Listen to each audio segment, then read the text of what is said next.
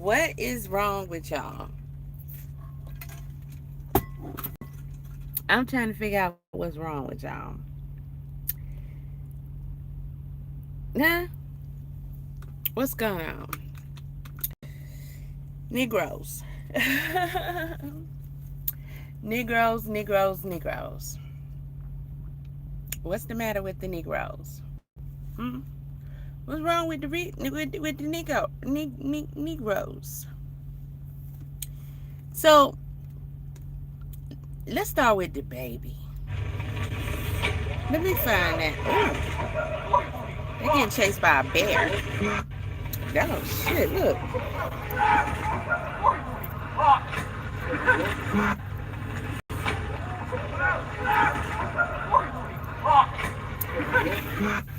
Looked like he went. It was a baby playing with him. A baby. So y'all saying y'all gonna cancel DaBaby? I don't know none of his songs. I don't listen to his music. None of that, right?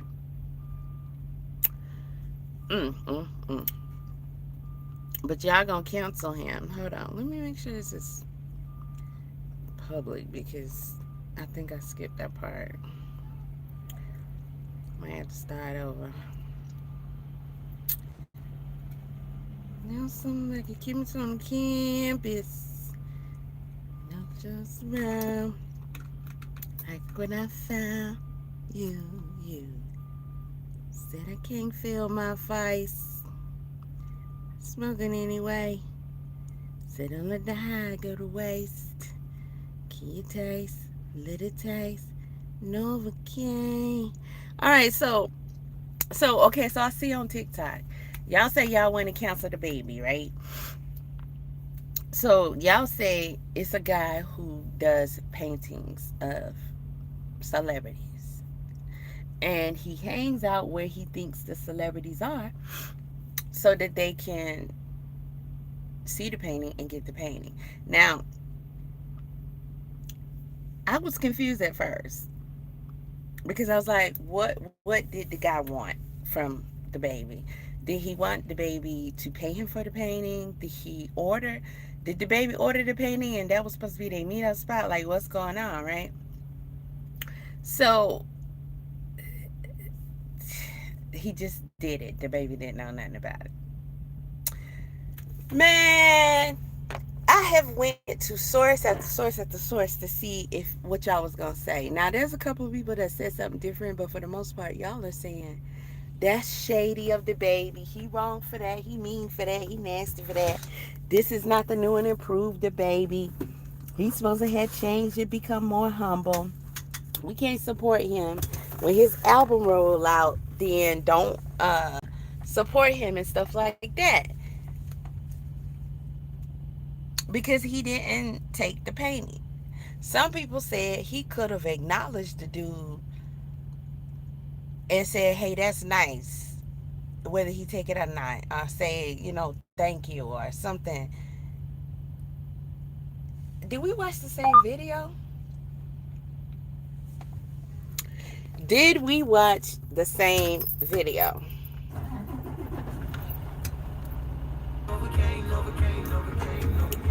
Because the video I saw, when dude tried to get his attention to show him the painting, I'm gonna pull this up. He looked at it. So then y'all was saying, well, he looked at it, but he just walked away after that. I don't get it. I don't get it because, again, what? Okay, listen. Y'all some ignorant bastards, okay? That's the best way I could put it. Y'all some ignorant bastards and I'm being nice. That kind of mindset is why you at the bottom of the totem pole. That kind of mindset is why Charleston White be around here talking mad shit. And I don't blame him. You deserve what you deserve. Y'all want to cancel little baby because he didn't do what the fuck you wanted him to do. He didn't do what you felt like he should have done. He didn't do what you would have done. Okay, let me tell you why that mindset is just stupid. First of all, you don't live his life. All right? But y'all don't never think about that. You always think about what you want somebody else to do and what you would have done. You never think about the fact that a person can make their own mind up and you need to respect their decisions. It don't work like that with y'all Negroes. He should have did this, he should have did that. No, he should have did exactly what he wanted to do. He could have not paid him no attention at all. He could have called for security to get his ass up out of there. He drew a painting of his daughter. So that makes DaBaby obligated to do what y'all want him to do. That makes him obligated to acknowledge him, give him a compliment, take the painting, say he like it or whatever it is y'all want him to do. He don't have to do none of that. And the fact that y'all, I wouldn't want you sapsucker motherfuckers supporting me anyway. If that's what you gonna do, turn your back and say, I don't support you because I did or said something that was to my best interest. It was my choice from the life that I live. And what you wanted me to do was something different. Yeah, you can go to hell with that shit. Because it's the most ignorant shit that I have seen. And I'm just like, you can't be serious. So, let me pull this up. Alright, now, let's watch the video. Hold on, let me show you. So, here you go.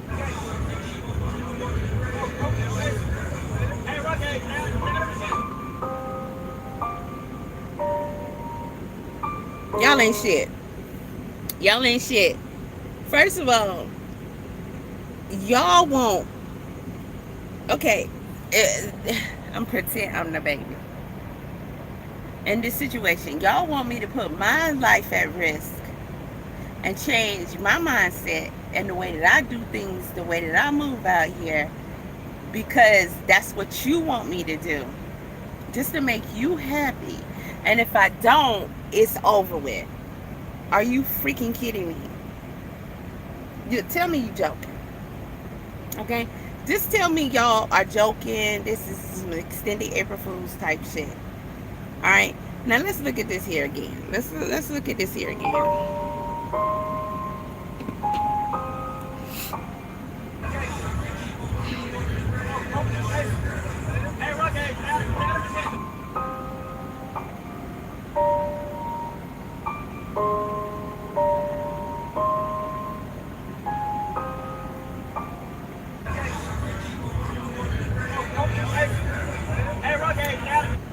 So you mean to tell me y'all mad at him because of a decision that he made out here in these streets? Are you fucking kidding me? Another reason why I would never want to be a celebrity. Are you freaking kidding me? Looks like they're at an event, a club or something. So y'all understand, he did not hire dude to make that painting. Now, that is clear because realistically, if you hire someone to do the painting, you're not going to tell him to meet you outside of an event. Okay? I'm not, there's a difference. There's business and then there's a different type of business. There is time to go to a party and time to put on a suit and sit in the office, If I hire someone, and I have before, to paint my children, we're going to meet up and handle business. But if someone just showed up that I don't know, and I didn't hire, I didn't solicit, and show up with a painting, not only a painting, but a painting of my children, and this is just coming from a woman, not even from a man who is the provider, protector, right? So you want him to just be like, congratulate this dude and take the painting? You want him to just make it seem like it's okay what dude did and it's not creepy? He'd even look creepy. Let's look at him again.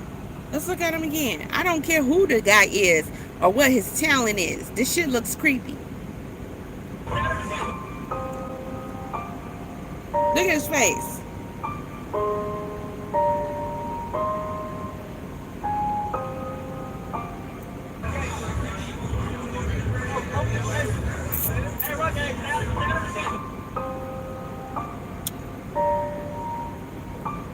Okay. Me being a celebrity don't give you access to my children. Me being a celebrity don't mean that you could just use my children so you can get accolades on the internet, so that you can get promo. Me being a celebrity don't mean that you're supposed to anything my children. Not only would I not be okay with shit, I'd be offended. Okay? I have a problem with you doing what you did. And for those of you who are saying you would have accepted the painting and all that, I bet your dumb ass would have. And good for you. Good for you. Because, hey, you can't go out and get somebody to professionally do a painting of your choice that you approve of on a contract that, you know, you're okay with. You're not just going to open your children up to any and everybody just because they exist and you are a celebrity. You're not going to walk up to me and I don't know a thing about you and call yourself handing me. If I see you with a painting of my children and I don't know you from a can of paint, man, you got a problem. Yeah. Because why are you painting my children? And then this is a dude painting his daughters and he didn't hire him to do that.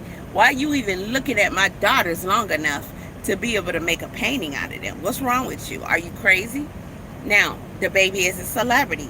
Apparently, he's famous. Y'all like him. You like his music. He raps or some shit.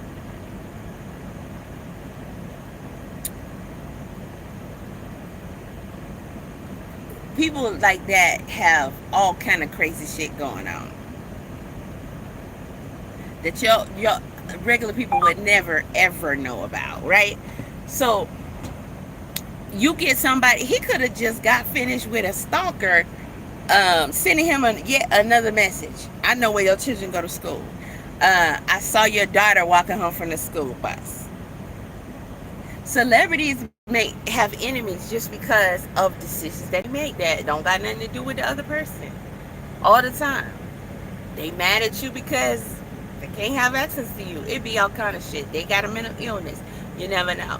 And yes, they will target your children, even just from being on social media. A lot of y'all content creators have had similar experiences. I have had them. And what did people do? They will target your family. The advantage that people have on the outside is that they see you. You have no idea how many people are looking at you and what they look like. They have the advantage of seeing you, having access to what you look like, sound like, and enough information where they can piece together stuff and find out more. And you never know who is going beyond just watching you perform or watching your video. You never know who decides that they want to get closer to you or try to get a ransom or, you know, try to blackmail you about something. You never know who is already digging further to try to find out who your family is. And of all these people that you expose yourself to on the internet, there is a you know, high probability that you got a few crazies out of that bunch, and some of them have already took it upon themselves to not just click, turn it on, look at you, okay, and then click, turn it off, go do something else, look at something else, go mind their business. No, they decide for whatever reason, they could become obsessed with you. They could hate you. It could be a demon in them talking to them. It could be a lot of things. This is a lot of people you're giving yourself access to. They could have took it upon themselves that, they want to be involved in your life somehow. It could be on a scary and dangerous level. That when you put yourself out here, you protecting yourself is a priority, but protecting your family is a bigger priority, because these are the things you can't control, and 9 times out of 10 they're gonna happen. As someone who has been through shit like that time and time again, and having random people that you never knew to be completely obsessed with you. There is a guy who, more than one to be honest, who I've never seen. They see me. They could be where I'm at sometime. They could take it upon themselves to, have some kind of access. If they're convinced they're in love with me, if they're convinced I'm supposed to be their wife, this is the type of shit that they'll say. You can have people that will email you, call you, stalk you over and over again, and the shit that they talking, somebody you don't even know, it's just cause for alarm, because you don't know who these people are. You don't know why they acting like this. You don't know if they just trolling or they serious. And when someone has been doing this on the upwards of shit, it's been what, 5+ years now? I say, unless that person is extremely bored, then something is wrong with them. Whether it's a demon, whether it's something else, but something is wrong with them, and you are supposed to take all of it seriously, because you have no way of knowing who they are, why they're doing it, and what they're trying to do. I used to have people who knew me, family members, all the time. Why you move like this? Why you on guard? Why you carry this with you? Why you stay on the ready? Why you da-da-da-da-da? Why you making this choice, making that choice? Because there are several things. Not only are you always supposed to watch your back, but there are several things that tells me that there's people out here who ain't wrapped too bright and who have some kind of interest in me. And I have no way of knowing what, when, or where. So I'm always ready. Always ready. You'd be a fool not to be. Then when you look at other types of warfare, how you can be targeted, how people can be paid to come up on you. If you get videos and stuff like that people do to say, hey, if you come to your car from the store and you find a piece of paper on your car, you find something on your windshield, you find, what was it, a couple years ago, you find a rubber band wrapped around your door handle, all this stuff, don't touch it. Somebody try to hand you a card, don't touch it. Y'all will say, that's weird, I'm gonna be on the lookout for that, I ain't gonna do that. But you expect a celebrity to shake hands with, because some of y'all said that dumbass shit too, give energy to, actually take something from someone just because they want them to have it. You think that that person is obligated to do that. Imagine saying that to Michael Jackson, Whitney Houston, anybody else, Mariah Carey. They're going to do the same shit. They not going to touch it. If they were to take it, it will be someone in their security that would get it. They will have to check it, inspect it, and then you still don't know, because what? They already touched it. Then you got to worry about not knowing what spiritual practices this person has. You don't know the rules of that game. It could be just because you gave them too much acknowledgement, too much energy. You accepting something from them could be giving the entity's permission. You could be taking this cursed object, this energy, right back to your house, and the very thing that is a target and who has the curse is your doggone daughters, who shouldn't even been on this person's painting anyway. But y'all don't think about stuff like that when it's all real. It doesn't matter what you believe or what you don't believe. The possibilities of these things being so is that y'all want to say, dude did a nice thing and DaBaby should be impressed. He should be happy that he painted his daughters. First of all, why did he pick those two daughters? See, all kind of shit would be going through my head, and I'm just a woman. Imagine you a father, and that's literally, you gonna protect your family. You're gonna be asking all kind of questions about that shit. Why did you pick those two daughters? I got more children than that. That question alone. But you're not gonna ask. You ain't gotta. He don't owe that dude nothing. Nothing. If anything, you should be glad that he didn't have his crew snatch your boy up and take him in a room somewhere and beat the shit out of him so he can get some answers. What you doing? What you do that for? Yeah. Shit like that can get you in trouble. Because, see, my people now need to find out everything about you and why you painted my children and brought that shit to me. I'm not taking nothing from nobody. There's plenty of people out here who believe certain shit. They will tell you straight up and down. You don't even take shit from people you know, because you have no idea what their real agenda is. You don't just bring stuff into your house. You don't just bring people into your house. You don't know what you're inviting in. You don't know what you're giving permission to. You don't know if these are spirits, demons. You don't know what kind of shit they've been working on. Something so simple, seemingly, as taking something from someone else could mark you and your family. And by the time you get to figuring out what is going on, it's too late. Then you got to find somebody or some way that you can get that removed, if possible. Some shit that you didn't even know about. You don't just accept anything because it's presented to you. That is the dumbest thing. That is the slipperiest thing. And as the man, it is his job to make sure that he's being protective of his family. He did absolutely the right thing. He don't just grab no painting because somebody brought it to him.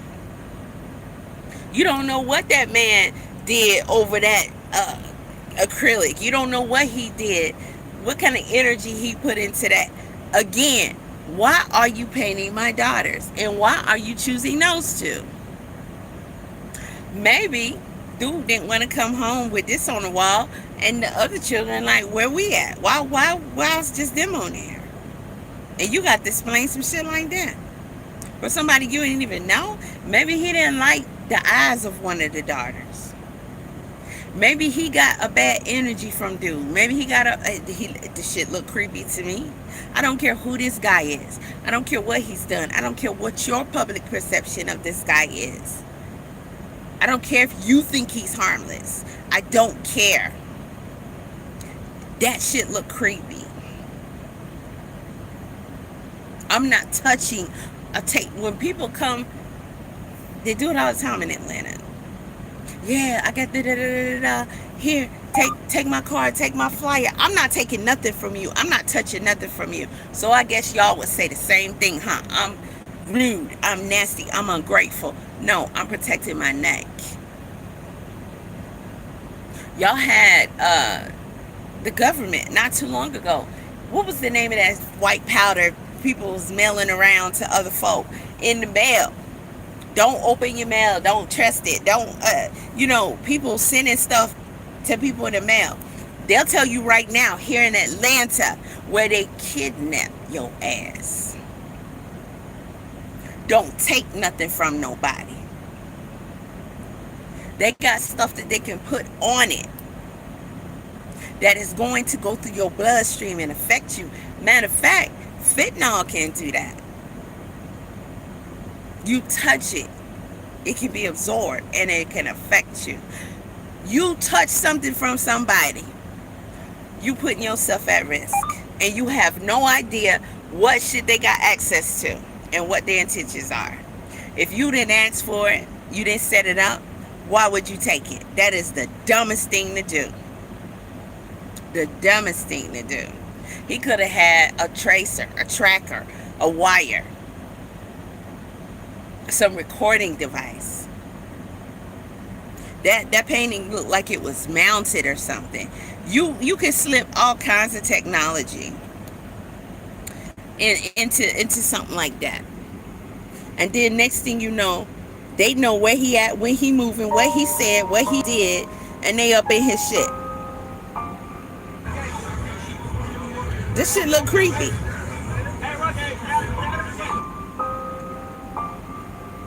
Look at his face.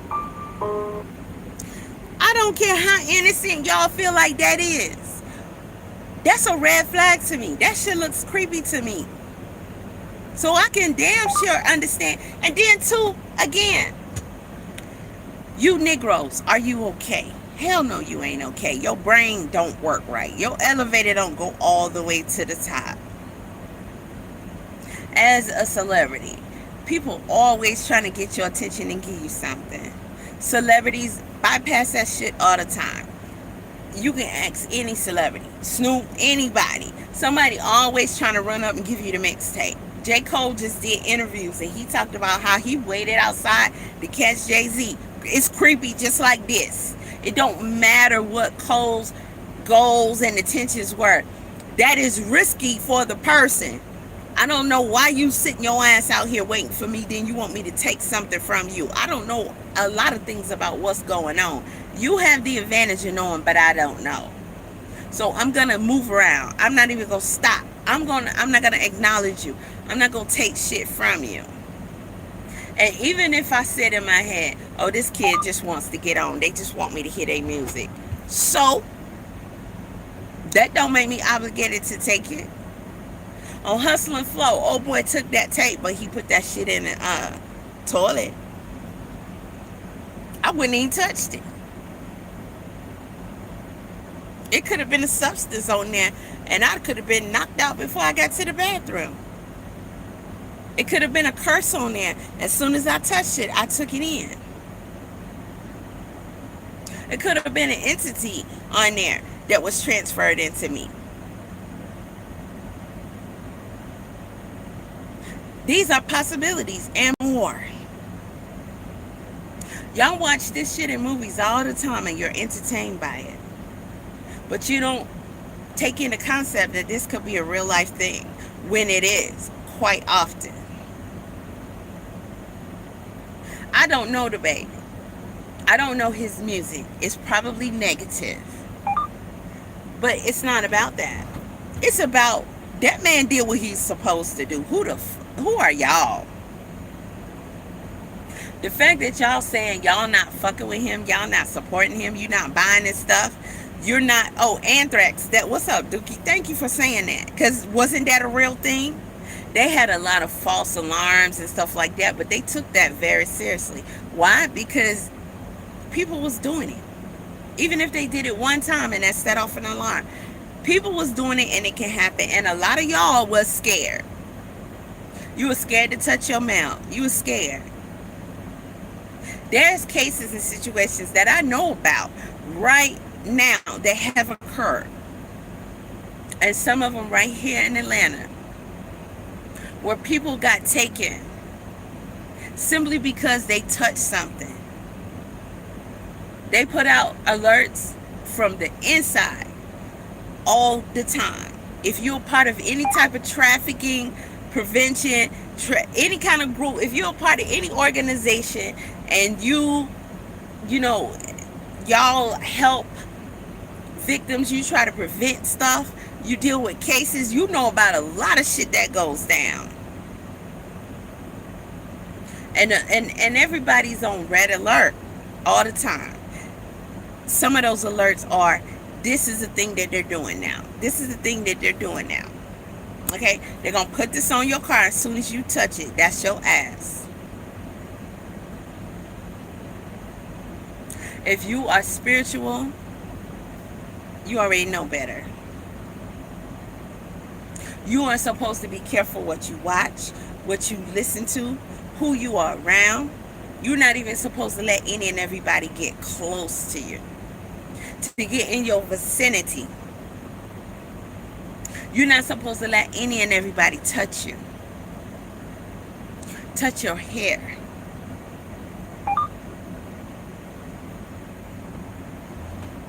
And y'all mad at him because he didn't take that painting. Now, if he'd have took that painting and by handling it, something was in that paint that got him knocked all the way out, and he got some bogus diagnosis of why he passed away, because either they didn't know to look for that or they just didn't find it, and they found whatever came up, they found that. Y'all still wouldn't know to this day that that could have been what took him out. As a celebrity, first of all, you shouldn't be the one touching nothing, because you have no idea what you're touching. Your security gets paid to have that dangerous position, to where if you are going to mess with something, then they are the ones that's going to take it and check it out. And you're not going to risk anything to make the public happy or to make some artist happy. He wants to profit from that shit. I didn't ask him to do that. Because none of my security done touched it. They could be at risk. And they still with me the rest of the night. They still part of my organization. They could have something on them. They touch the door handles. They could have something inside of them that they done transferred from messing with this thing. This energy shit. It could be, again, like I said, some kind of trace or tracker on it. And now somebody who I don't even know listening to my business. Are you freaking kidding me?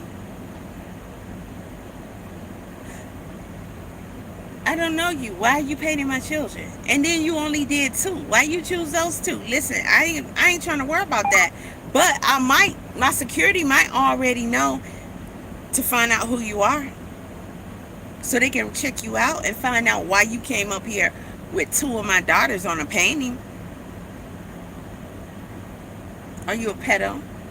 Do you like them? Why you didn't paint me? Matter of fact, if you're going to try to solicit yourself, why don't you go through the proper channels and contact their manager and see if you can do business somehow.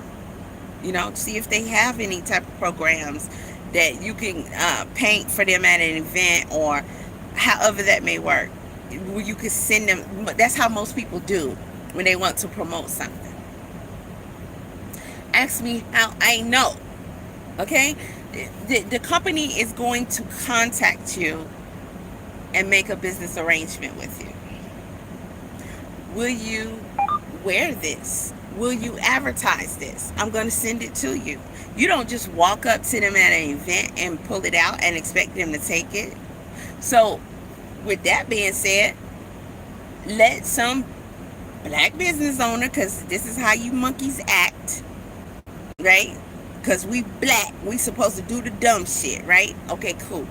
So let some black business owner come up with, oh, I got these shoes, here you go. So that they can get seen. You can take them and you're wearing them. They got advertisement right there. I got this outfit I made for you. That happens all the time. Here, take it. Even though I'm being rude about it, I'm trying to put you on the spot, because I know the public is ignorant as hell, and they're going to condemn you for not supporting me, for not acknowledging me, for not taking my shit with it. You're not obligated to. So here, take my stuff. Instead of me contacting your team like I'm supposed to and be like, this is you got your pitch. This is my business. I'm trying to grow. I would like to send them some free products. I just ask, and hopefully that you'll wear it. You'll like it, you'll wear it. In business, when we have meetings, people talk about this stuff all the time. And people actually, try to mentor and teach other up and coming businesses that this is how you do it. This is how you contact a celebrity or somebody, and you send them this stuff. Chick did a video recently, and she said, I'm about to send so and so a bunch of products. She showed all the products she sent. She said, I'm including this note or whatever. Or I went under their page to let them know I sent it. Yes, this is a lot of money worth of product, but it's a risk that I'm taking. And hopefully they'll wear it. That time, J-Lo, was it J-Lo? When she was with Diddy, was saying, who was it that was working with him? Jason Lee. Say he stole a lot of their stuff. It was a lot of promo stuff that would get sent to J-Lo in hopes that she wear it. And it ended up getting stocked up in the mailroom. You know why? Because first of all, I didn't ask you for none of those products. But people do that all the time, right? Secondly, I'm not going to sit there and open it like I ordered it. No, that's not how that works. You don't touch nothing. Your staff is going to go through it.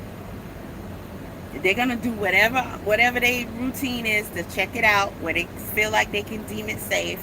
And then they might say, my client ain't going to want to wear this. And then they have instructions on how to deal with it, what to give it away, throw it away. I don't know. Or they might say that my client might want to wear this. And they might show it to the client. But 9 times out of 10, they're not going to do that unless it's a high-end brand. They're not going to want to advertise a small business unless it's a high-end brand. And secondly, you're not paying them for promo. So now, this was just rude, disrespectful, uncouth, and it was not very bright. You are a dude walking up to this guy with a painting that you did of their daughters. Bitch, you was looking at my daughters a second too long. You got to look at somebody to get their features down. You was looking, I don't know you from a can of paint. You a whole dude off the internet. You was looking at my daughters a second too long. Okay? I need to know about you. Okay, so now you got my people on your ass. All because you wanted to try to get free promo. And 9 times out of 10, if he would have contacted DaBaby's his team like he's supposed to, and say, hey, I'm an artist, this is where you can check me out, I would like to paint his family, then his team could tell him already right then and there, hey man, he not gonna be cool with you painting his daughters. Like, I don't know why you think that shit is cute. We're not females out this bitch. No. So you already messed up right there. You can't try to renegotiate some shit that you had a slim chance of anyway, and go back and say, well, I can pay him. No, bitch, you can get out this phone and hope I don't trace you and find you. Because how you gonna call me and tell me you want to paint my daughters? Again, this dude got more children than this. Y'all wild for that shit. Something's wrong with y'all. I cannot believe the amount of people that are in sync with talking down on this dude and saying you want to cancel him because he did not go for this. And maybe that's part of the reason why you're just an everyday person and not on celebrity status. These are things that should be standard for everybody, but it is even more so if you are some kind of figure, because there's more risk, there's more people that can be very unstable that take an interest in you. So let me see, I think I clipped a couple of other videos of people giving their opinions on this situation. Okay.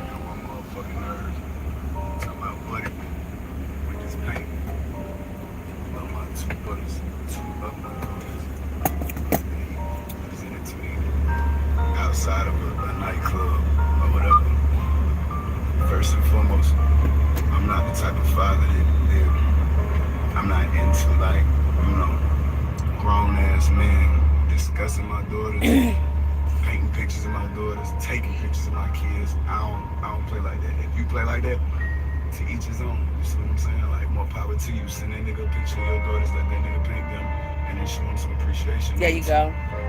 I'm not accepting no painting of my daughters outside of a nightclub. Number Okay, hold on. three, you feel it. Okay, so he just confirmed it. They was at a nightclub. Okay, I'm going to a nightclub. Celebrity or no, I'm going to a nightclub. I'm going how I want to go. Whether I got when I go out, I don't even want a purse on me. I got everything strapped to me. How, you know, so my hands can be free. Everything. You go how you want to go, so you feel comfortable. So you mean to tell me on my way inside of a club, I'm supposed to take your damn painting and be responsible for that painting in the club? I'm supposed to look stupid in the club with your painting. In fact, I'm supposed to take a painting of my daughters with me in the club where grown-ups are on grown-up time. So everybody can say, that's nice. Now everybody looking at my daughters. Where'd you get that from? Who did that? So you want me to go take your painting and promo your ass all up in the club? Or what was y'all thinking? He could go put it in the car. Okay. Again, I'm supposed to tell my security, hey, get that painting and go take it to the car. So I'm supposed to move my staff to another location. I'm supposed to let you get us out of formation. No, I'm not gonna let you alter me or my program in any kind of way just because you decide to show up.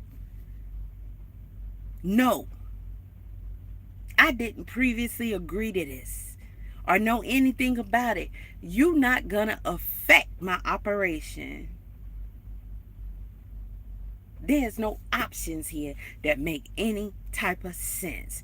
Y'all should be talking about how ridiculous it was for this dude to show up at a doggone nightclub and try to get his dude a painting of his children. As a man, I probably would have swung on his ass and had my security drag him off into a room or a back alley or something and beat the shit out of his ass.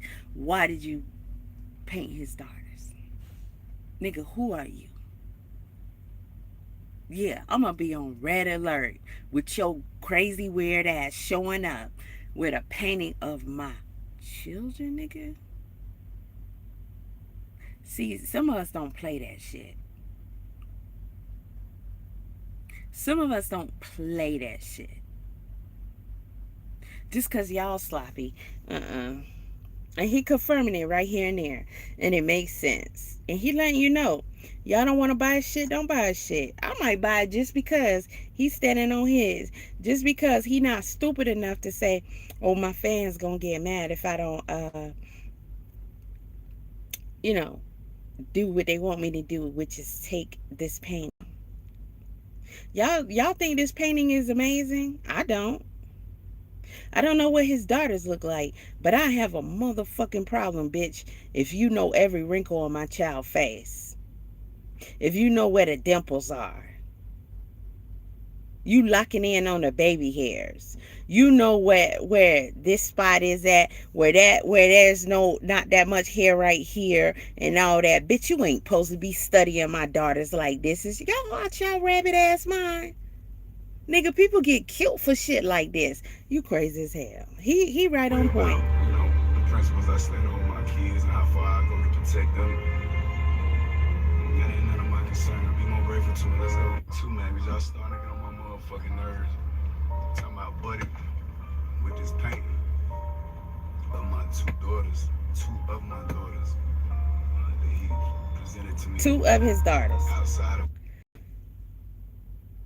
Two of his daughter, because the most of the time when I hear about these dudes, I hear about, oh, another baby mama, another baby mama. So I knew he had more than two kids. Most of them do. They had like 10, 20. So why these two? I don't know what is it. They got the same mama. See, ain't nobody got time to be trying to focus on all that. Why these two? Where did this come from? A picture you saw online? So you going through my pictures, looking at my children? I don't want to hear he posted them. It's his children. That don't mean you supposed to be doing all this. But that's why I don't post mine. Okay? Because I'm not going to say shit. I'm coming for you. And you may not even know it. And I'm going to affect somebody in your life. And it's going to affect you. You not finna play with mine. If I see you got a radar on mine, I'm coming. There's no exceptions to that rule. I'm coming for you. You can't never do no shit like this with me and think it's gonna be sweet. This is not an innocent act. Every parent has a right to feel like that. They have a right to deem this a threat. It is not an innocent act. You focusing in on my children is weird. He is the artist.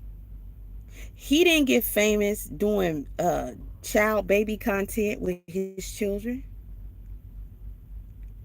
I'm pretty sure he rap about all the worst things. That don't got nothing to do with children. How did you, as a so-called fan, bring his children into it? That's his private life. That's his prized possession. That's the number one thing on this earth he's going to protect. And y'all are collectively talking about starving this man out so he can't feed his children, all because some weirdo decided to paint his children? I'm looking at this. Look at the details. Look at the wrinkles here. How, bitch, you know my children's face go like this? Yeah, I'm going to want to slay your ass just because you got this much focus on my children. Nigga, I can't let you live the audacity. You could focus on anything on this damn earth, but your focus should not be on my children. If somebody asks you what my children look like, you better be Stevie Wonder or Ray Charles. Better be Ray Charles, because they say Stevie Wonder's faking. So you don't even want to risk that. I don't know. They white? You better say some shit farthest from what the hell the truth is. Got the barrettes in their hair and everything. What kind of dude sitting up here painting some girls? Let me scroll down the line of this shit. Y'all talking on the internet about this dude because he didn't accept this paint. Y'all some weird ass motherfuckers.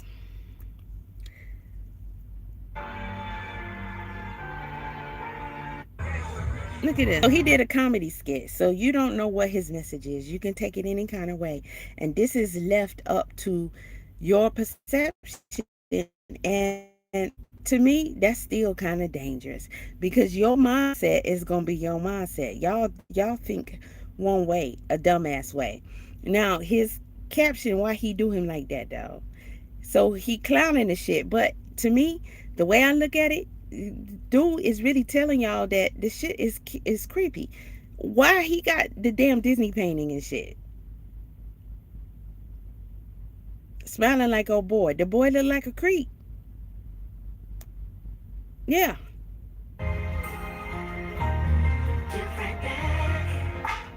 You realize that this dude is outside a nightclub with a painting of a celebrity's children, trying to get him to be thinking he gonna be impressed with a goofy ass smile on his face. Y'all out y'all rabbit ass mind. Dude should have got drug up the fuck up out of there and taken somewhere secluded. Y'all at y'all I don't goddamn like y'all mind. get on this app and act like y'all just be doing everything right. That man presented DaBaby a portrait, a painting of just his two little girls.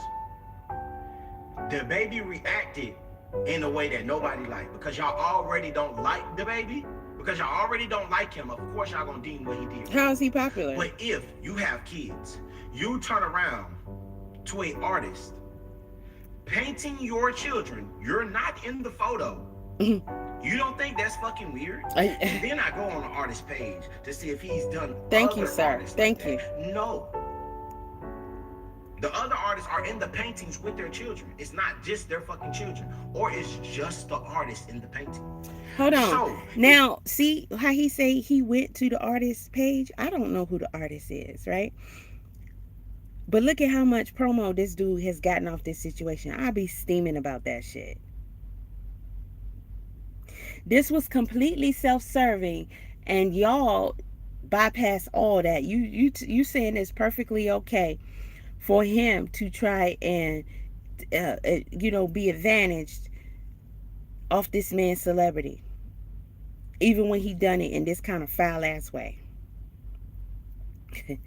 Okay. if you was to present a painting of just my son and I did not commission you to do that painting, I'm gonna think you're fucking weird. Yep. But y'all already don't like DaBaby, so y'all just gonna think everything he fucking do is wrong. That man wasn't wrong. Do he cost $0 to be nice? Yes. Could he have maybe acknowledged it and be like, yeah, this ain't it, brother, I don't like this? Yes. But y'all still wouldn't have liked it. Y'all still wouldn't like it. Nigga, everybody don't move. Everybody don't move like that. Fuck that shit y'all talking. I'm not acknowledging a motherfucking thing. Bitch. Y'all can't tell nobody how to handle their shit. I'm not gonna say shit to you.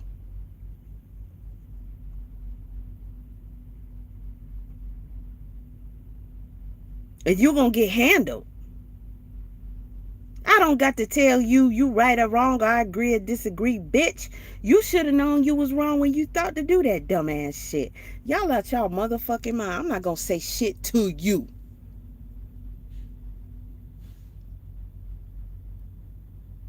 Cause you done activated something and shit is about to take place. Just know that. Y'all still wouldn't have fucking liked it. That's fucking weird to paint somebody's kids. It ain't in the fucking painting. Two little girls. It's weird. Yeah. I don't like y'all get on Thank this you. app and Did I act give him a y'all like? Y'all just be doing everything. Yeah.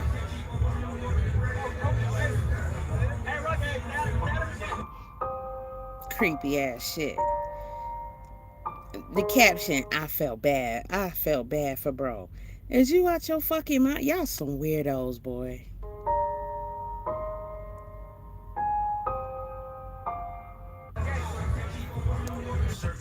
And another thing too, man, is y'all starting to get on my motherfucking nerves. Talking about Buddy with this painting of my two of my daughters that he presented to me outside of Now I seen somebody saying dude reposted the painting. Clearly somebody reposted his post and put the painting up in the corner, because why would DaBaby, if he already laying in the bed doing the video, this is how stupid y'all can be out here. He already laying in the bed doing the doing the video. He ain't even set up straight for the video. Make sure you got a good background, good lighting. He don't care about none of that. He's just speaking. So you thought that he gonna lay in the bed, do a video, and then make sure he insert the green screen and put the painting that he got a problem. That dude don't want to look at that painting. He want to forget about it so he can leave Buddy alone and let him live. But y'all making it hard to do that. Because that's some weirdo ass shit. And that shit would be on mine. I know dude went in there and the whole time he was in the club like, what my daughters though, bro? Nigga, you should have painted his dog or something. His daughters? Yeah, I'm pretty sure. Because if it was me, there's another staff member out in the cut. And they own you. And you not even knowing it. They own your ass. You crazy as hell. You crazy as hell. Nightclub or whatever. First and foremost, I'm not the type of father that I'm not into like, you know, grown ass men discussing my daughters, Right. painting pictures of my daughters, taking pictures of my kids. I don't play like that. If you play like that, to each his own. You see what I'm saying? Like more power to you. Send that nigga a picture of your daughters, let that nigga paint them, and then show them some appreciation. Number two, I'm not accepting no Man, shout painting on out my to this daughters outside of dude. no nightclub. Number three, you see what I'm saying? You feel a way about, you know, the principles I stand on with my kids and how far I go to protect them. That ain't none of my concern. Be more grateful to it. Let's go. Hey, shout out to this Certain off. dude. And another Shout thing too, out to man. this dude. Shout out to this dude. Bring your motherfucking ass up here on the stage. Okay.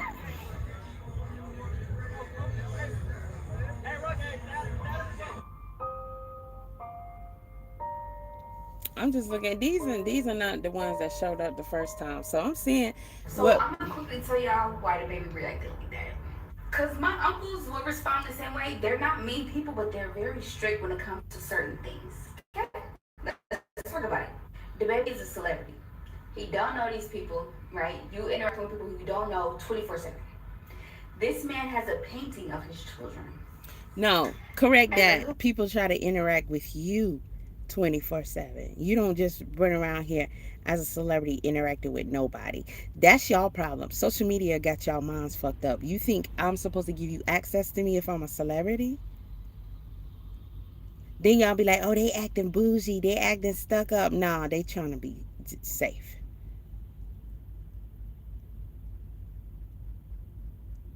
Shit, I don't interact with nobody right now.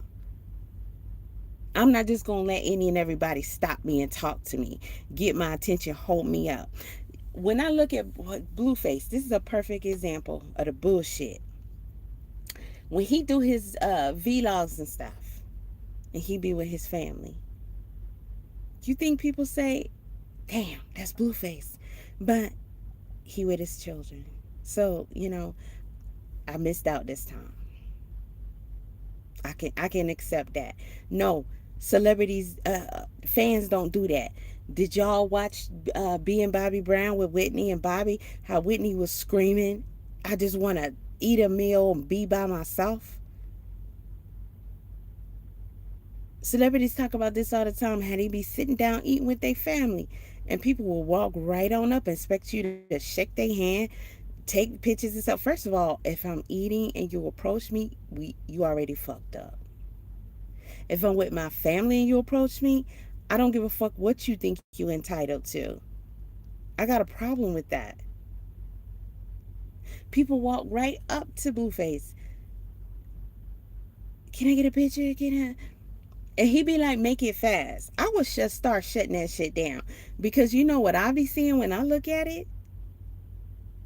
Now you the only person that's with your children. They got your mind off your children. Just that fast. That is the biggest mistake parents make. Thinking it's going to only be a couple of seconds. A lot can happen in that couple of seconds. Somebody could have been on the ready on the other side of your child to bend down and just put something on their damn shirt. Slip something in their pocket. Snatch them up. There could have been a dangerous event about to take place that you cannot protect them from because you took your eyes off them. You don't never take your focus off your children that you're with just so you can entertain a celebrity. Y'all some sick ass motherfuckers. This shouldn't even have to be said. This is crazy. Right? I'm not saying his response was good. And Man, at first fuck I was that. like, His yeah, I response think his response was being nice. But at the end of the day, his response was it was absolutely normal and casual. Somebody try to get your attention, you choose to look. Of course you're gonna look because now you got to make sure you know what the hell this is about. You don't know, you can't just ignore it. And you got security, yeah, but you still can't ignore it. So of course he looked and he walked on. What else? There's nothing else you can expect from that. He saw what it was and he walked on. And I could tell, I don't even know this dude. I could tell by the look on his face. He was like, okay, so now you done interrupted his energy. He come there with his mind on why he there. I'm pretty sure he is a celebrity, so he's getting paid. He's doing some kind of promo. They're paying him for an hour, whatever, to show up, walk the room, to perform a song. His mind is on everything that involves that. The last thing he thought he was going to have to think about, as y'all say, it was not on his bingo card to have something on his mind about some weirdo just walked up with two of my daughters on a painting. Why? Who is he? Where did this come from? Like, what the fuck? And what was he supposed to do walking in a nightclub? Take the painting in there? Shut the fuck up. Shut the fuck up. You could have said a little something in there. I ain't gonna lie, I had thoughts like, damn, like, this is me, you're not taking care of your kids, but then I had to check myself, like, bitch, you don't even understand that you're making assumptions on me. First of all, I heard this funny, so I'm able to check myself and be like, girl, correct your thoughts. Once I allowed my mind to be open to DaBaby's response and say, like, oh, why would he think like this? Then I was like, oh, my uncles will probably respond the same way. DaBaby don't know this man. And he got paintings of his children, right? It probably creeped him out a little bit. He probably wanted to press the nigga about it, but he couldn't because remember when he was in public and he didn't want to make a scene, but he ended up making a scene in general by not saying anything. So as a man, your first reaction, well, as a human being, your first reaction is to protect your children. So DaBaby could not protect his child in that moment because he's a celebrity. So his only response was, you know what I mean? He couldn't say nothing. So I think that's why DaBaby responded like this. I'm not saying it's okay. Yes, he could have said You know something, what? but I like the fact that it. she was able to, even though she had an initial reaction, say, no, I need to be open minded because I'm not him. So why would he, and then reanalyze the situation and see where she can come from and understanding. But what I don't like is her constantly saying, I'm not saying he reacted the right way. What you mean? But you can't tell me how to react when it concerns my family. Is you out your rabbit ass mind? Y'all just as creepy as that dude. Y'all just as corny and creepy and concerning as the guy with the painting. Yeah, I wouldn't want you to be a fucking supporter or a fan either. Then you gonna threaten my livelihood because you didn't like how I handled some shit about my own daughter? Man, fuck y'all. Strangers painted your children. You know what I mean? I don't know how I would respond in that way. I think I would be, especially because I don't follow DaBaby, but I don't know if he posts his children like that. You know how some people's children just get out there because, other people know their children and stuff like that. I don't think he'd be promoting his children. So, although the man had a beautiful heart, I'm gonna post his, I'm gonna paint his children. This is stupid. Okay, I'm done with her. That beautiful heart shit, bitch. Your heart ain't shit to me. The last thing is gonna be, it's beautiful. Why would you say somebody got a beautiful heart when you over here painting somebody's daughters that you don't know? Come on, man. Y'all be on some twisted shit. Even like when my brother got down committed suicide. Okay, yeah. I ain't mad at her, but she got to do her hair, man. I just got to the house. This the picture, dog, of DaBaby kids and shit. Beautiful kids. I don't know what's wrong. You did. I'm gonna show y'all the picture. The actual photo. I just got to the house. So this is supposed to be the artist? Because if he got to the house and that's the painting, it's clearly his page. And he's the artist. Nigga, fuck you. So now you want to try to play off this shit and act all stupid and innocent. He definitely stupid because you was stupid to do that shit in the first. Nigga, you walked up to a nightclub to approach somebody with a painting of their daughters. And nigga, you should be glad you made it back to the house. Now you're going to try to play on the audience's sympathy and some shit? Oh, what's wrong with my painting? I didn't do a good job. So now y'all gonna judge whether or not he did a good job painting this man's children. I know baby is steaming hot at this shit. So now all y'all looking at the painting of his children and talking about the painting of his children? Bitch, this ain't y'all children, that's his children. You The can't fuck? just Let me rent. see what the I rest just of the got to shit the he house. said. This the picture, dog, of the baby kids and shit. Beautiful kids. I don't know what wrong. You feel me? I'm gonna show y'all the picture. This sound like an ignorant ass motherfucker. Yeah, nigga, you'll come up missing. You can't just randomly paint somebody kids. I get it. He was trying to take the sentimental angle, but to be honest, I can't fault the baby for like turning the other way. And I know y'all want to use this. Y'all want to use anything to bash the baby, and sometimes it's within good reason. I'm not gonna lie, but this time it's like it's hit or miss. Some people would have seen a picture of their kids, been like, "Oh, I love it," and other people Stupid. they don't play about their kids. Certain things like that is just too touchy of a, you know, you don't even want to rock with that. If you gonna paint something, You know, this paint look the to baby. me, to me, Paint that the baby. I like what he's saying, and it's good he's saying this. But it just like when he say certain people, to me, this would seem like some shit you can get away with a woman, you know, because she ain't he, likely to be thinking like that on guard and just being an emotional creature. Oh, my children, this is cute. And oh, you got a painting because your dumbass ain't ever thought to go get a painting. And so you got one and you don't have to pay for it and all this other shit. That I wouldn't want that shit. That's yeah, but a dude, you expect a dude to be like, oh, thank you, this is so cute. I mean, what the fuck was y'all expecting this dude to do? That shit don't make no damn sense. It's the ignorant. I'm surprised that I'm finding all of these videos where people are, you know, coming from a different perspective. Because before it was flooded with the bullshit. So, you know, I guess TikTok doing the yin for the yang. Good deal. Good deal. Because you got to think about it, and obviously it's with good intention. So it's not even to knock the painter, but you got to, when you think as a father, and you're like, somebody really sat here and painted my kids unprovoked. Right. I didn't ask them to. It gets kind of weird. So I can't be mad if, as a father, he looked at that painting and was like, nah, I'm not, no one told you to do that. Now, if it's a painting of me, you know, cool. Me, my friends of age, cool. Even when certain painters paint or make portraits of somebody deceased, I think that's kind of, you know, you walking a fine line there. But kids, I think if you weren't asked to, don't even try. You And a can't just randomly nightclub? paint A somebody kids. I nightclub? get it. He was trying to Nigga, take. you, man, your head gonna be getting dipped in a pool with some piranhas and shit. Okay? Like they had them on life when they didn't pay that damn bill and they took their ass around back and was dipping their head in the water. He ain't like the picture.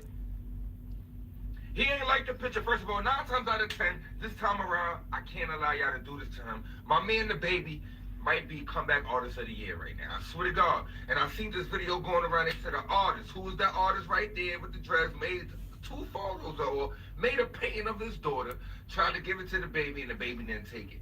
He didn't like it. He ain't Comeback gonna take it. artist of I'm the gonna say the year. shit he can't say. Y'all in the comments, oh, this the attitude that got him canceled. No. Ah, so y'all, so everybody's saying y'all don't like, okay. So, all right, y'all some ignorant bastards. So apparently he did some shit that y'all didn't approve of and y'all put him on punishment. And now that he's supposed to be coming back, here it is. Another scenario, another situation. And here y'all go. Y'all told him to go back to timeout.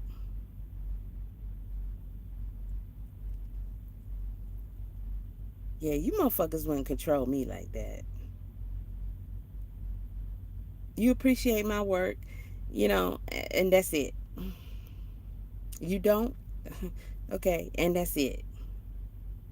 You're not finna tell me how to move in life. You said my he ain't like the picture. That's not even scratching the surface. It don't matter. It ain't about liking. How can I even look at it in a way of judging of whether or not I like it or not? I didn't ask for it, and I'm, you know, totally This whole time thinking about when I had someone do my children. I had to research the guy, to even be comfortable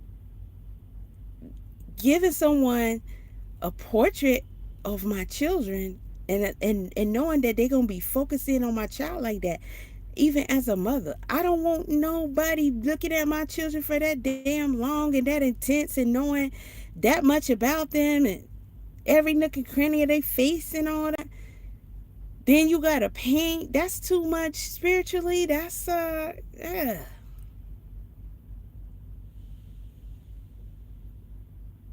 the outcome was amazing.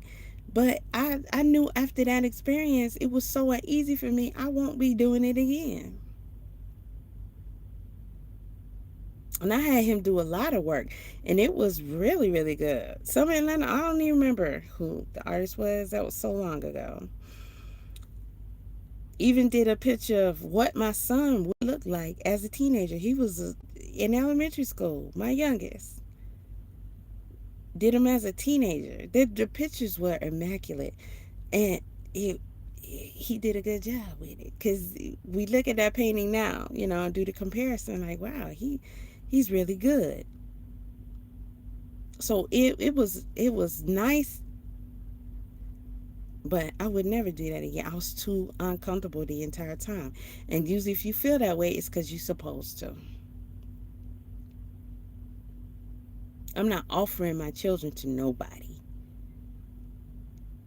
Y'all crazy. The world started to get too soft. If I don't like something you trying to give me, I even gotta take it. And my mother always told me if I ain't have nothing nice to say, don't say it. So how the fuck he followed good two rules? He didn't like something, he kept it pushing, and he wasn't gonna say nothing nice. He stood quiet. And y'all in here bashing him? No, no. We appreciate y'all trying, but sometimes that don't even look like his daughter. What? How y'all know he like stop? He ain't like the picture. He ain't like the picture, first of all. Okay, he's being comedic, and he's coming from that angle, and that's a simplistic angle for simple minds. Cause he not even addressing the real issues. He just saying he didn't like it. Come on, man, look at the scene. He's supposed to snatch it up and go inside and help, do his club thing. Shut, y'all some stupid ass motherfuckers. Crazy as hell. It's some cultures don't even believe in taking pictures.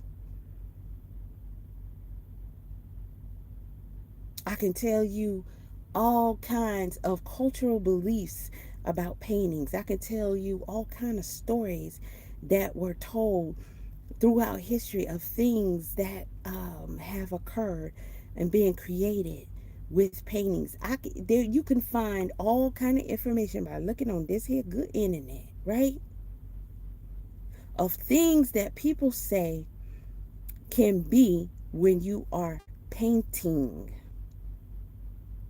especially a person, from a spiritual aspect, from a magic work aspect. There's even movies out there with this kind of stuff in it.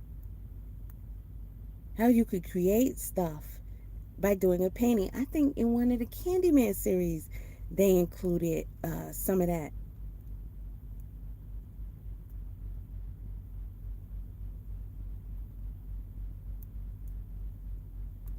So apparently, an artist or a painter uh, met up with DaBaby in the club and presented him with a portrait of his daughters. Now, I'm not gonna put the portrait of I don't put kids up here like that, right? Um, Imagine that. This dude daughters is going all over the internet now.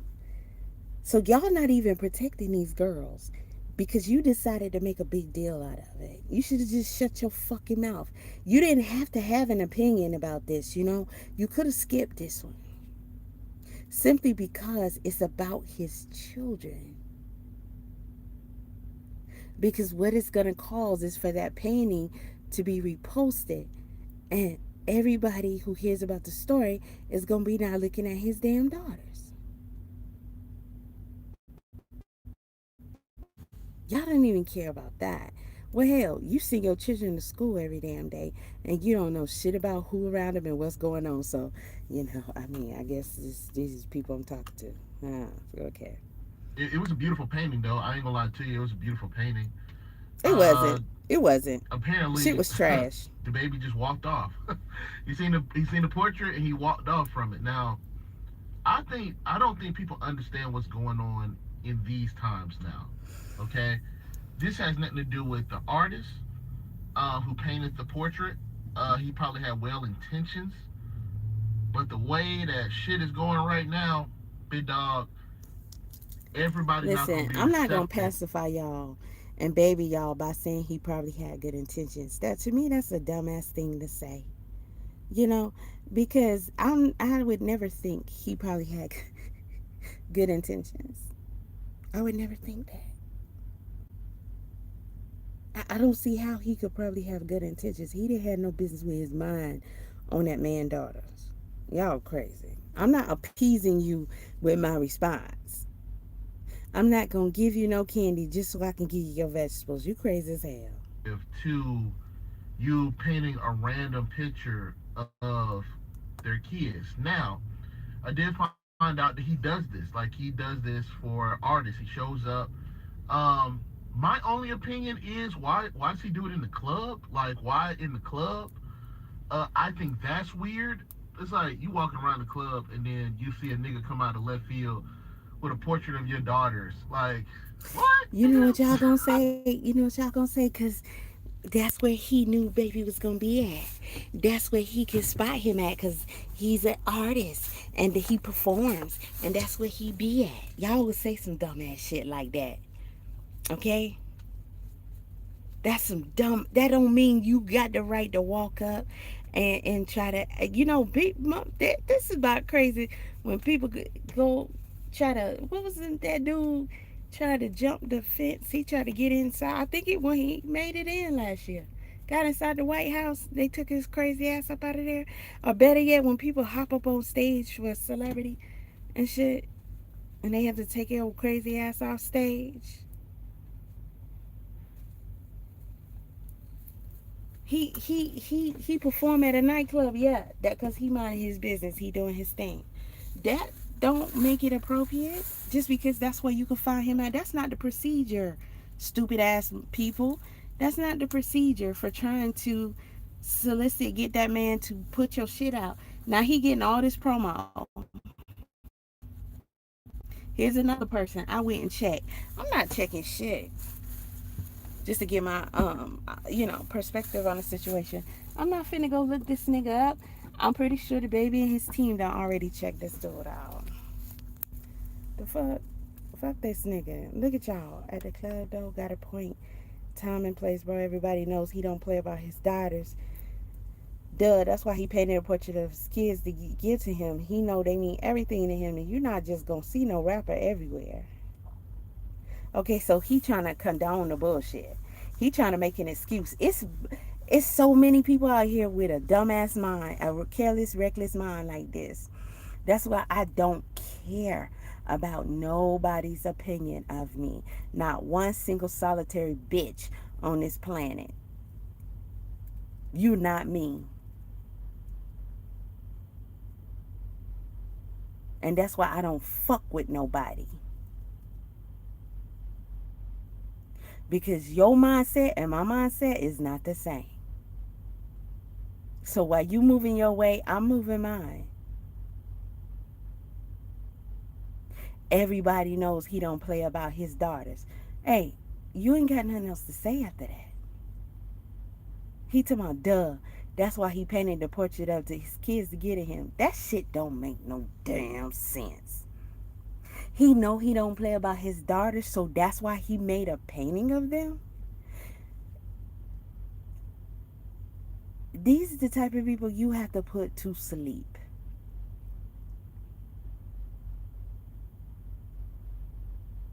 You have to put them to sleep.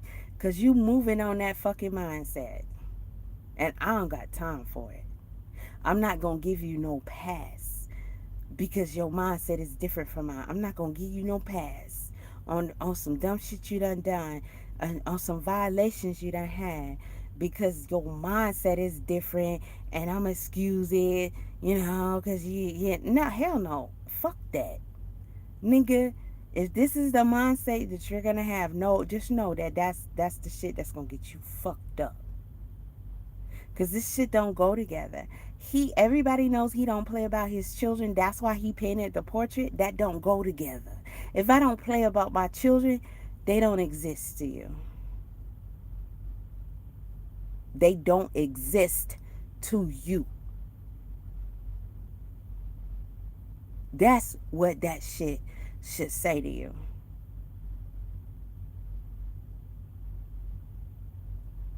Not one thought you should have.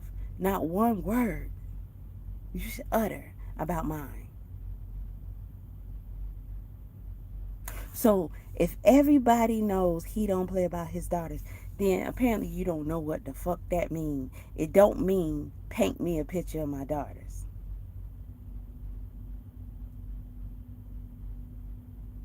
He know they mean everything to him. And you not just gonna see no rapper everywhere. So this ignorant bastard is saying he met him at the club because he ain't gonna see him everywhere. All right, dumbass. So he was obligated to take a painting with him in the club? And you not supposed to just see me everywhere, stupid. And you don't get to try and do shit your way. There is an order of operations that you must follow if you want me to even consider that bullshit you talking. Y'all be excusing the most ignorant shit. Here we go. The picture to me does not look like his daughters. But DaBaby still didn't have to be rude about it. Bitch, he wasn't rude.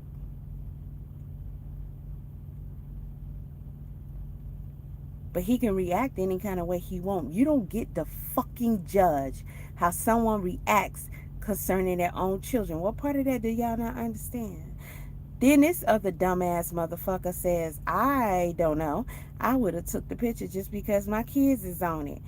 And that's why you calling them kids, bitch. You would take them. I ain't even gonna read the rest of that dumbass shit.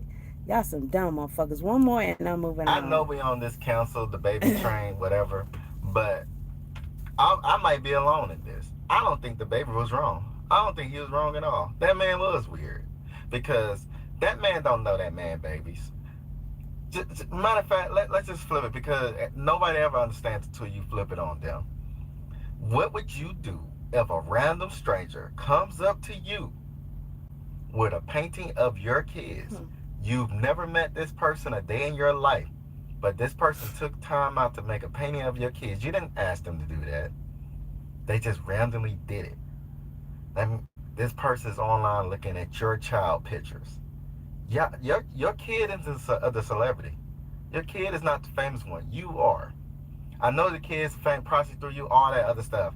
I don't care if that comes with the person being famous. That shit is still fucking weird. I know we on this council. You know what? Train, this whatever, was a very good video. Shout out to him. Let me make sure I give him a heart. Listen, that's his page right there. You can try and flip it on people and that still wouldn't be logical to them because they're not thinking logically. Because you know what people would say? I would have blah, blah, blah. They're saying that. Even asking people, what would you do? I wouldn't even use that in this whole scenario. I haven't done that one time by giving commentary on this because it doesn't matter what you would do. See, this subject to me is different. It's straight the way it is. All right, there's no leeway here. There's no leniency. I don't give a fuck about your feelings. I don't give a fuck about your existence. When we get to talking about my children or my grandchildren, you understand what I'm saying? I don't give a fuck about you, your opinions, your existence. And that's all it is. I wish a motherfucker would have an opinion about I should have anything concerning mine.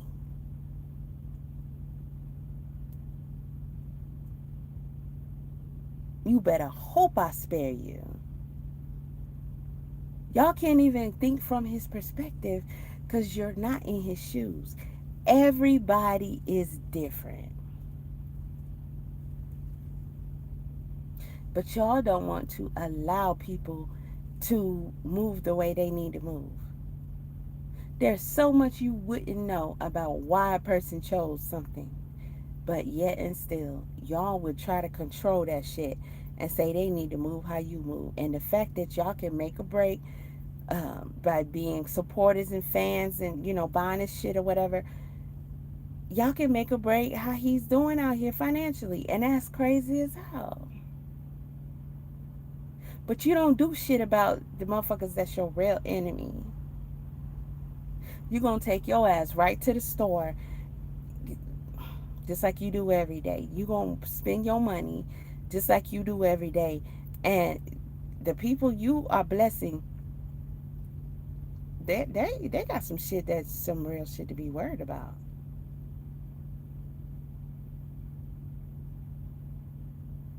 But Negroes always want to try to control each other. Off some shit that you ain't even qualified to judge. Your mindset is already fucked up.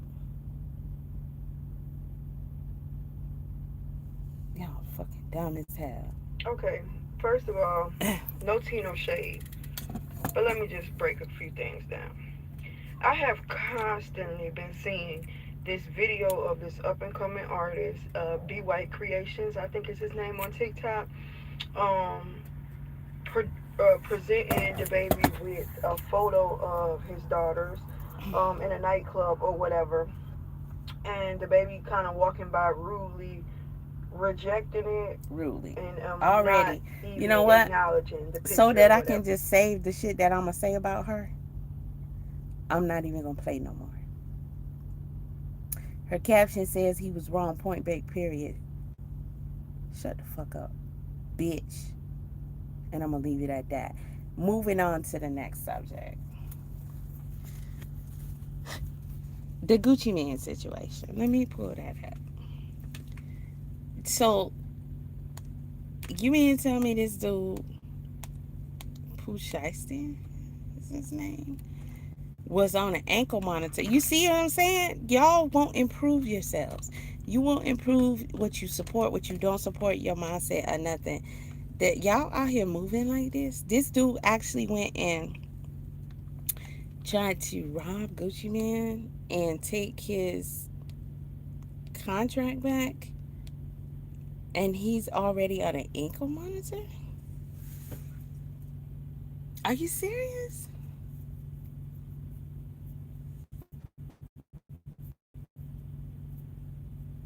Y'all sure this is not the real Gucci Mane still? Because the real Gucci Mane wouldn't even have this kind of drama, would he? I don't think he would. Damn. So this the real Gucci Mane then, huh? I guess. That feeling when I don't even know who Pooh Shéisty is. I don't even know who Gucci Mane is, but I'm just listening to this shit, and I'm saying, y'all don't understand how ignorant y'all are. Officials say the alleged ringleader behind the attack was rapper Pooh Shéisty. Our Braseda Olguin has been on top of this story and has the latest. Aside from learning that the 9th and final suspect has been arrested, we've been able to obtain video which shows the FBI at Pooh Sheisty's home the day he was arrested. Take a look at that video. This happened in Memphis. Federal authorities say Shéisty was the ringleader behind the attack on Gucci Mane here in Dallas. That incident happened back in January at a music studio located off Dallas Parkway. The DOJ says Gucci Mane and 2 others were allegedly kidnapped and robbed at gunpoint. They say 9 people were involved, including Pooh Sheisty's father and Big 30. For background, Pooh Shéisty signed onto Gucci Mane's record label back in 2020. And according to the DOJ, Pooh Shéisty is the one who set up the meeting to discuss his recording contract. As alleged, Williams Jr. produced an AK-style pistol and forced one of the victims to sign a release from the recording contract at gunpoint. The remaining conspirators displayed firearms and robbed the other victims of Rolex watches, jewelry, cash, and other high-value items. Pooh Shéisty was released from federal prison in October and was placed on home confinement for a previous conviction, meaning that it's likely he was wearing an ankle monitor at the time of the crime. Officials say all 9 suspects will be transported here to North Texas, where they will face their crimes. Now, if convicted, each suspect can face life in prison. For now, reporting in Dallas, that's a big deal. CBS. That's a big deal. You know what kind of mind you would have to even remotely think that this is something that made sense to do. There's just, I have no words. So his father was involved with it. Okay, so you got an elder. You have your father.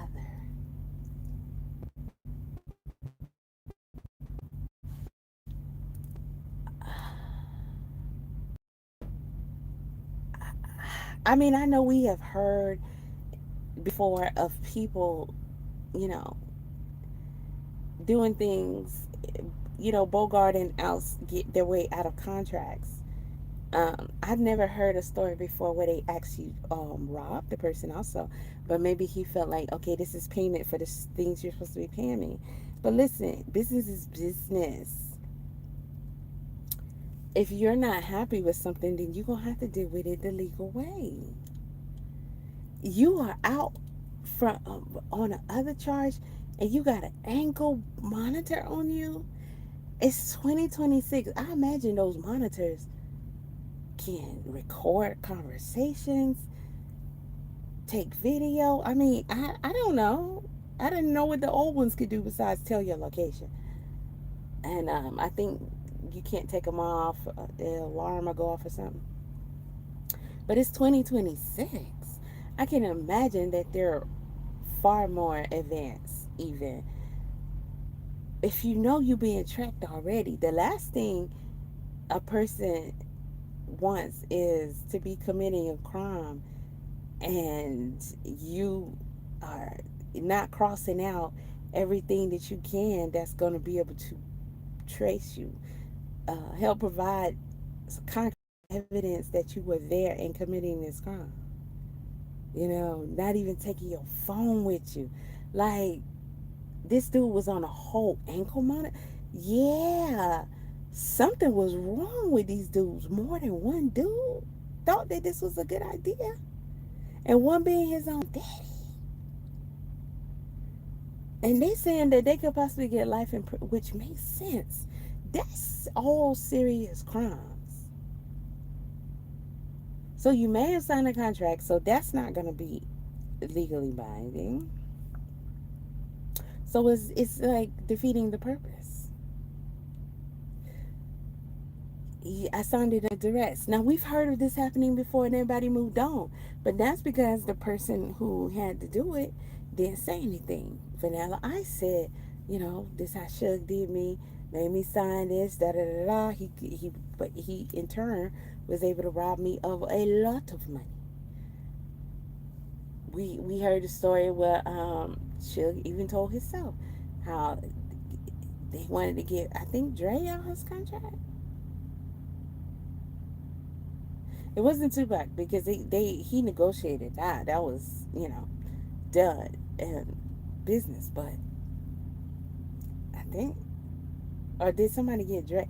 I don't know. But it's been heard of being done before, and nothing came about it, and they were able to, you know, continue with the contract, that the contract release or whatever. All of that is legally binding. That's because authorities were involved. It does something in the buttermilk ain't clean. How can not only one but another say this is a good idea? Let's do it. These are not thinking people. If you're gonna do something that is so risky like that, because your life, your freedom is on the line, and this is Gucci Man, right? The old Gucci man, you would have to be worried about just walking the streets after the. I don't know.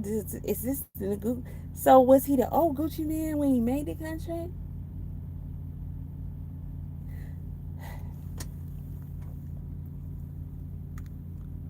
Let's see if we get more details. I know Twisted Crimes. I hate that sound, but they usually have a lot more information. I'm gonna speed this up. Get a $15 double deal with 2 large pizzas. Bro, and 2 liters what? of Pepsi from Little C. Gucci man got robbed and didn't tell nobody but the law. He sound like Charleston White, but he don't look like Charleston White. Is he parodying Charleston White or something?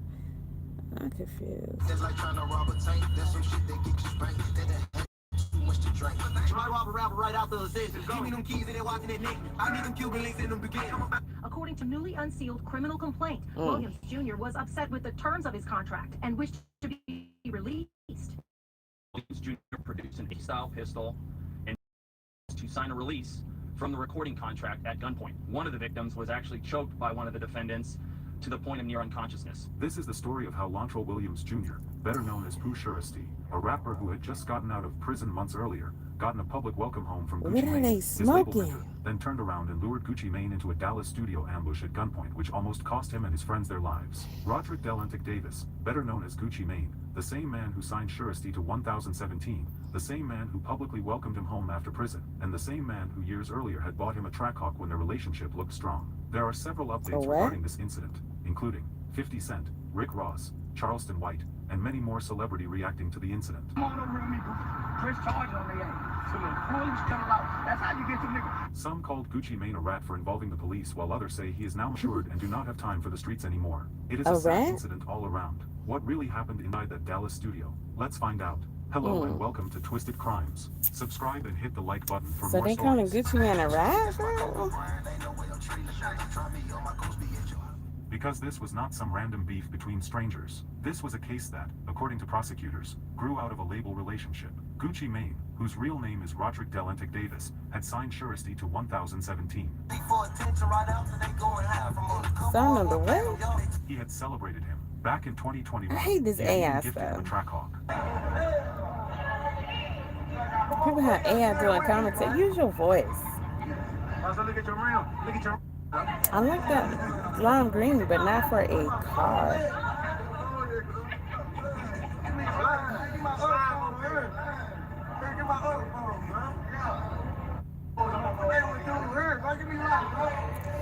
I know it's some BS if he buying him that vehicle. Y'all know how these contracts go.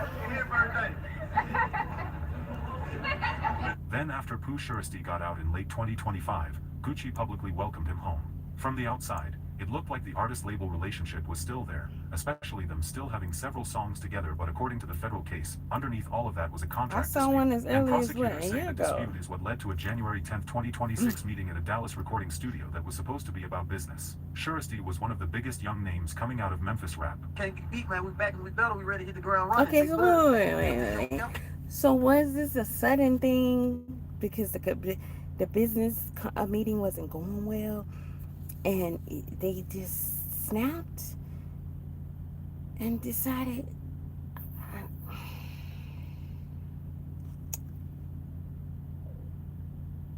I just see y'all gotta stop listening to these fools. You know, look at their lives. These are crimes. Who would want to risk their freedom? I just can't. That's not how you handle it. And then look at people trying to call Gucci a rat. No, you got to handle business. And that would mean, okay, I don't like the contract. I don't like how this business. You're going to be hearing from a lawyer.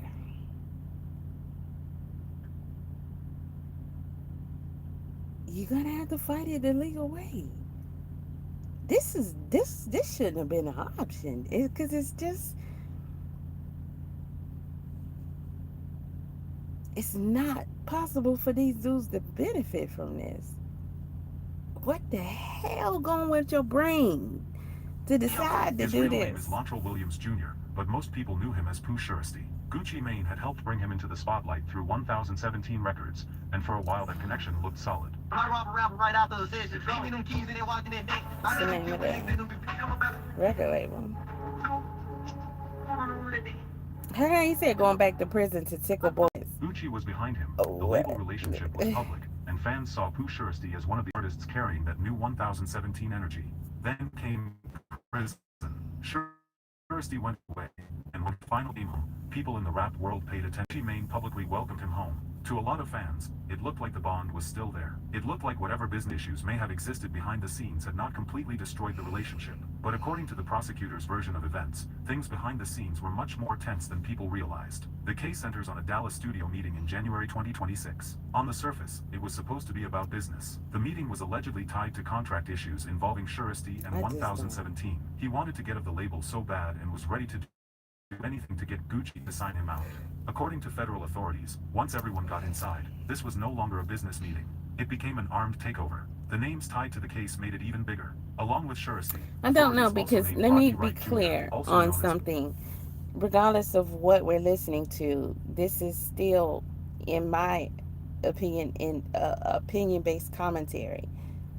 Because, we're not looking at official court documents to back up that this is the way the story went. A lot of these channels will embellish things to give you a more interesting and elaborate story. And then too, when they have this voice here, they're likely used a lot of AI, ChatGPT or whatever, to create the commentary. Because, people just don't want to do nothing no more. They don't even think for themselves anymore or talk for themselves. So just because we're listening to this, it doesn't mean that these are actual facts of this case. Let's just keep that in mind. You know, see it. Papa, she know what's going on. You back and forth a bit. Get up with us. Big brother.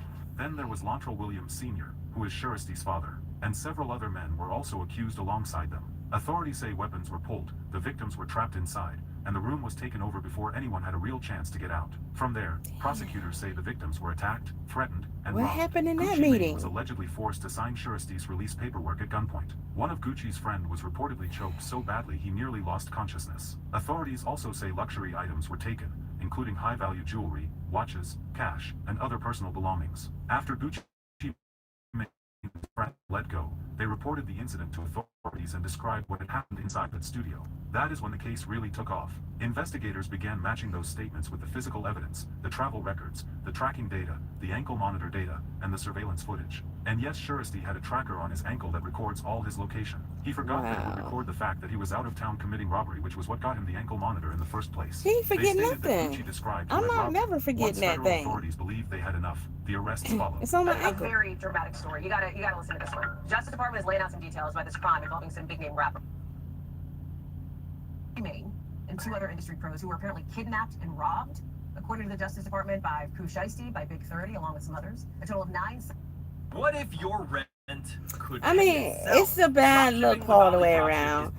I guess you would assume that 9 times out of 10, the contract that he had is not nothing that was not pretty much standard in this business. Doesn't mean that it's good, but who would expect another person, aka Gucci Mane, to give them a better deal to help them, when I'm sure the main point of him getting in the game to start with is because this is a good and easy way to make a lick off people, and by him being Gucci Mane and he can find talent, he's been known to do a good job of that, then he could just rack them up, and he can make bank off of these artists. So, I mean, it's like I can't see any empathy for Gucci Mane. However, this is not how you get out your contract or renegotiate your contract. If you can't talk it out,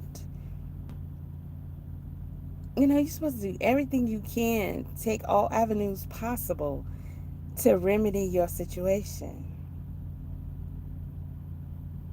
to think to rob them, make them sign the contract, and choke people up, knock them aside, whatever they did.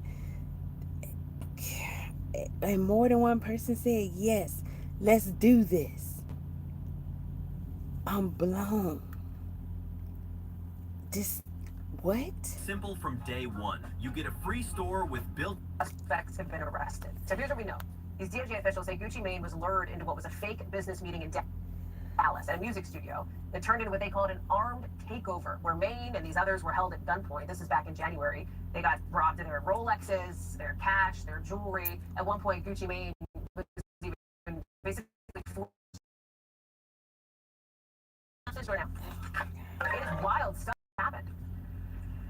Yeah, Hallie, unbelievable, made for the movies kind of stuff. So Pooh Shéisty is signed to Gucci Mane's record label. So this business meeting was scheduled in January at a recording studio in Dallas, and Pooh Shéisty shows up with 8 other people. You mentioned Big 30. Also, his father was among those with him, and Gucci Mane shows up with 2 people. They're all in this recording studio together. Pooh Shéisty says to Gucci Mane, "Can we speak privately?" And he allegedly, according to this complaint, asked Gucci Mane to sign a release form that would release Pooh Shéisty from the record deal. Gucci Mane declined. They argue back forth. Pooh Shéisty asks someone to bring him a bag and pulls out an AK-style pistol, according to this complaint, and demands that Gucci Mane sign this document releasing him from the recording deal. After that document is signed, then he goes on, Pooh Shéisty, to steal Gucci Mane's wedding ring, other jewelry, his wallet, and then the small group of individuals goes back out into the larger group that's in that recording studio, and apparently all 8 of the other men who were with Pooh Shéisty pull out guns and began demanding property from Gucci Mane and the men who were with them. So we're talking about Louis Vuitton bags, Rolexes, cash, wallets. There's even physical altercations where there are photos of people with scratches. At one point, the complaint says that there was a man who had a gun put to his head, and they believed that they were all going to be executed.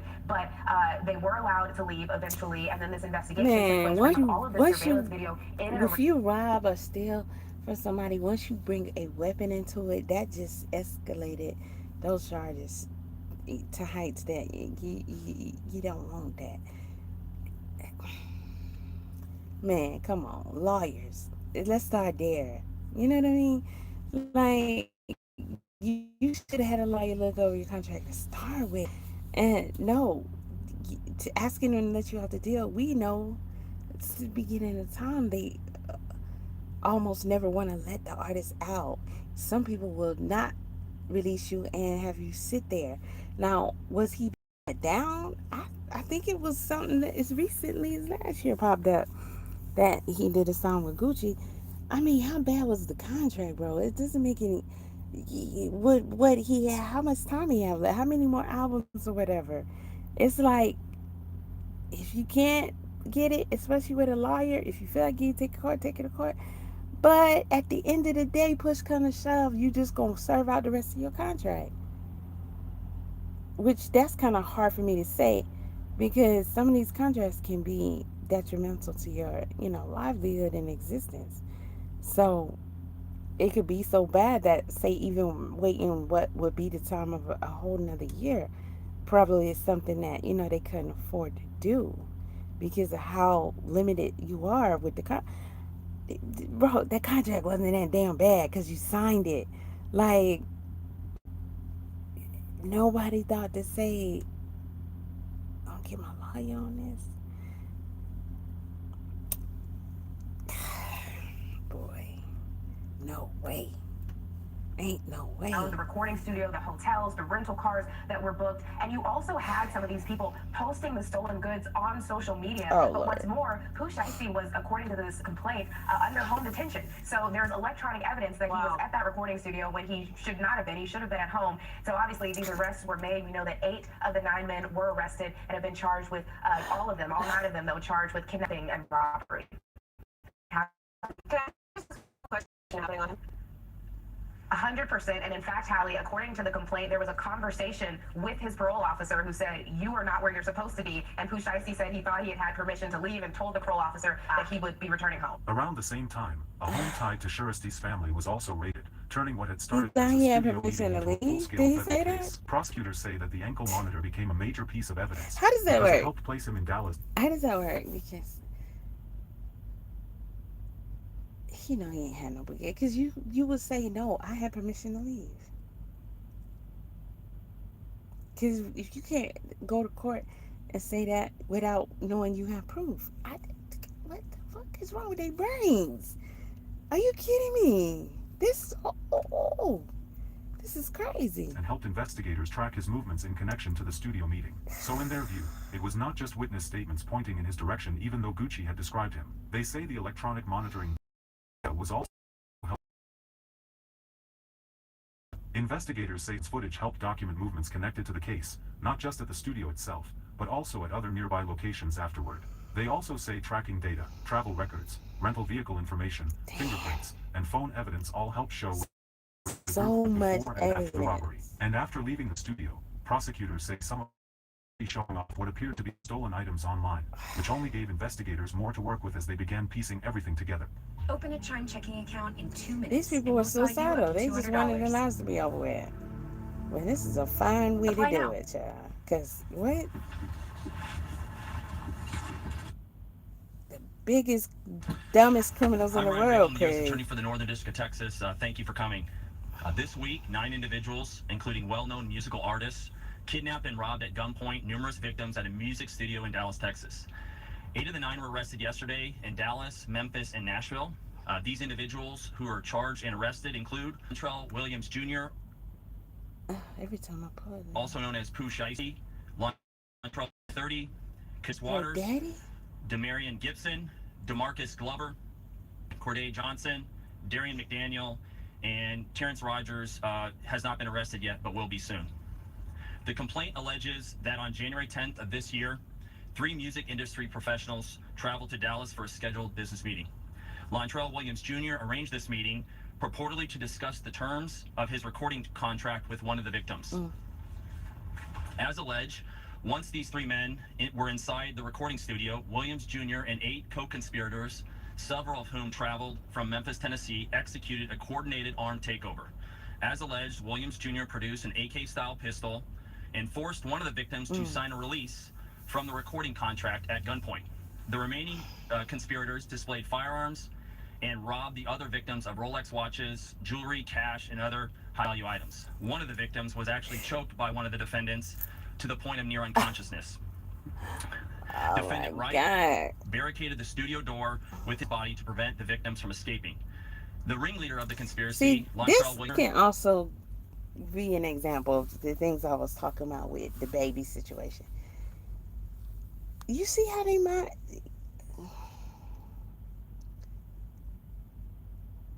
Somewhere, somehow, I think he's saying it's 3 of them all together involved in this. And you mean to tell me all of them came to the conclusion that this is what we need to do, what we should do? That could be you in any situation where y'all didn't agree, you wasn't gonna budge, whatever, and they just were like, how dare you come back and chop your head off, which you wouldn't even be on the radar, because that would be the dumbest thing for them to do. They got an ankle monitor. But people are just different in their mindsets.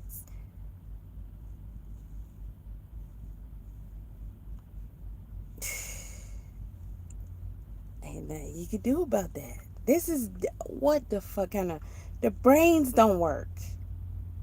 How are they able to exist? Their brains do not work. They said this is the move of the world dumbest criminals. How you gonna rob somebody with an ankle monitor on, you big dummy? You gotta have a boyfriend in jail or something.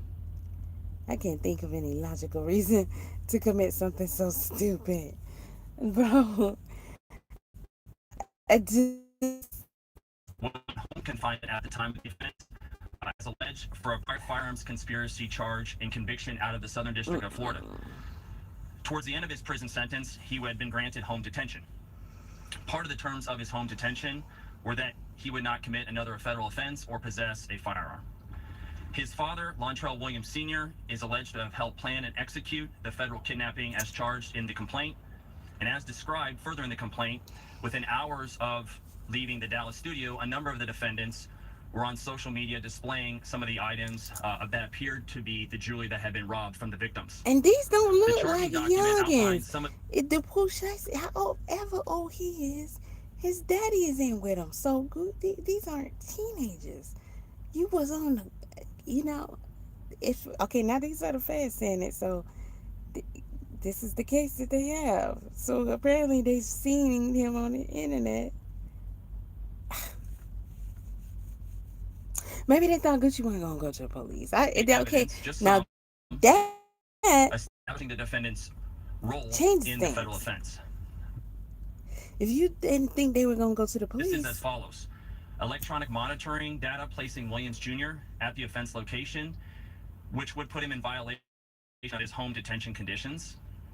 Cell phone records and license plate reader data corroborating the coordinated travel of multiple defendants from Memphis, Tennessee to Dallas. Rental car records confirming Williams Sr. rented a vehicle that was used by the group. Surveillance footage from the offense location, a nearby office supply store, and a hotel where several of the defendants stayed following the offense. Fingerprint evidence as well that was recovered from the crime scene, matching. They said, not only am I gonna do this dumb shit, when the PO call me, I'm gonna answer. And I'm gonna be like, well, ma'am, I thought I had permission. Okay, I'm gonna go home right now. And I'm gonna leave you with all, along the way, they had to have a piece of paper saying how much evidence can I leave so that they can get a conviction on this crime. How can I make sure that the police know, the investigators know? What's he doing? What is he trying to ask me? Because what are you doing? You trying to ask me, is there somebody behind you? You're not even, what kind of position are you in? What are you trying to do? It doesn't make any sense. And how the fuck can you see me? How do you know I'm looking at you? I got a phone held up. I don't understand none of that. He wants somebody to check his back? What are you trying to do?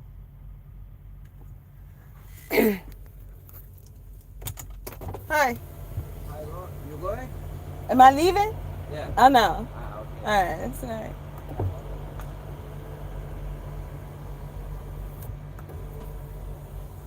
Because I'm in the front. He thought I was leaving. Oh, it must be full here.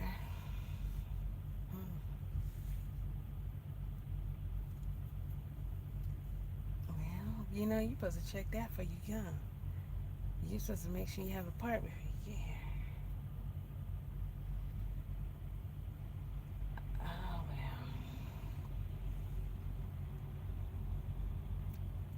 well. You better find something where you can slide up beside something.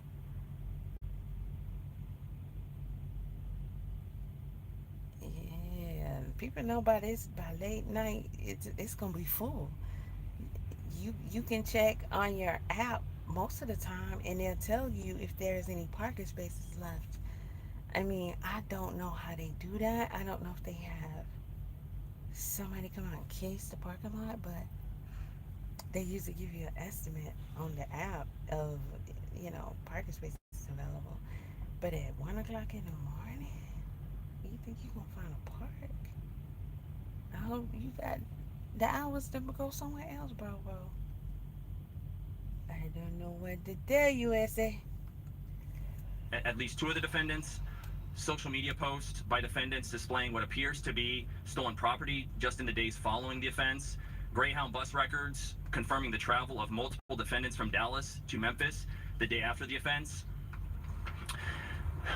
The victims in this case came to Dallas to conduct legitimate business, and they were met with firearms and violence as alleged in the charging document. This case should serve as a warning to others who believe that using violence and intimidation tactics to rob others in our community is a viable way to conduct business. I'm here to say that it is not, and that if you choose to do this, we will, together with our law enforcement partners here and the other ones in the Northern District of Texas, will bring you swiftly to justice. WAC 100 spoke on it, and one of the points he pushed back on was the idea that Gucci Mane was somehow a rat just because authorities were now building the case. He The like rule call of the us streets shut up. is if you cooperate with law enforcement and give them any information on any name other than yours, then yes, you are a rat. These are the rules of the streets. Everywhere I seen Gucci wasn't the streets. He's speaking on about what Gucci did.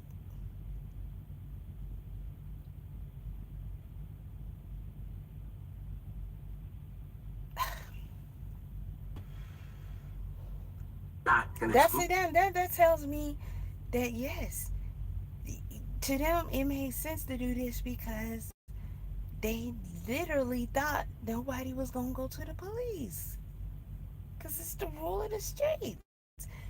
This comment says if he really cared about him, he would have told him to stay home, and his father would have went and got that signature himself. Now,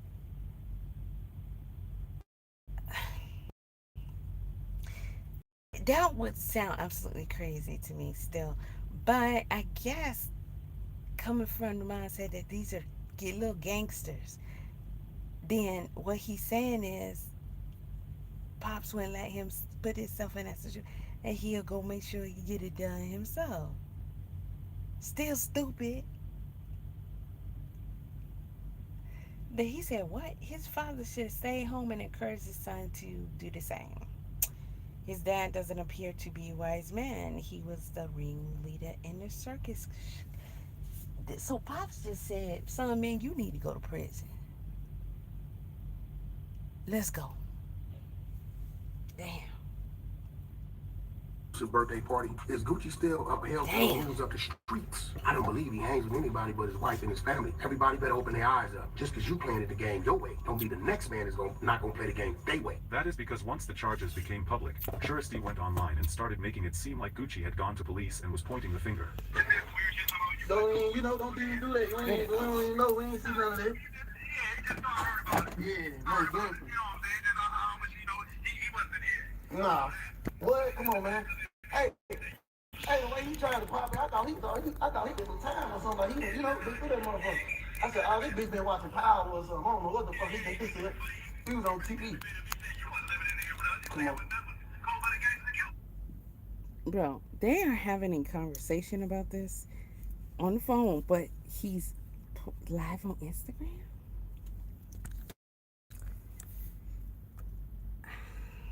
Come on, man. Hey, man, how much time you got, man? All right, then. Say that again, man. Say that again. That was on. This is the absolute best phone holder. He talking to for somebody in car. jail? Your phone clips right into it, and it attaches to your rear view mirror. What the So if you have a rear view hell? mirror, this is for you. You don't have to worry about trying to attach it to your bed or your And it sounded like Gucci cooperated. It sounded like the victim. Gucci was the victim and gave his testimony. Come on over with me, Gucci. It's all right. It's all right to go and be civilian. Yeah. Come on. Yeah, this ain't your press charges on there.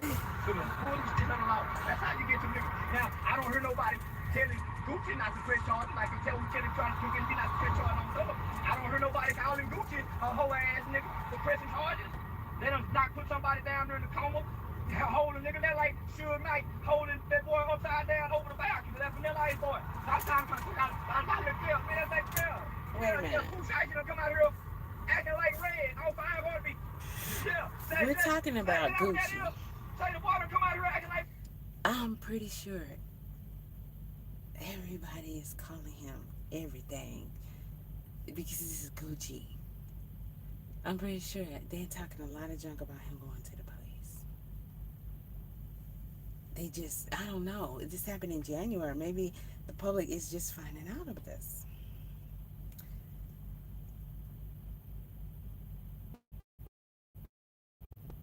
Yeah.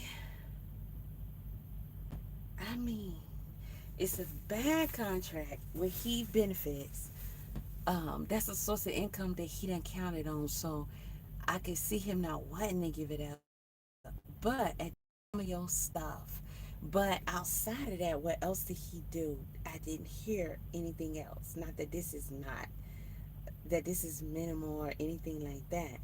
But given the mindset of the type of culture they're supposed to be in, I guess people may feel like it would be that Gucci should just take it as an L, because Duke wanted out his contract instead of going to the police.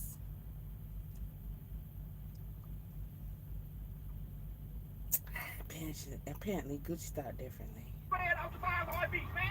Yeah. All them niggas with your motherfucking fluffy beards, they sit up when they get out of prison. Yeah. Go back to your goatee, nigga. Your boy should go back to a goatee. God damn it, Shéisty. Robert Show was looking forward to you come to concert and license the young niggas go to jail for the summer. I just really get on for it. Fuck that. Damn, Shéisty. I'm looking forward. What he say? Hold on. Bullshit. Fuck that. Damn, Shéisty. I'm looking forward to it. I'm not bullshit.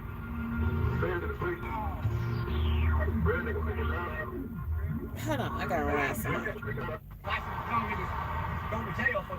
That's what he said. Robert Show was looking forward to you coming to concert and license the young niggas go to jail for the summer. That's what he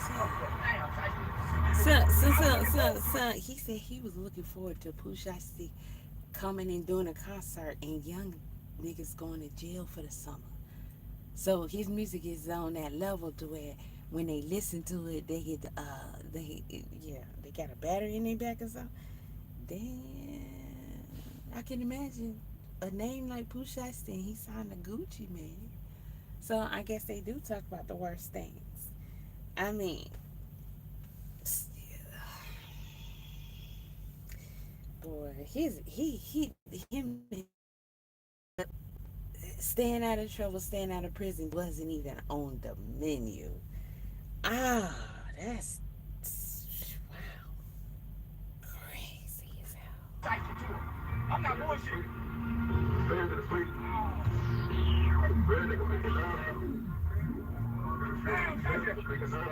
Shéisty. Can they get the whole man too? What them feds, mean motherfucker. Take it to Danny too. Okay, so somebody says he doesn't have to cooperate in this case. The ankle monitor tells the story, and that is true. There are other factors involved here as to the fact that Gucci could have probably never even called the police. It could have been this was found out because someone reported what they heard and saw, and they investigated from there, and it led them to this being what went down, and they start questioning people. But this person says the panoramic view tells the story. The man that got choked and almost died. Okay, the man almost died. All right, so he probably was in the hospital, and then boom, boom, boom. Damn. Okay. He said, I'm sure he's telling his story. And let's not forget about the Greyhound bus back to Tennessee. Tennessee. Who took the bus? Dear Mr. Gucci, unless you're not telling the whole truth and nothing but the truth, then cooperate with the law. The streets give me a break. Then it's time to let the music industry go. Unless you planning on taking the law into your own hands. Senseless, don't you think? And if that's the case, Keisha started getting the memorial. Keisha start getting the memorial together, because this is going to be never ending until it's a memorial. Because why the streets? Well, if he is cooperating, which at this point he voluntarily or involuntarily may have to do so, then I guess he's saying F these streets. you know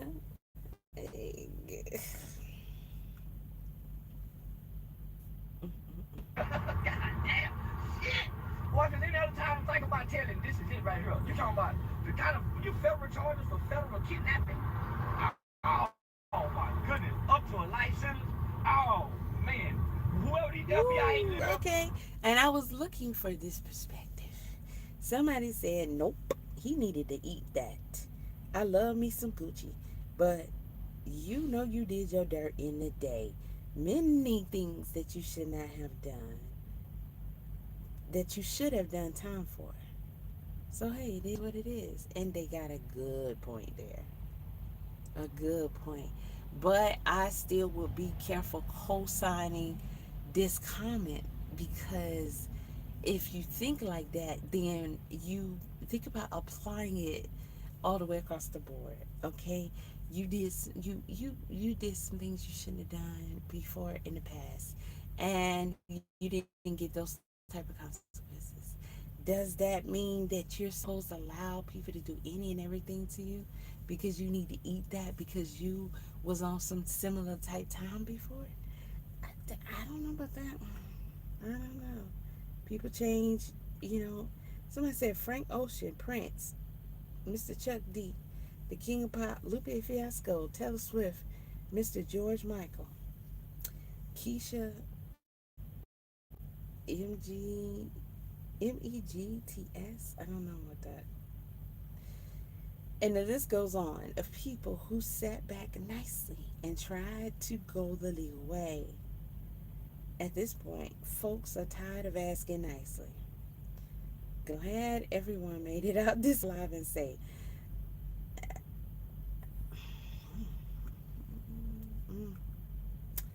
They finna get a promotion. They fuck around being in the lineup, be the FBI director one day to bring him in and say, I'm not bullshit. Oh my, oh my. That gave the internet even more to argue about. Then Rick Ross spoke on it too. Everybody starts picking sides. Everybody starts adding their opinion. Some people looked at it like betrayal. Some looked at it like messy label business turned violent. Some focused on the so-called street angle. If you're making less than 200 grand a year, you're in the wrong industry. You have to be in tech. Specifically, you have to be in data and sales. I'm on that Euro tour like you know, sometimes you lay in bed with fleas, dogs, whatever that kill the case is. You lay in bed with dogs, you come on up with fleas. And if, you know, Gucci took this dude out of jail, gave him a record contract, and they on that lifestyle, then he laid down with dogs. And, you know, he finally done caught the damn fleas. It's from the dog. So,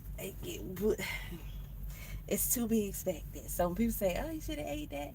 You know, in a way, it's the culture, right? But, you know, maybe he turned into the type of dude to say, hey, I'm going to take advantage. I'm going to get mine. And you know, you still ain't going to be the dude you want to do, because fuck with me, you're going to the police. Okay? He said, I've been watching Charleston White. Don't do it. Said, I'm in Prague, going back to Paris tonight. But for everybody, Next. think how you feel about the Guwap Pooh Shéisty situation. I don't like it for either side. You know what I'm talking about? Guwap most definitely didn't deserve that, and I don't want to see this for the little homie Pooh Shéisty, but this one niggas got to be educated and understand the business. You got to negotiate, my nigga. You got to negotiate. If you was signed for 100K and now you got 10 M's on the table, it's time to negotiate. This how we do this. Boom, boom, boom, boom, boom, boom. Everybody win. Let's go. That's how I gotta go, my nigga.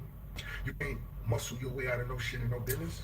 You know, I just I get what he's saying. What he's saying is supposed to be reasonable and logical, but it's not in this industry, and this is facetious because most of the time they don't care, and they have a standard mindset that just because you are valuable more so than you were before doesn't mean that we got to renegotiate and I got to put you in a better advantage on our deal that's already been signed. That's already a deal. I'm pretty sure the deal does not say, you know, in the fine print that this is open for renegotiation as parties see fit. You know, basically putting a clause in there that you guys can later come to the table and try and renegotiate the deal. That does not happen. I remember watching a documentary on DMX, and you know, they're going over his career, and when DMX literally became the single person who saved Def Jam, when DMX was the biggest, baddest shit, I don't care what nobody say, it's the truth. He was a bad MFer, regardless of his personal challenges, regardless of what he had going on in his real life, which it was heavy. This dude was a straight up crackhead, and he was a beast in the music industry. And he was the, the, the crowd just, everybody felt his fucking energy, man. There was no losing with DMX. He clearly was meant to do what he did as far as the music. And they still, I would never forget, boy, who is deceased now, Gotti. He said that, they he was doing Rough Riders and stuff, and that went crazy. DMX was now saying, hey, let's renegotiate. I want to own a stake in the Rough Riders enterprise. And they did not want to renegotiate. Now, we're even talking about a situation where that shit wouldn't even been what it was if DMX just didn't capture everybody. I was a Rough Rider. I mean, once one, you're always one. But I'm not active, so the club at the time back in them days too. I have been to 2 Rough Rider events where DMX was a part of. People thought that the Rough Riders were freaking gangsters and shit. I was on the bike division. Man, the wildest shit I ever seen in my life was when we would go out of town to an event. We used to get kicked out, and I'm saying we because it's all Rough Riders, but I wasn't participating in wild shit because I ain't like that. But the Rough Riders would get kicked out of hotels after hotels to where it became a point where you having an event in that town became an issue because they wouldn't even let us book anymore, in a lot of places. And it's just like, wow. And it got even crazier when DMX ass would be involved in the events. Motherfuckers really acting up then, and he acting the fuck up. That shit was huge. DMX was huge. And they still told him, what the hell? I swear, you can go watch the documentary. It was Gotti and Irv, that's his name, Irv Gotti, and the other white man that owned the percentage. And they was like, nigga, who is you? No, just because you think that now you're a star, you want more. And he said, Gotti also said, most artists do this. When they feel like they're making money and stuff, they want to renegotiate their contracts, and that's not how it's gonna work. And they refused on DMX. There was no room for negotiations. There was no kind of leeway. No, okay, we can't give you that, but we can do this. You have turned this thing. No, they was no and not budging. And he eventually just left. And then his wife spoke on that, and she said he helped make that shit. So he never wanted more than anything in this world to feel like he belonged somewhere. So he wanted to be part owner. And in my opinion, even if I'm thinking about it from a business aspect, I'm not the type of lawyer that would know about all the, ins and outs on that. But still, it would be no Rough Riders if it wasn't for DMX. They would have never been able to recover the company as a whole past Rough Riders. They would have never been able to recruit and get back to where now they back in power. They can start pulling in these fools that they pulled in, all this stuff, and he saved them more than one time on top of creating Rough Riders. And they said, hell no, nigga. Our contract is our contract. That's the whole point of me giving you this shady ass contract, because now I'm sealed in my mind that you are a cash cow, and I'm going to reap such great amount of benefits that is going to sustain me and my family. That's part of my income. I'm banking on that. I'm not budging on that. This is what we expect you to do. And if not, we put you on the shelf and we eventually drop you. We expect you to become a bigger star and bring in more money. But that in no way equates to you being able to renegotiate your contracts.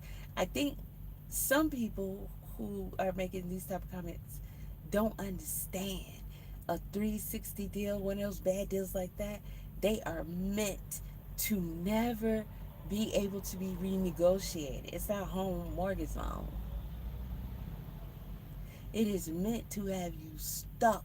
It is damn near clad iron security for the ones who benefit from the deal. They not giving that up. That's almost like telling them, okay, you work 3 jobs and you calculate this every month. That's how you're going to be able to pay all your bills. Now quit one of your jobs. They not trying to do that. They not. And so when people like Ross say this kind of stuff, he know he's being disingenuous because he know the rule of thumb is that they can't elevate in that manner just because they're a star, and you are not renegotiating no shoddy deals like 360 or whatever. It is not only not a standard, it is something that they stand on. No, we don't do that. We don't. But I guess he's giving the politically correct damn response. But it's misfucking leading. Because you'll have the next motherfucker get in a raggedy deal like that and then say, hey, when I get to here, I'm gonna be worth it, and I got something to stand on. I can challenge this and blah, blah, blah. No, you're not gonna challenge shit. Your contract is your contract. And I ain't just talking about on the people side, but on the other side, the blitz gonna come. You can't run from it, homie. That's the way it goes. Negotiate. It's time to educate. I want to see young hustlers from the South win. I want to see it. There was a time I got Guy and Guap on the phone together. And it ain't nothing to discuss. It was no disrespect. It was no raised voices. Rose just wanted to plant that seed. And I understand one phone call may not fix all the situations, but you want to plant that seed where niggas may be able to move forward one day, get some paper one day. The CMG 1017 tour one day, that was Rose. I can't stand this fraud, but this is a very good commentary he's doing. It is in more ways than one, because he now is saying, there's a possibility that you're not going to be able to get that renegotiation of your contract that you want, because he knows that it's not going to happen. And so he's saying, but still, you still want to try to come to some communications and understandings to where you can foresee yourself having an opportunity soon in the future, provided some things take place, to elevate. Like, you don't have to look at this like the end of the world. You're supposed to look at it like they're signing it and not signing, but we here now. So I get what he's saying. You always got to try to renegotiate. And if you can't, then you don't just still go the other route. You still got to say, okay, can we try it from another angle? Can we, revisit it if maybe I'm willing to change the conditions I'm trying, or do I need to get an attorney, have them speak for me because they can say it better? And if they speak to their attorney, usually they are going to come to something, because that's what they do. That's the whole point of the business.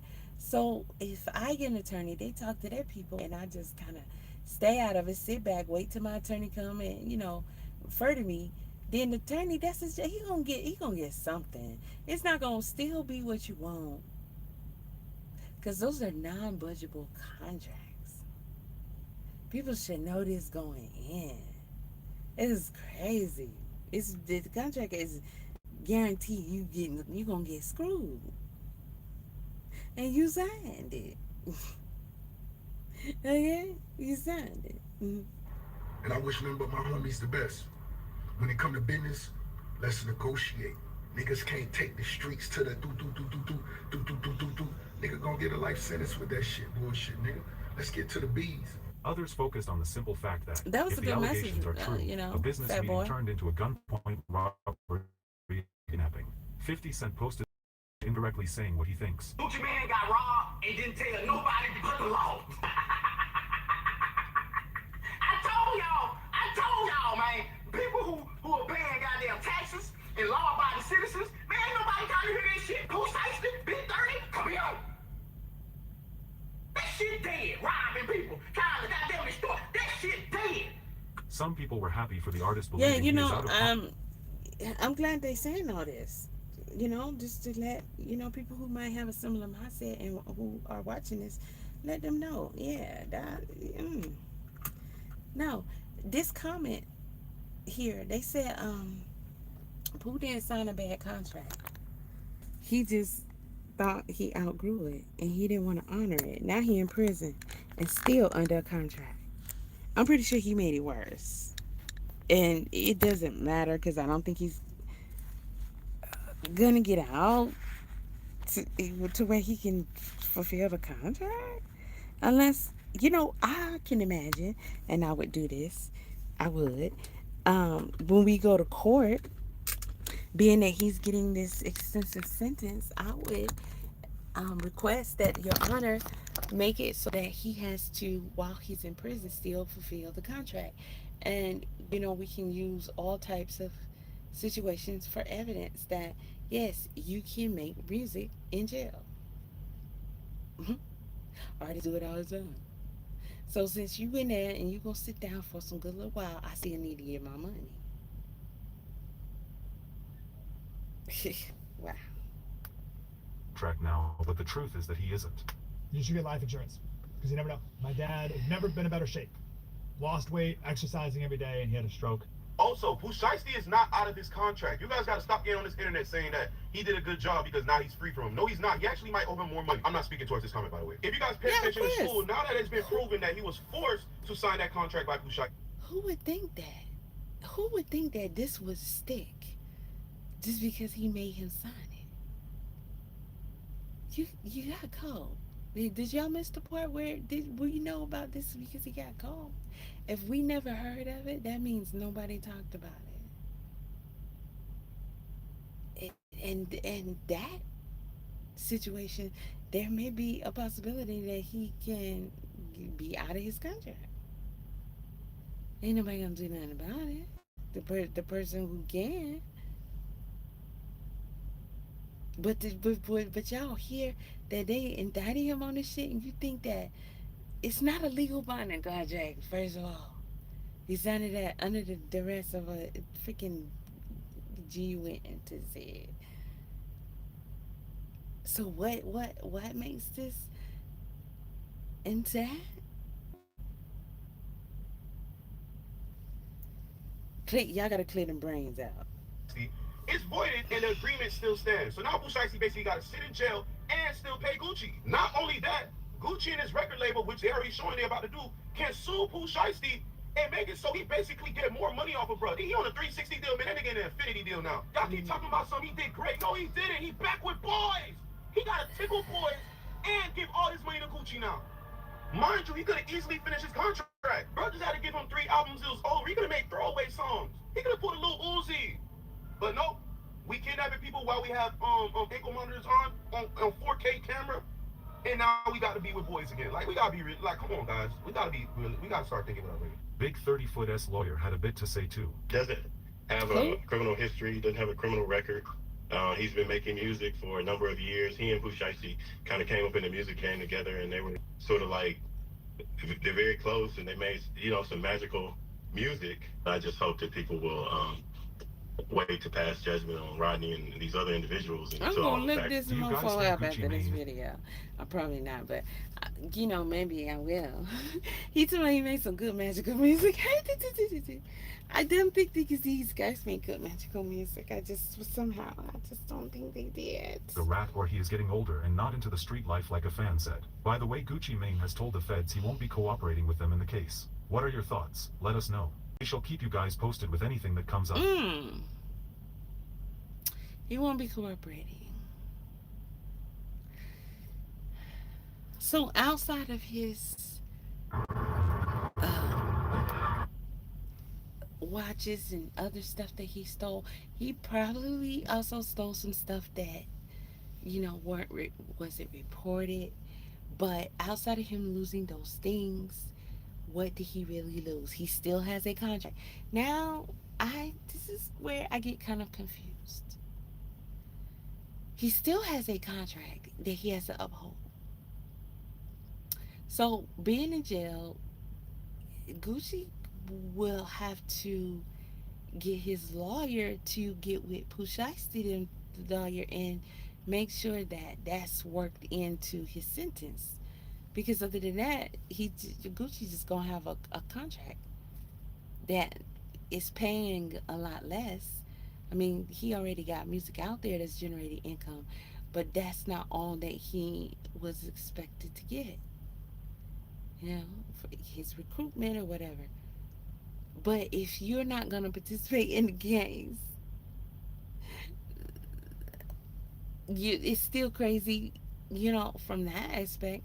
When I hear y'all say, yeah, now he owe Gucci money, and Gucci, can probably sue him, for some more.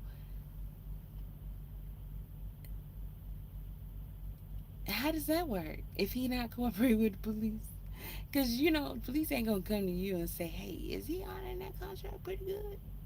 Okay, that boy. I come back and check on you again in a couple months, make sure he paying up like he should. No, they not. You will have to go yourself and make this a legal matter. I need him to give my chip and dip. It's just so, it's just, he just asked out. If he not gonna participate, y'all. Were you wow. recently injured in a car accident? Business meeting. Lontrell Williams Jr. arranged this meeting purportedly to discuss the terms of his recording contract with one of the victims. Now, one thing I like to do is listen to break shit down. These dudes, I don't know them from a can of paint, ain't heard of them, don't know their music, and ain't no expert in that lifestyle mindset or whatever you want to call this that is about them. Academics, we breaking shit down. I don't know how much of the shit he's saying is factual, but he's giving insight and information he's explaining the situation to those of us who don't know who these folks are and don't keep up with their drama. He gonna break this down, I guess. As alleged, once these three men were inside the recording studio, Williams Jr. and 8 co-conspirators, several of whom traveled from Memphis, Tennessee, executed a coordinated armed takeover. Okay. Now, I know I'm trying not to pause it, but we got to break down all the details till we get the indictment. Once we get the indictment, it'll be on screen. Remember, this is a complaint. We're assuming that there's a grand jury indictment, but regardless, there's a complaint by a federal agent, and the AUSA is presenting this. So we would think that it would hit an indictment already, which means we're scouring paper. We're going to see when it's released. Should be shortly, because they did a press conference. Let me just say this. Chat. This is another thing when you deal with like these gangster rappers. I'm going to be honest with you. I'd be nervous going to any business meeting where 8 people got to be in a room. If you got to do a meeting with 8 individuals in and around the vicinity, you see, my business means is, let's go get lunch. Let's get on Zoom. It can pop off anytime. Let's do this over some coffee. Let's do this over some drinks. The moment I see you pull up with the niggas, a pack of niggas, we're not talking business. You, your lawyer, and maybe security that can stay outside. Also, this is probably going to go into the premeditation realm because, to a reasonable mind, you don't go to discuss business with 8 individuals. Now, I do think Pooh Shéisty has some type of response for that. Say, no, we don't plan to go do some stuff. I roll around with 8 people everywhere. Okay. And also, the place we met wasn't like some corporate office. When we go to the studio, we always 8 people. That might work. I can see that working. Let's keep it going, chat. Because if it's probably a commonality with these types. With one of the victims. As alleged, once these 3 men were inside the recording studio, Williams Jr. and 8 co-conspirators, several of whom traveled from Memphis, Tennessee, executed a coordinated armed takeover. As alleged, Williams Jr. produced an AK-style pistol and forced one of the victims to... Oh, wow. Now, I know y'all saying just let it play, but I got to point out these things. In my mind, what happened is supposed to have firearms. Pooh Shéisty knows he's on papers. He's on halfway house type of situation. Halfway house, the last 6 months of your release, you get to kind of like be outside of whatever for for like half the day, but you have to come back and sleep at the halfway house. It's like getting you reacclimated to society. The reason this meeting took place in Dallas is because he's in Dallas. Okay? So, essentially, he shows up to this thing. He knows he's in a halfway house. He's doomed. I would think that, in my little small brain, he's doomed. I thought the niggas just start doing shit, and that's why you gotta have people you control. And he's going along with it because, bro, you're Shéisty, you come from the streets. But according to prosecutors, they're saying, who Shéisty kicked it off, he upped the Draco. What up? Man, fuck all that talking, man. Sign that shit right now. Fuck all that. We ain't doing no negotiation. Fuck a deal point, nigga. You won't catch this hollow point. What's up? Sign this shit, nigga. I'm out of here. I'm out of here, nigga. So they're saying that Shéisty kicked it off first. Yo, Shéisty and Dirk, I ain't gonna lie to you. That was probably like, yo, Shéisty, Dirk, and King Von is like, it's like the big three. Like the real niggas in the industry. Like whatever they said they did that shit. Yo. Whom traveled and from look where Memphis, they are Tennessee, now. executed a coordinated armed takeover. As alleged, Williams Jr. produced an AK-style pistol and forced one of the victims to sign a release from the recording contract at gunpoint. The remaining conspirators displayed firearms and robbed the other victims of Rolex watches, jewelry, cash, and other high-value items. One of the victims was actually choked by one of the defendants to the point of near unconsciousness. Defendant Wright barricaded the studio door with his body to prevent the victims from escaping. The ringleader of... Yo, I ain't gonna lie. Yo, if I'm Big 30, I'm so mad. Yo, the real estate market is not down. You just don't have the right tools to make money in a weird market like what we're experiencing right now in 2020. Yo, if y'all gonna tell a story, what was my motto? If we gonna tell it, we gotta tell it all. How you gonna... Yo, Big 30's role in the criminal indictment for the robbery and kidnapping of Gucci Man is that this fat nigga is so big they just put him in the doorway as a block. They just put him there just to hold the door. Yo, this nigga is so fat. They didn't say, yo, imagine y'all tooled up. Everybody got y'all guns? Yo, y'all got y'all Shéisties? I bet. You about to get this nigga Gucci Man or something. Yo, Big 30's like, yo, what's my role in this shit? Your role? Nigga, just stand in the doorway. That's it. That's your job. Okay? Stand in the doorway. That's your job. That's hilarious. Cash and other high-value items. One of the victims was actually choked by one of the defendants to the point of near unconsciousness. Defendant Wright barricaded the studio door with his body to prevent the victims from escaping. The ringleader of the conspiracy, Lontrell Williams Jr., was on home confinement at the time of the offense, as alleged, for a prior firearms conspiracy charge and conviction out of the Southern District of Florida. Towards the end of his prison sentence, he had been no way granted out home of detention. this. Part of the terms of his home detention were that he would not commit another federal offense or possess a firearm. His father, Lontrell Williams Sr., is alleged to have helped plan and execute the federal kidnapping as charged in the complaint. And as described further in the complaint, within hours of leaving the Dallas studio, all the details don't matter. Once you hear this, what they did, you know, trying to figure out, what was the contract, blah, blah, blah, blah. Don't none of that shit matter. To me, what is the craziest thing in the world, and everybody should be concerned about, what made him in his head to think that he should do this? And he didn't for 1 second say, if I do this, it's over for me. That's kind of scary, because there's people that walking out here, walking around that think like this. They won't hesitate to do some weird shit that you never would have thought they did. That can mess you up, because they just, I don't know, they're not thinking, are they fucking, did somebody flip the switch on them? Are they activated? Like, what the hell? Because ain't no way. You got a working mind, and you thought that you should do this.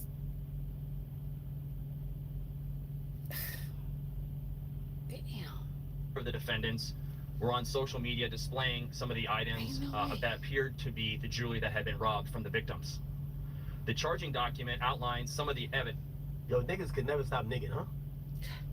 Soon as they get out of the studio, they went to social media to post the proof that they did do the robbery. Yo, here's the chain I took. And look, I understand his response, and that's exactly what I'm saying. I done already said it. And I understand why people talk like that when they talk like that. Because what y'all don't ever want to actualize is that you are some the ignorant ass motherfuckers. You will skip past that shit every time, and the fucking shit matters, man. It matters. You allow your ignorance to give you passes to just keep doing the wrong shit.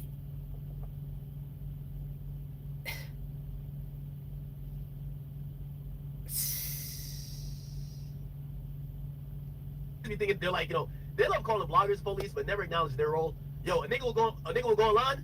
Hey, you ever see a chick with a tattoo? She wear clothes all around, and she got a tattoo here. She got no clothes that cover this region because she wants you to see it. A nigga who do a robbery or killing, yo, he'll just go live like, yo, I wonder who I'm smoking in this blunt. I heard niggas was down bad today. Man, next time you running from a nigga, don't trip. Like, they'll just basically tell you they did it. Like, niggas gotta confess. They got to. They got, yo, I wonder who chain this is. Yo, niggas chains on tour. Like, come on, bro.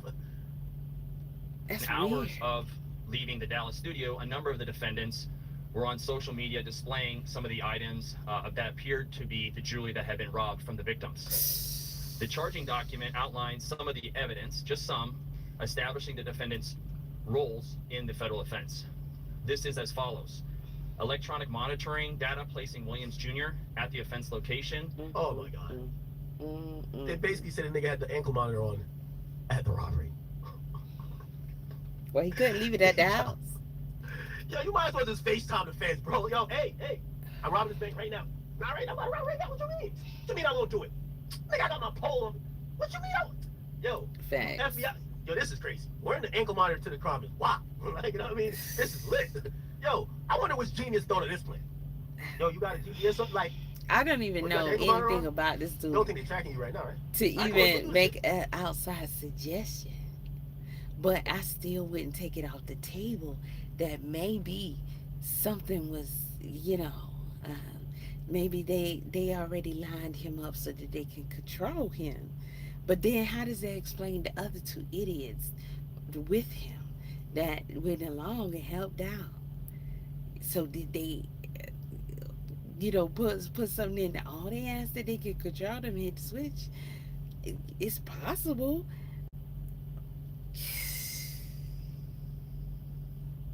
I'd have to declare this dude not having a functional brain. Like, he would need to be just permanently under 24/7 observation, because you don't know what he's gonna do at any time, and it could be something dangerous to himself and others. Because this is crazy. What made you do this dumbass shit? Nah, this is some grade A niggatry. I love this shit. The charging document outlines some of the evidence, just some, establishing the defendants' roles in the federal offense. This is as follows. Electronic monitoring data placing Williams Jr. at the offense location, which would put him in violation of his home detention conditions.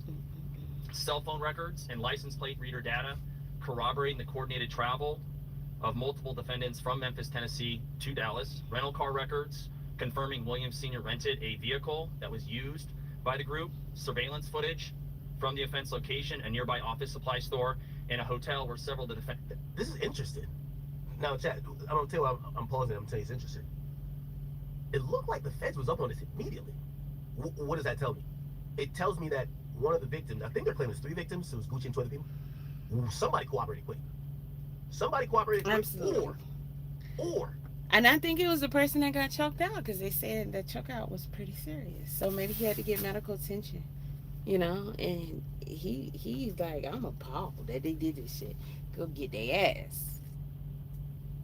Pooh Shéisty was rolling around with the nigga that's working. Meaning that guy is, he working with the feds, and he's gonna be flipping, and he's telling me, yo, them niggas just did a robbery today. Because this is a little bit odd. They're up on this shit mad quick. Usually they got to go back and post, and by the time they get back, most security cameras rewrite itself after like 30 days. Like, they don't have enough space to store stuff in perpetuity. So they got the surveillance. Wow, they got everything. Yeah, but there's too many factors that point out. Used by the group, surveillance footage from the offense location, a nearby See, office he's supply still- store, he's and a still hotel where several of the defendants calling out all stayed. these different things that point right to him. Myra, what up? They left breadcrumbs. Hell, they left whole slices of bread. Yeah, I'm gonna be honest with you, man. The feds was up on this one. I ain't gonna lie. I think as soon as the feds heard the first two lines, fuck the feds, I think they said, all right, let's build another case. They did this pretty quick. They got surveillance footage. They got it down to a They T. won.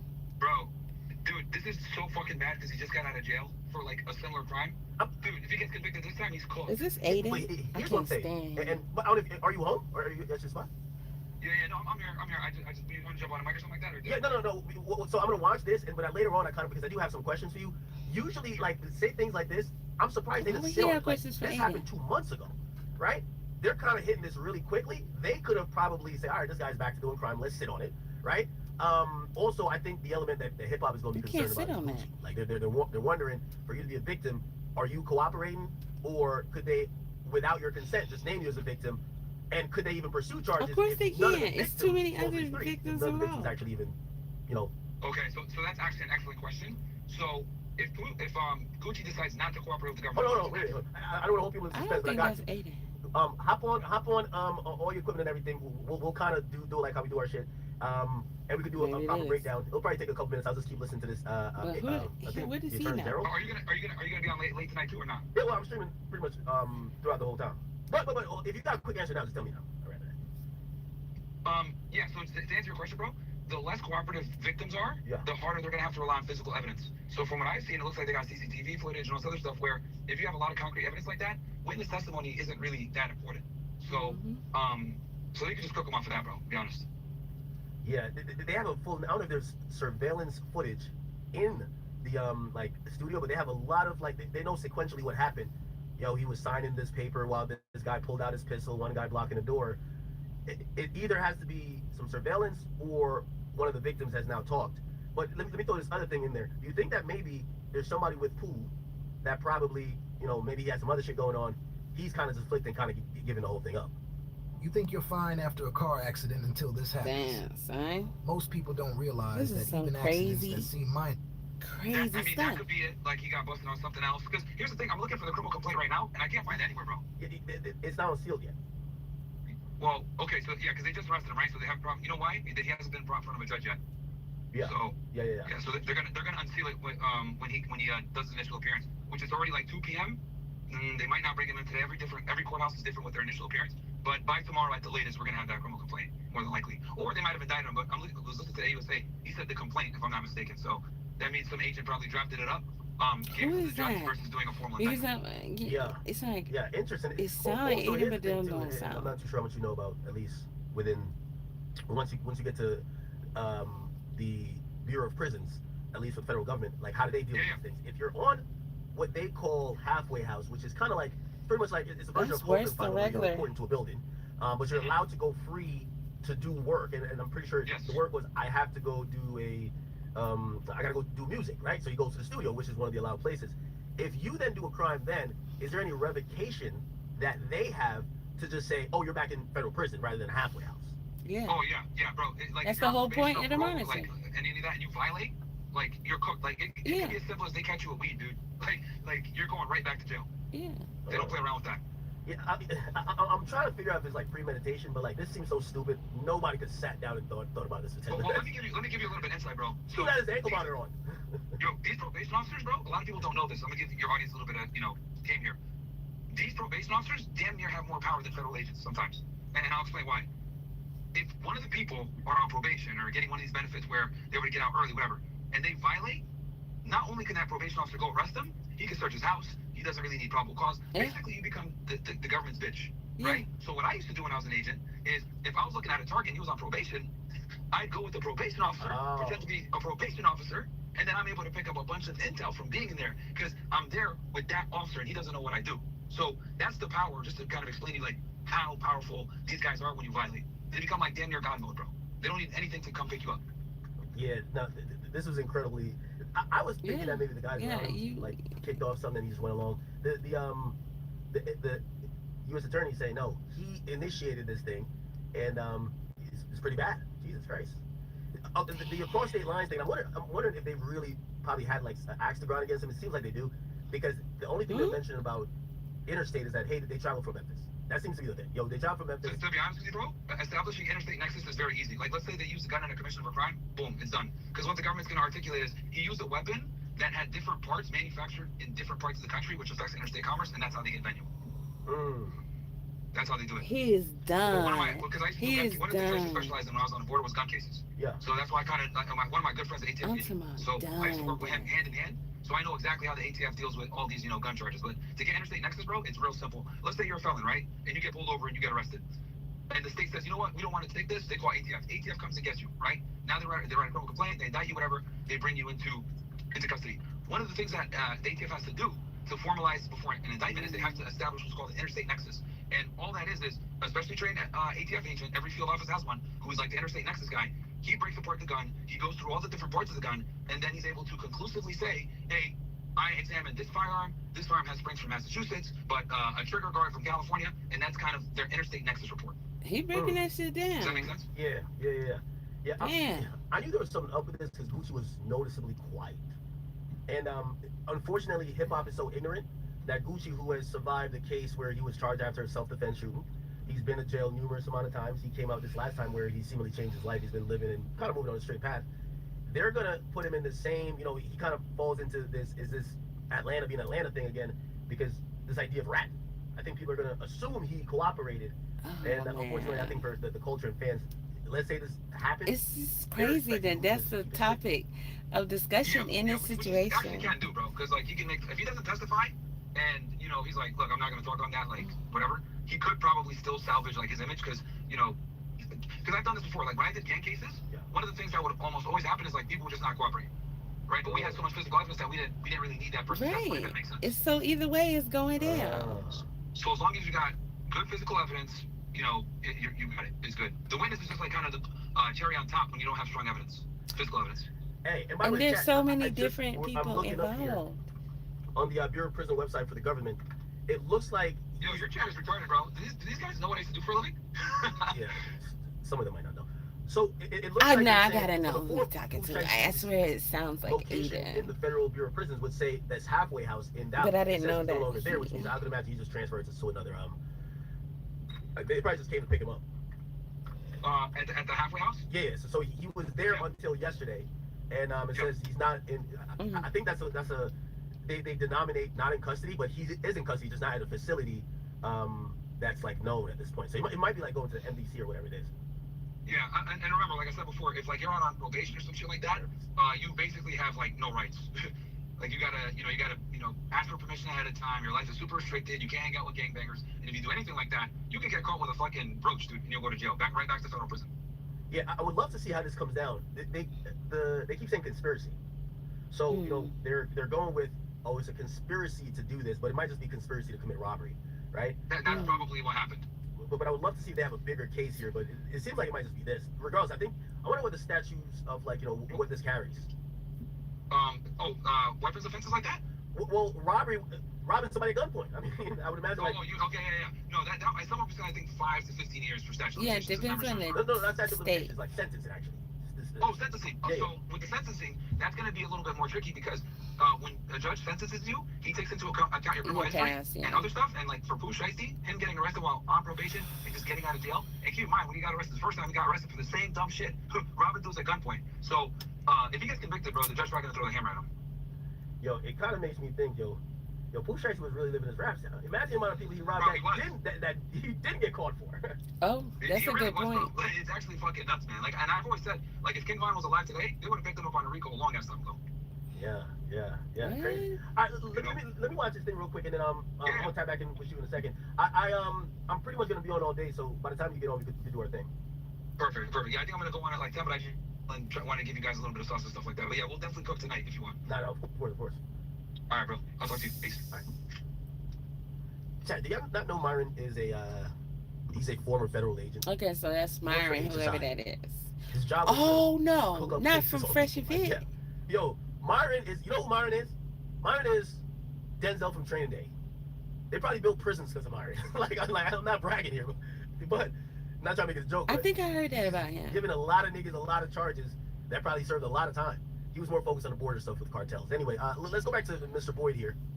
and the info he's going to disseminate to us. Yeah, I think I Corroborating the coordinated travel of multiple defendants from Memphis, Tennessee to Dallas, rental car records confirming Williams Sr. rented a vehicle that was used by the group, surveillance footage from the offense location, a nearby office supply store, and a hotel where several of the defendants stayed following the offense. Fingerprint evidence as well that was recovered from the crime scene.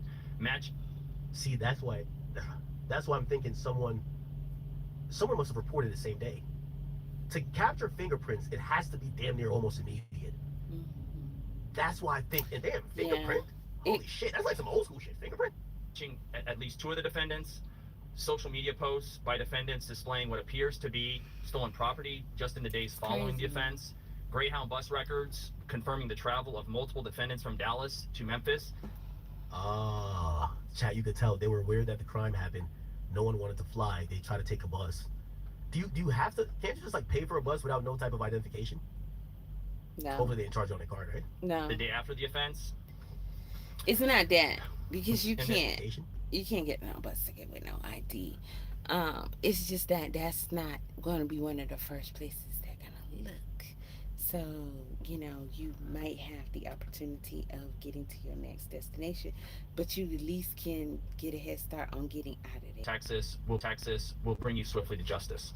I want to thank the FBI Dallas Violent Crimes Task Force, the FBI's Memphis Resident Agency and Nashville Field Office, the Memphis State Task Force, the Dallas Police Department, and I look up the United States Attorney for the Western District of Tennessee, Michael Donovan, and AUSA Greg Wagner, the U.S. Attorney's Office for the Eastern District of Texas, my dear friend and colleague Jay Combs, and the U.S. Attorney's Office for the Middle District of Tennessee, including my colleague Braden Busek, for their outstanding contributions in this multi-jurisdictional investigation and prosecution.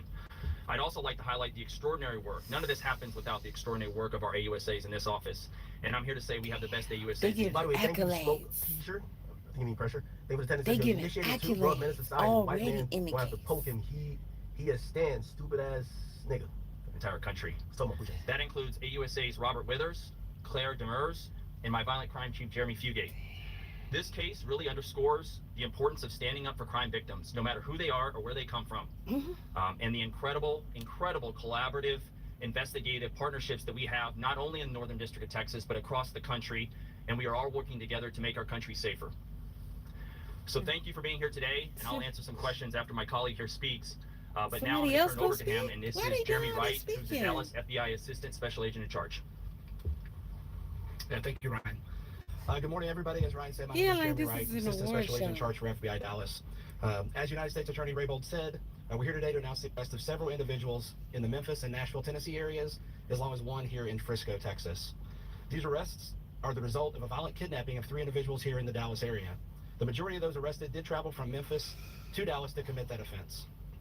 Our office collaborated with multiple law enforcement agencies and other FBI offices to carry out this investigation that ultimately led to these arrests. So I'd like to thank the Dallas Violent Crimes Task Force, Dallas Police Department, the Memphis Safe Task Force, Memphis, Tennessee Police Department, and the Shelby County, Tennessee Sheriff's Department for helping with this investigation. Violent crime does remain a top priority for the FBI, and we dedicated significant resources from here in Dallas FBI, Nashville, Little Rock, Birmingham, and Atlanta FBI offices to investigate and successfully arrest these individuals. This is one thing I noticed. This is the one thing I noticed in these cases when I keep hearing about them, and they are from other states. They are always thanking Atlanta. They are always calling Atlanta to come and help them investigate. There was I'm trying to remember which particular case that was. But they said Atlanta has one of the top investigative teams, and they're gonna come help them. What was that? I don't remember it, but I'm hearing it every single time. Every single time. Investigating violent crimes like these. No matter who you are, we will fight every day alongside our partners to make our communities safer. So, thank you. And we have time for some questions. If you would just identify who you were with and your name would be helpful. Yes, sir. Hi, Kevin.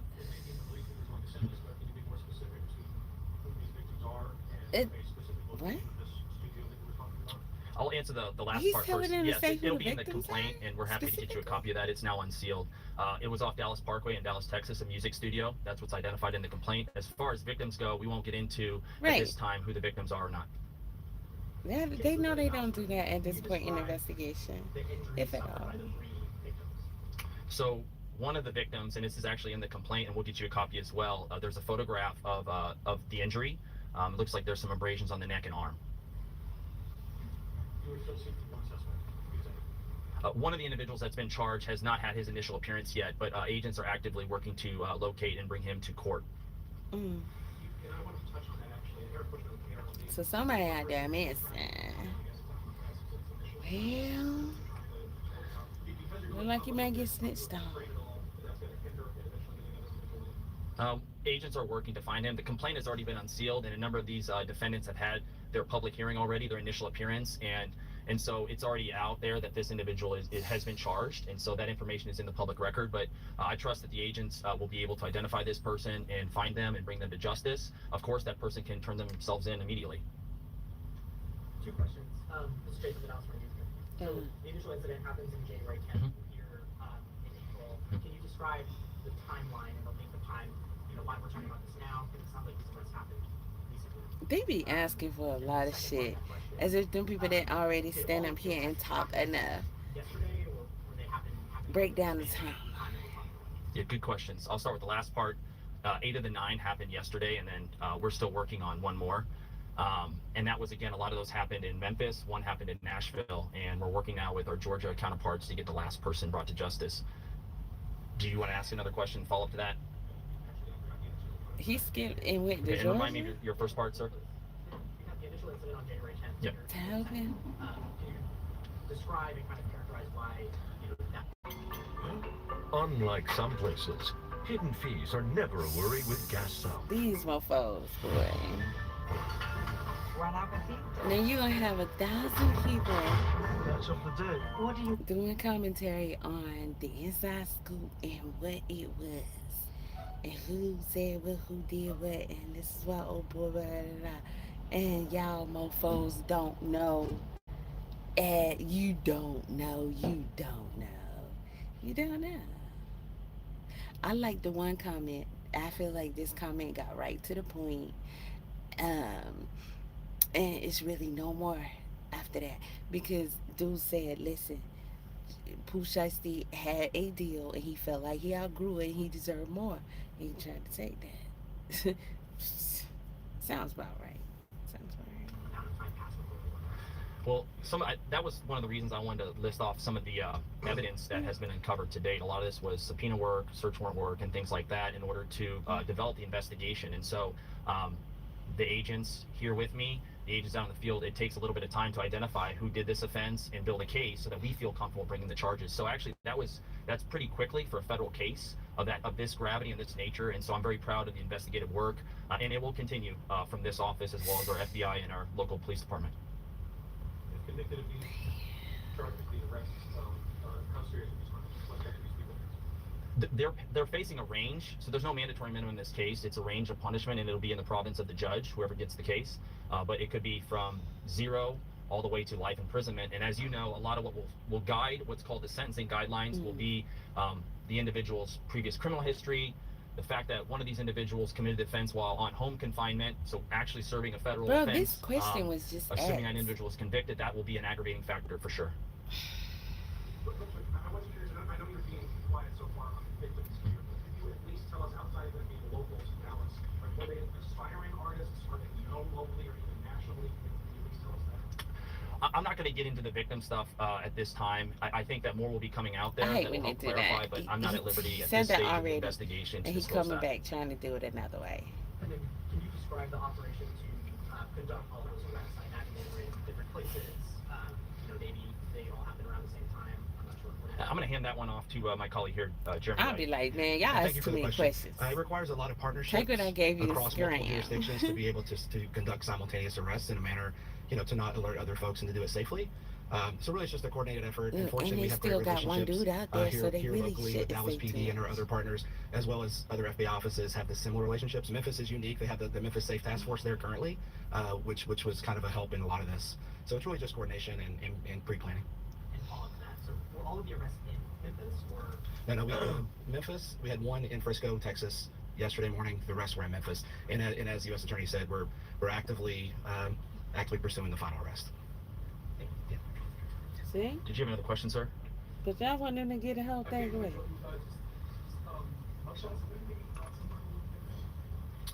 I think that becomes public record, but I'm not sure if I could follow up with you right after. Man, get them out of there. Get that information. Come on, man, they being ridiculous. Thank you for coming. If there are any further questions, I just want to underscore the importance here in Northern District of Texas of vigorously prosecuting violent crime. And a couple days ago, I did a press conference in Fort Worth, Texas, but it just highlights the collaboration. The state, local police are some of our best friends and best partners. Chief Como is a dear friend and partner of this office and has been fantastic for us, working with some of the best in the business, the FBI, and I'm just really honored to stand shoulder to shoulder with the men and women in my office. So again, we look forward to prosecuting this case vigorously, and if you have any further questions, feel free to reach out to Catherine Miller. Thank you. Okay, chat, we are trying to get the relevant information. The hell? Give me 1 second, chat. Don't worry, we are working to get the relevant information here, which is a criminal complaint. We should get it shortly. We do have a case number. Currently, this is the motion that was signed off by the judge. We get to find out the case was actually filed on March 30th, 2026. And this is a motion to unseal. We have all the co-defendant. So this is obviously Pooh Shéisty, Lonzo William Jr. This is his father. Rodney Wright is big 30. We have DeMarcus Glover, Darian McDaniels, Terrence Rogers, Corday Johnson, Kadarius Walters, and Demarion Gibson. So it says the United States respectfully moves its court to unseal the criminal complaint in the above captioned case. In support thereof, as stated as follows. The criminal complaint was filed on that date, as I said, under a seal charging 9 defendants with violation of 18 U.S.C. 1201. You was in. And C, that is kidnapping and conspiracy to commit kidnapping. So at least we know what the charges are. So it's kidnapping and conspiracy to commit kidnapping. I'm wondering why there wasn't mention of the robbery. But it might be conspiracy that includes robbery. You never know. The complaint was sealed to protect the integrity of the ongoing investigation and prevent flight by the defendants prior to their apprehension. The grounds for the sealing no longer existing is a continued sealing of the complaint is no longer necessary or justified. 8 of the 9 defendants charged are now custody. 1 currently in the Northern Texas, Northern District of Texas. 7 currently in Tennessee. So pretty much, Pooh's in Texas because he was already there. He was in Dallas.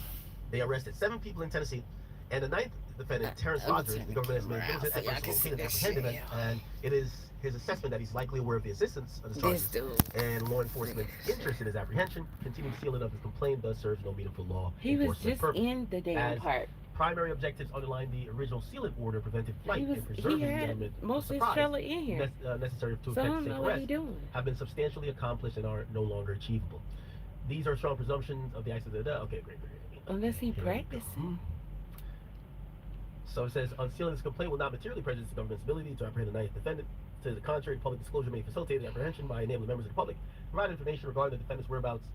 And moreover, the complaint only contains allegations necessary to establish probable cause and does not disclose sensitive investigative techniques which compromise ongoing. Ooh, so they're still looking at the shit. Oh wow. We need I want to get Hernandez Govan on here. I don't know, man. He's been,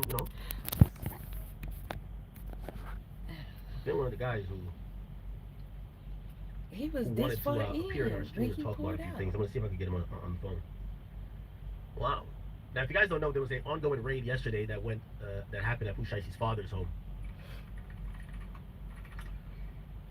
It was very inconspicuous, but... Well, breaking news your news leader is following now. We're learning more about an FBI search party at a home associated with Memphis rapper Pooh Shéisty. Now take a look. This was the scene earlier this morning outside of a Cordova home belonging to Lontrell D. Williams, otherwise known as Pooh Sheisty's birth name. Now, the house deed didn't specify whether the homeowner is Pooh Shéisty or his father, Lontrell Williams Sr., but the FBI confirms they were at that home to execute a court-ordered search and arrest warrant.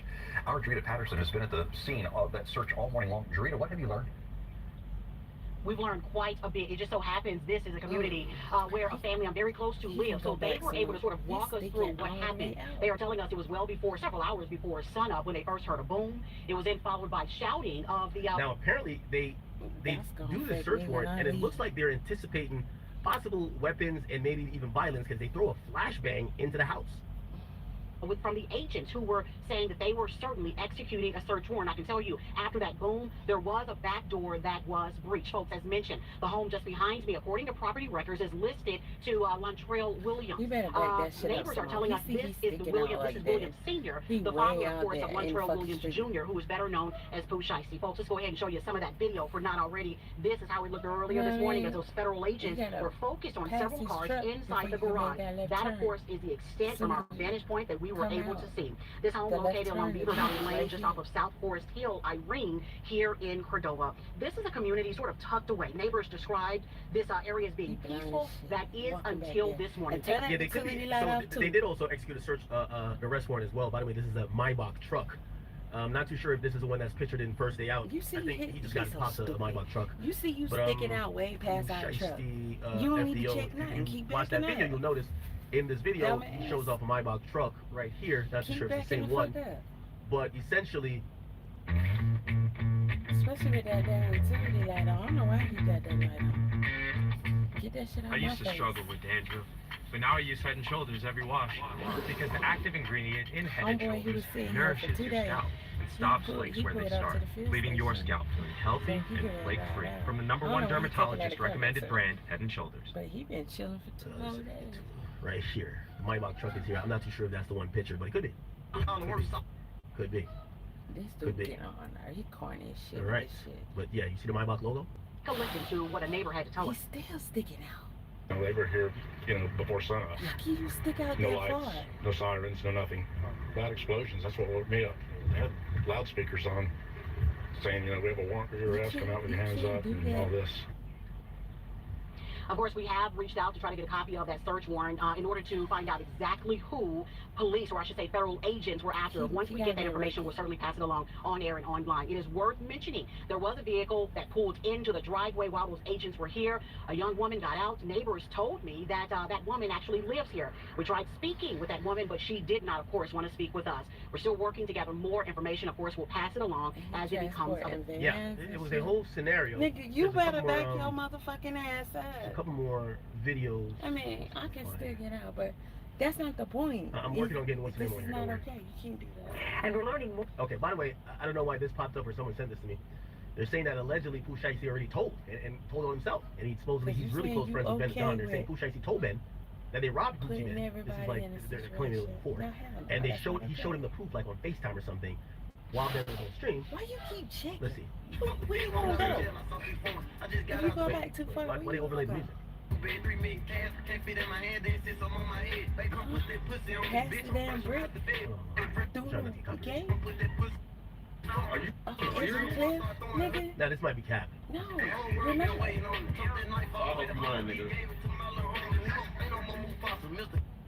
Okay. Back that shit the fuck up. This is probably fake. Probably fake. Oh, anyway. More about an FBI search party at a Cordova home associated with Memphis Rep. He may be nervous because he has a van on the back, and he don't want the van,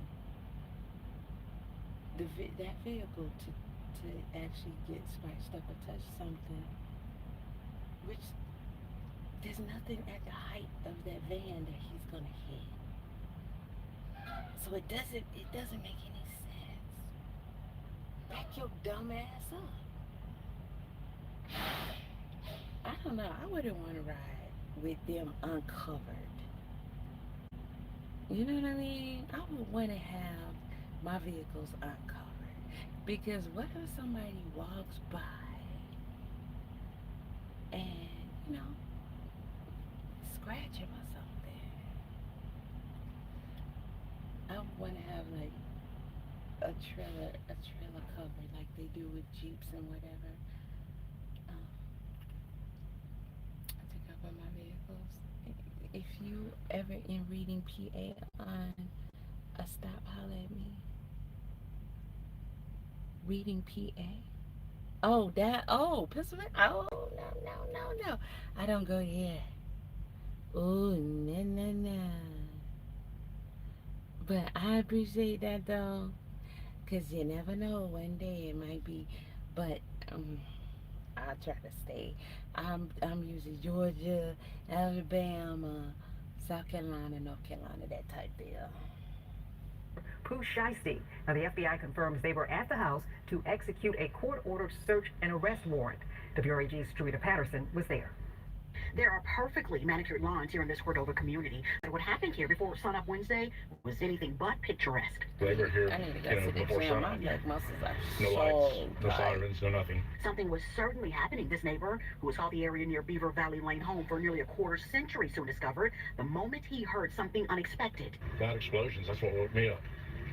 Big So they booms, was had firing the gas. loudspeakers on, saying, we have a warrant for your arrest, come out with your hands up. Seeing these three letters, FBI in bold print, led us to reach out to the Federal Bureau of Investigation. It was confirmed these agents were executing a federal court-authorized search and arrest warrant at this house.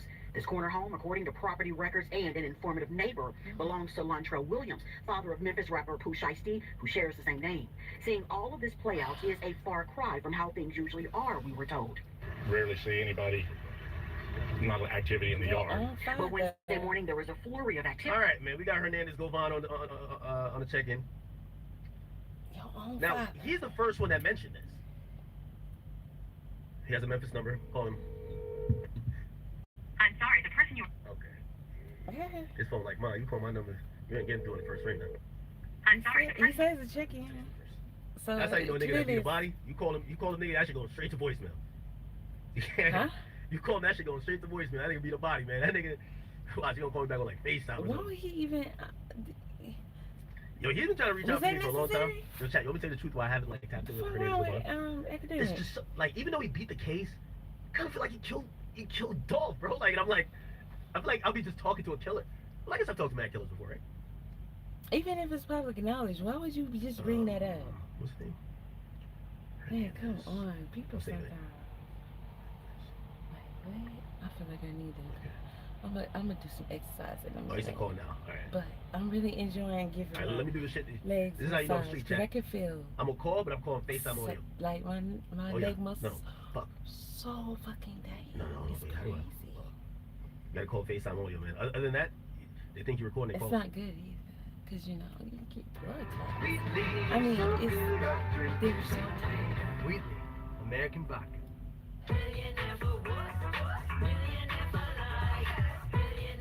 What the heck?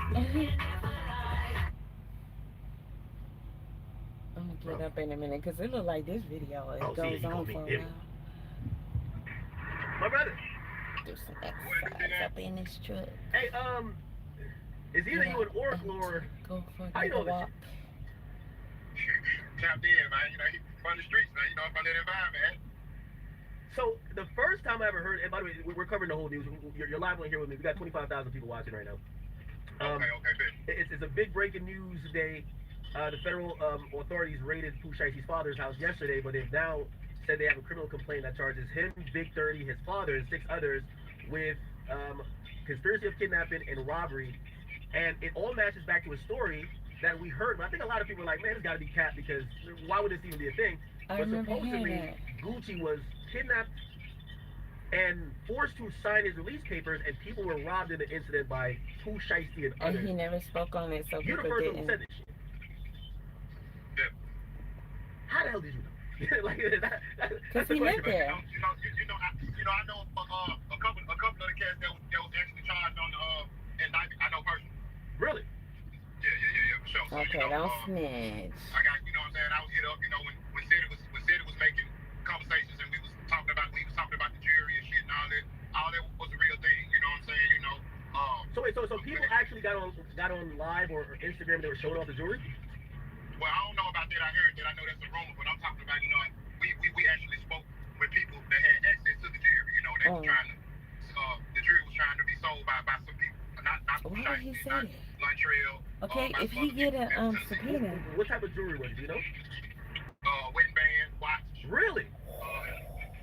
Yeah, his homeboy got his chain took, the cameraman, they stripped him, took everything. We still with that.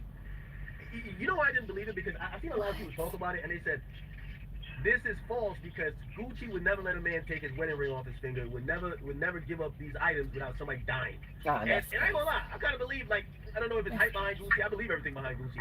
But You get Gucci was another silent. round. That was the only weird thing about it. So you heard about this in the streets? I heard about it. You know, like I said, I know a couple of people that's involved in the indictment. You know, Gucci, for the people that's saying that, you know, they ain't never been up under the gun before. You know, you be up under the gun, they can talk out, you know what I'm saying? I done seen the toughness if the motherfucker got the gloves off on you. You know what I'm saying? You gotta come clean. Or, you know, really, yeah, you can get another ring. You know, a lot of this shit, you know, that shit don't be worth your life. You know what I'm saying? Get this shit up, get your lick back. That's all you can do. You know, but he definitely, you know. Sometimes I'm trying to show y'all fucking girl on FaceTime. What the fuck? Or they try to scare people away. I got yo, Sneako's trying to give me a thing where I could just like when I'm FaceTime, y'all can see the person because like it would be better if y'all could see him. But, yeah. My bad. I okay. Alright. So alright. Damn. I told people from day one. You know what I'm saying? You got stretched or whatever. You know, motherfucker said I was capping. Wait, hold on. Because you're a very interesting figure. I think we almost connected a few times. I'm gonna be honest with you because I'm always honest. It's something about you, like I kind of like. I know that case is done, but I'm like, is this nigga like the one guy that's smart enough to be so evil that he did some crazy shit, got away with it, and he's still popping it? Like, you're something else. I don't know. I can't put my finger on it. And also, respectfully, I definitely trying to get him a lot to of talk about that. That's crazy. But you're an interesting person, really interesting person. Yeah. No, I appreciate your honesty. You know what I'm saying? But nah, bro, I ain't get away with nothing. You know, I'm actually innocent in this situation, dog. Like you said, you know, Dog was a good dude. He was a Robin Hood around here in Memphis, Tennessee. You know, so I ain't no security for no rap group. I ain't never wrote a rap song, so I ain't have no reason to do anything to Young Dog. You know, so you know, with that being said, you know, I'm a good dude. And, you know what I'm saying, loyal, honorable, and sometimes I'm loyal to a default. That's how, you know what I'm saying, I end up in a lot of the bullshit I be in. Okay, so now let me ask some connecting questions. Sound like Kelly. Before I ask you questions, I'm not DJ Vladimir, but I'm going off. Help me to learn how to stop being good to people. Gail say that's your problem. That's my problem. I'm too nice. Theories, and you know, these are going to be questions that are going to be asked. The mere fact that you're the first one that brought this to light, when I'm thinking who would want this to be known, it all comes back to one person. Yo Gotti. Yo Gotti doesn't get along. Keep in mind, we're constantly seeing a Yo Gotti connection here. Okay? Yo Gotti doesn't get along with Dog, you get charged with something. Yo Gotti doesn't see eye to eye with Gucci. You're the first person that brings. And by the way, engaged to you know, we all watched his Double XL interview. Shéisty, he didn't say nothing bad about Gucci, but he did bring up Gotti. Is the reason why you said this publicly is to kind of let people know, man, I know Gotti got that nigga with wedding bands up, man. Now I'm gonna tell you like this, you know, I knew Chuck personally, like you know, I'm saying Chuck was a friend of mine, you know. Never got a chance to be around Yo like that, you know. Had a conversation one time over the phone a while back. With that being said, you know, Yo ain't even the type of person to move like that, you know, to go and do no goofy, you know what I'm saying, regular shit like that. To have Shéisty or 30 them to, you know what's crazy? Watching this is Academics is sitting there with his bottle. I'm talking about not a fifth. I'm talking about the whole big damn fucking bottle, okay? And he is, or is that called a fifth? I don't know. Sipping from the bottle, like this dude, all these years later, still has an alcohol problem. Like you drink it straight from the bottle on the live stream. And I also noticed he's losing a lot of weight. And I'm like, how the hell can you do that when you are drinking like that? So if he's mixing some other type of, you know, substances to make him lose weight while also doing alcohol, this is not going to be good for him. He was very interested in signing. No, that's the ultimate checkmate, though. I still, your wedding band, I get your artist. That is like, that's the thing. Can't leave the wife out, man. Can't leave the wife out, man. Wait, what wife? His wife, he ain't get his wife? Oh, what you mean? Gucci, Gotti fucked out when Gucci was in jail. Oh, man. Don't stop it, man. Come on, man. Those are rumors, man. Yo, man, that ain't no rumor, man. Gotti went on Breakfast Club and told you that shit, man. Man, he was fucking the brakes off of Keisha KO, man. I saw a documentary on her. And by the way, I've heard you say some of these things. You're right about that. Do you feel like you made the block hot by saying it online? Nah, I'm gonna tell you why I don't feel like I made the block hot. You know, when I first brought it, the only thing I said was, hey Gucci, you know what I'm saying? You know, we heard about that other little shit that just went on. You know, we're gonna run that later on. So, you know, when I said that, a lot of people that tapped in knew what I was talking about, but I didn't get into no specifics in the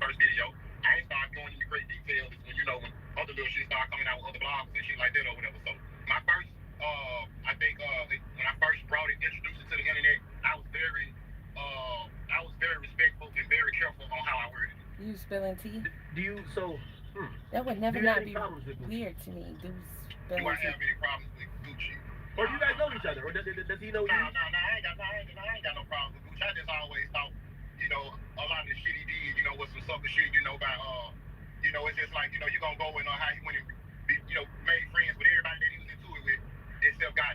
You know, you made over everybody, and it's all about a bitch. You know what I'm saying? By the way, that's another thing. You're the first person who said that. And when I went to do my research, I said, wow, that's fucking accurate. He did sign a bunch of Memphis artists, and then he dropped it. He signed a lot. He was just doing it just to antagonize God. Like he didn't even never put none of this shit out. He just was doing it just kind of antagonize God. He got issue with him doing that.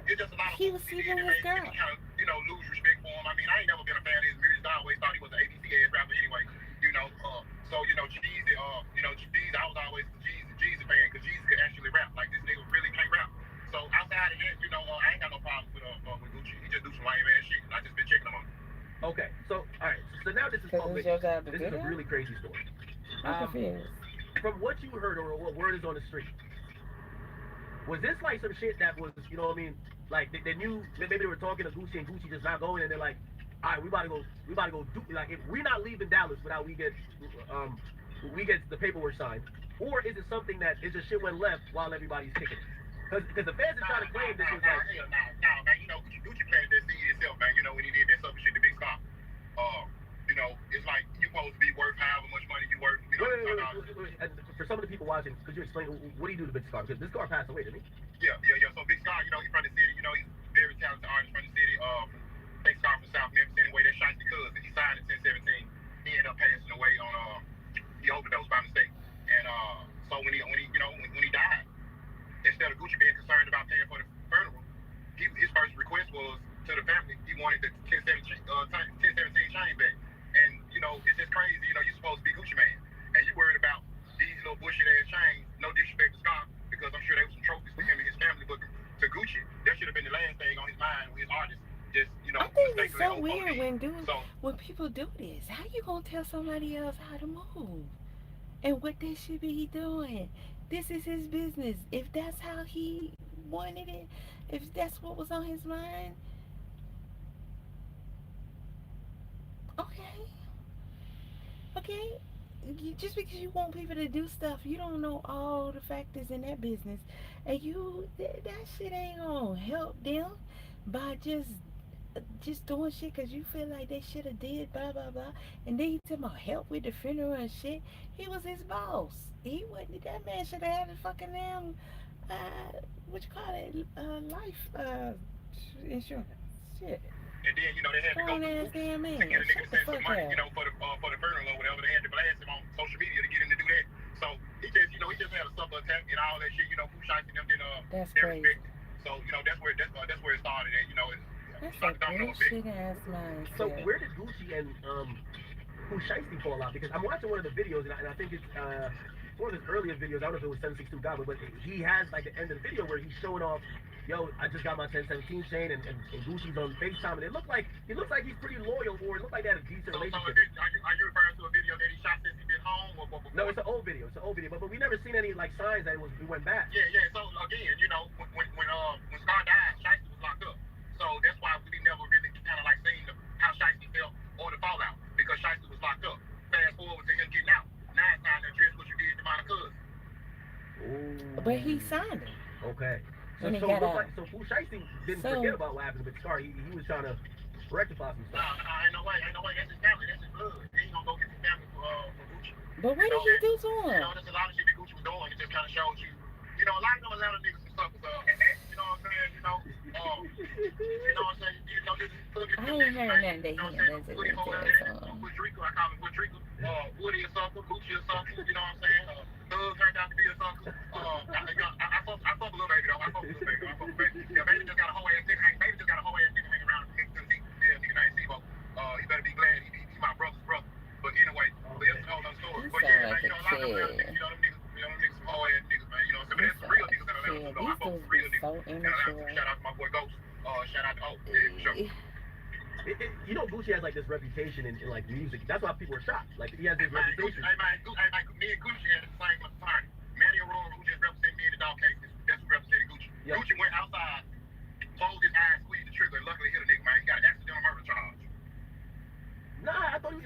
shootout.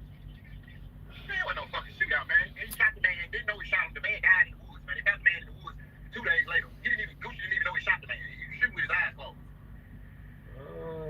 This is so unnecessary. Like, he ain't know, Gucci ain't like that for real. You know what I'm saying? Gucci ain't like that at all. Well, he was pretty good. You know, he says, you know what I mean? Yeah, for sure. He should have been some kid in Denzel Washington. He do a good acting job.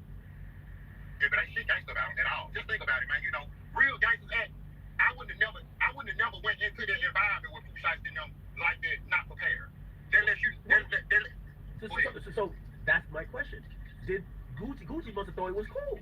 This is the absolute best phone holder for your car. Your phone clips right into it, and it attaches to your rear view. Yo, you're my man. But you know, that goes back to my point. It makes my point even more. If you are a real street nigga and you a gangster, if I done got into it with your family, and I done disrespected your family, your blood family, and your family that died, while you was in jail, I'm not coming to meet you unprepared. Yeah, look like he definitely didn't. You know, he probably was thinking, well, Pooh Shéisty on papers. He's in a halfway house. Aspect. Man, Pooh Shéisty could have been on goddamn motherfucker lifetime papers. Yeah. Man, when it's about some blood, man, you know, and the disrespect, you know, that shit got, you know, they got to check the temperature, you know what I'm saying? See what it is for. Insurance papers. That's how, you know, that's how they is, you know. I used to tell people all the time, you know, them young niggas, you know, I don't run with Shéisty or nothing, you know, I know 30 personally, but them little niggas will do something, they'll say something, you know, so if anybody say that they wouldn't, I mean, they, you know, they lying. I mean, I don't fuck with them, they ain't no friend of mine or nothing, but I ain't gonna sit up here and lie on them niggas, so I knew what was gonna happen anyway, before it happened, because I know what kind of niggas they is. Hey, did anybody from, like, Shéisty's side, like, hit you and be like, bro, you making it hot, chill, nigga, like... Man, a motherfucker know how to call my phone at. I ain't Woody or no motherfucker, man. Motherfucker know nothing. Man, motherfucker know, man, I'm gonna call them everything but a child of God. They call my phone. Okay, but all right, so check this out. So with that mindset, even though he understands that all these people now are looking at some hard times, like they probably not getting back out, and he's still condoning the bullshit, but he's free. So I wonder, could he be the one they looking for? Are they looking for someone who was there and directly involved on that day? I don't know, but it's crazy to hear this dude talking like this, because that's reckless talk. Now, he is saying that this issue with Gucci was activated with his previous artist that he signed, that is Pooh Shaysty's cousin. And he is saying that the dude died from OD, his own fault, right?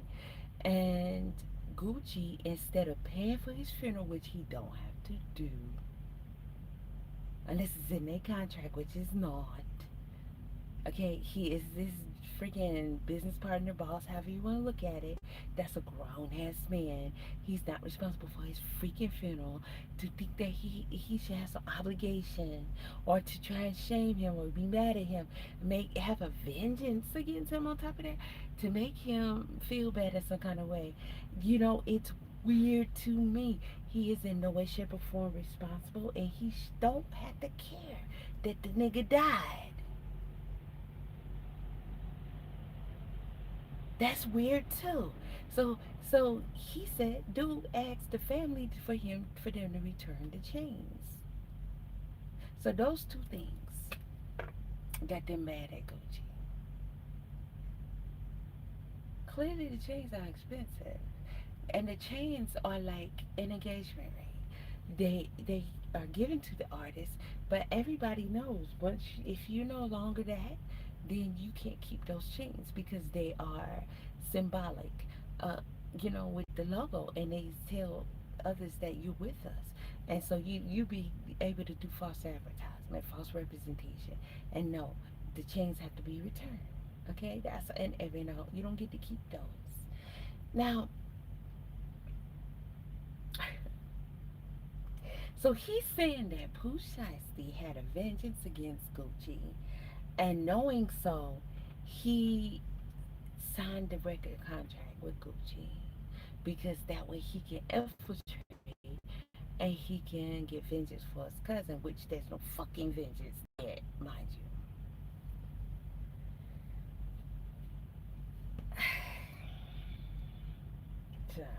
These niggas are stupid. to say what the fuck I want to say. Yes, so nobody could have been like, yo, bro, man, you making it hot right now, man. Like, only person could have did that was God. Holy shit. So the part of Memphis that, because I think they said, is this place that they raided, this Cordova, is that in Memphis or close to it? Yeah, Cordova. It's just like the suburb. It's still Memphis. You know what I'm saying? It's like, so where I'm from, Orange Mound, which is the ghetto, basically. You know, the hood. I can get to Cordova in about 20 minutes. It's about 20 minutes. Okay, you sound like a hood mentality. What's his father reputation? Like, is he just a businessman? Was he from the streets? Because they're kind of like working his father. I'm gonna keep it. You know, it's some crazy shit. Now I'm gonna be the first one to tell you this. And mark my words, you're gonna hear it today. What? You finna see a bomb explode on social media about Shéisty Daddy in the next couple of hours. Mark my word. And if it don't, just give me your account information. Okay, and so this video is 5 hours ago. You're gonna see a bomb in the next 2 hours about Shéisty's daddy.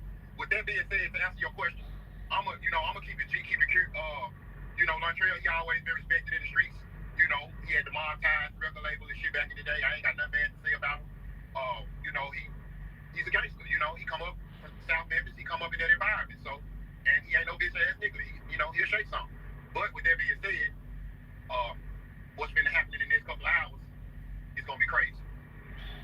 And my whole chat is saying, call wax. There's paperwork. What's happening in the next couple of hours? That was. Man, wait, I'm skipping. If he put back on him, I'm skipping past that part. Memphis is imploding. I'm skipping past that part. Yeah, man, you know, it's crazy, man. It's real Shéisty season right now. You know what? A couple years ago, I think everybody used to look at Atlanta as like, oh, there's a bunch of real street niggas down there. Now we look at like Atlanta like, all right, these are the guys cooperating. But Memphis got like this, they got this reputation in Memphis. Memphis is Mr. Go Get 'em. Like, yeah, man, you know, we ain't like YSL niggas, man. You know, we don't, you know what I'm saying? We don't go break a nigga calls, man, and get on the stand and get everybody indicted and then say, I don't recall. You know, we don't get down like that in Memphis. You know what I'm saying? You know, wait, what's your beef with Woody? What happened? Man, so, you know, when I first brought the shit to the net about Guçci, he woke up the next day, instead of calling me because he had my number, he woke up, went online, and his exact words were, oh, you bitch ass niggas down there in Memphis, yeah, laughing and playing with Guçci, yeah, we're gonna catch you. You know how retarded ass talk, you can't pronounce the words right. You know what I'm saying? Niggas sound like that. Niggas sound like Crip Mac was his English teacher. You know what I'm saying? But so when he said that, you know, I ended up checking, and you know what I'm saying? I snatched it out the air because I knew what he was talking about, and I just, you know what I'm saying? I've been on his ass like back pocket since, and I just, you know, I'm sure Charles, I don't know if C-Dub told you, but you know, we've been trying to set it up. You know what I'm saying? You know, where I can kick shit out of Woody. You know what I'm saying? On that, you know, on brand risk. Wait, you do a boxing match with Woody? Yeah, me and Charles, we've been promoting. Charles is saying something. I think he said something to Aiden. Yeah, we ready. I'm now kick the mental health meds out of Woody. Hey, I'm ready right now. Set it up. I kick the shit out of Woody. Did you see how Woody was boxing on that motherfucking YouTube in his neighborhood? If that's Woody box, he better stay his dumb ass at home. Fuck with me. Wait, how old are you? Woody's like 35, right? And I'm 46, and I'm gonna kick the shit out of Woody. Set it up, man. All right, no, we can set this one up. This will be a good one. I catch him off. Listen, Mike Tyson's best friend on Boogie, he called Charleston White last week and said he had just got off the phone with Woody. And Woody said he agreed to fight whoever. So Charleston told him, he said, man, I got Hernandez on today, I want to fight Woody. So we've been waiting. I catch the red after Miami to kick shit out of Woody. Hey, I could easily set that up. I hit 8 and 9. That's an easy setup right there. Especially, I think people would love to see. People would love to see, you know, you guys kind of like go get in a boxing ring after everything. People like and hate both of y'all. Yeah, exactly. And there was a lot of people in the comments and shit. You know, they was asking for it. They was tagging. Hey, I know y'all know you get a million tags a day. They was tagging you, asking y'all to set it up and shit. Yeah, I'm with it. See y'all can get his whole ass. Let's see where his how I really at. How that pussy ass did act. I know you got his number when you got the chat with me. Get it up and see if he want to say something. All right, yeah. I think you'll do it. I can't see him turn it down. I bet you won't. I bet you take him to do it. Well, here's the thing. As long as he don't like overprice himself and like he wants $1 million or something like that, I'm man, listen. If a nigga do that, that means he's scared. That is true. That means he's scared. I don't kick niggas ass for free. Okay, I don't want to listen to this dude no more because it's ignorant. It's getting on my fucking nerves. Hey, chat. We have a video of Woody boxing on the screen right now. So, yeah, you see that uncoordinated ass shit? I'm gonna kick the pie out of his ass if he show up to box things like this. His ass better go to Florida. Roger Ray with a boxing camp or some boy talking about fight me. I'm watching this. Fast forward. Gucci, I just put up. Right now, with Uber Eats, Get a $15 double deal with 2 large pizzas and a 2-liter of Pepsi from unrecognizable signature. That's something I can shoot down later to say that doesn't match the rest of my signatures. Right? But you know, if you signing something, if somebody's supposed to sign something under the wrist, it's not gonna hold up court law anyway. Yeah, well, here's the thing. I think they were looking at it like Gucci would be a bitch to come out and say, yo, don't let him out of the contract because he had a gun to me. So it was just gonna go to like they were gonna go on. They were gonna go off there. The reason why is probably why I like. Yeah.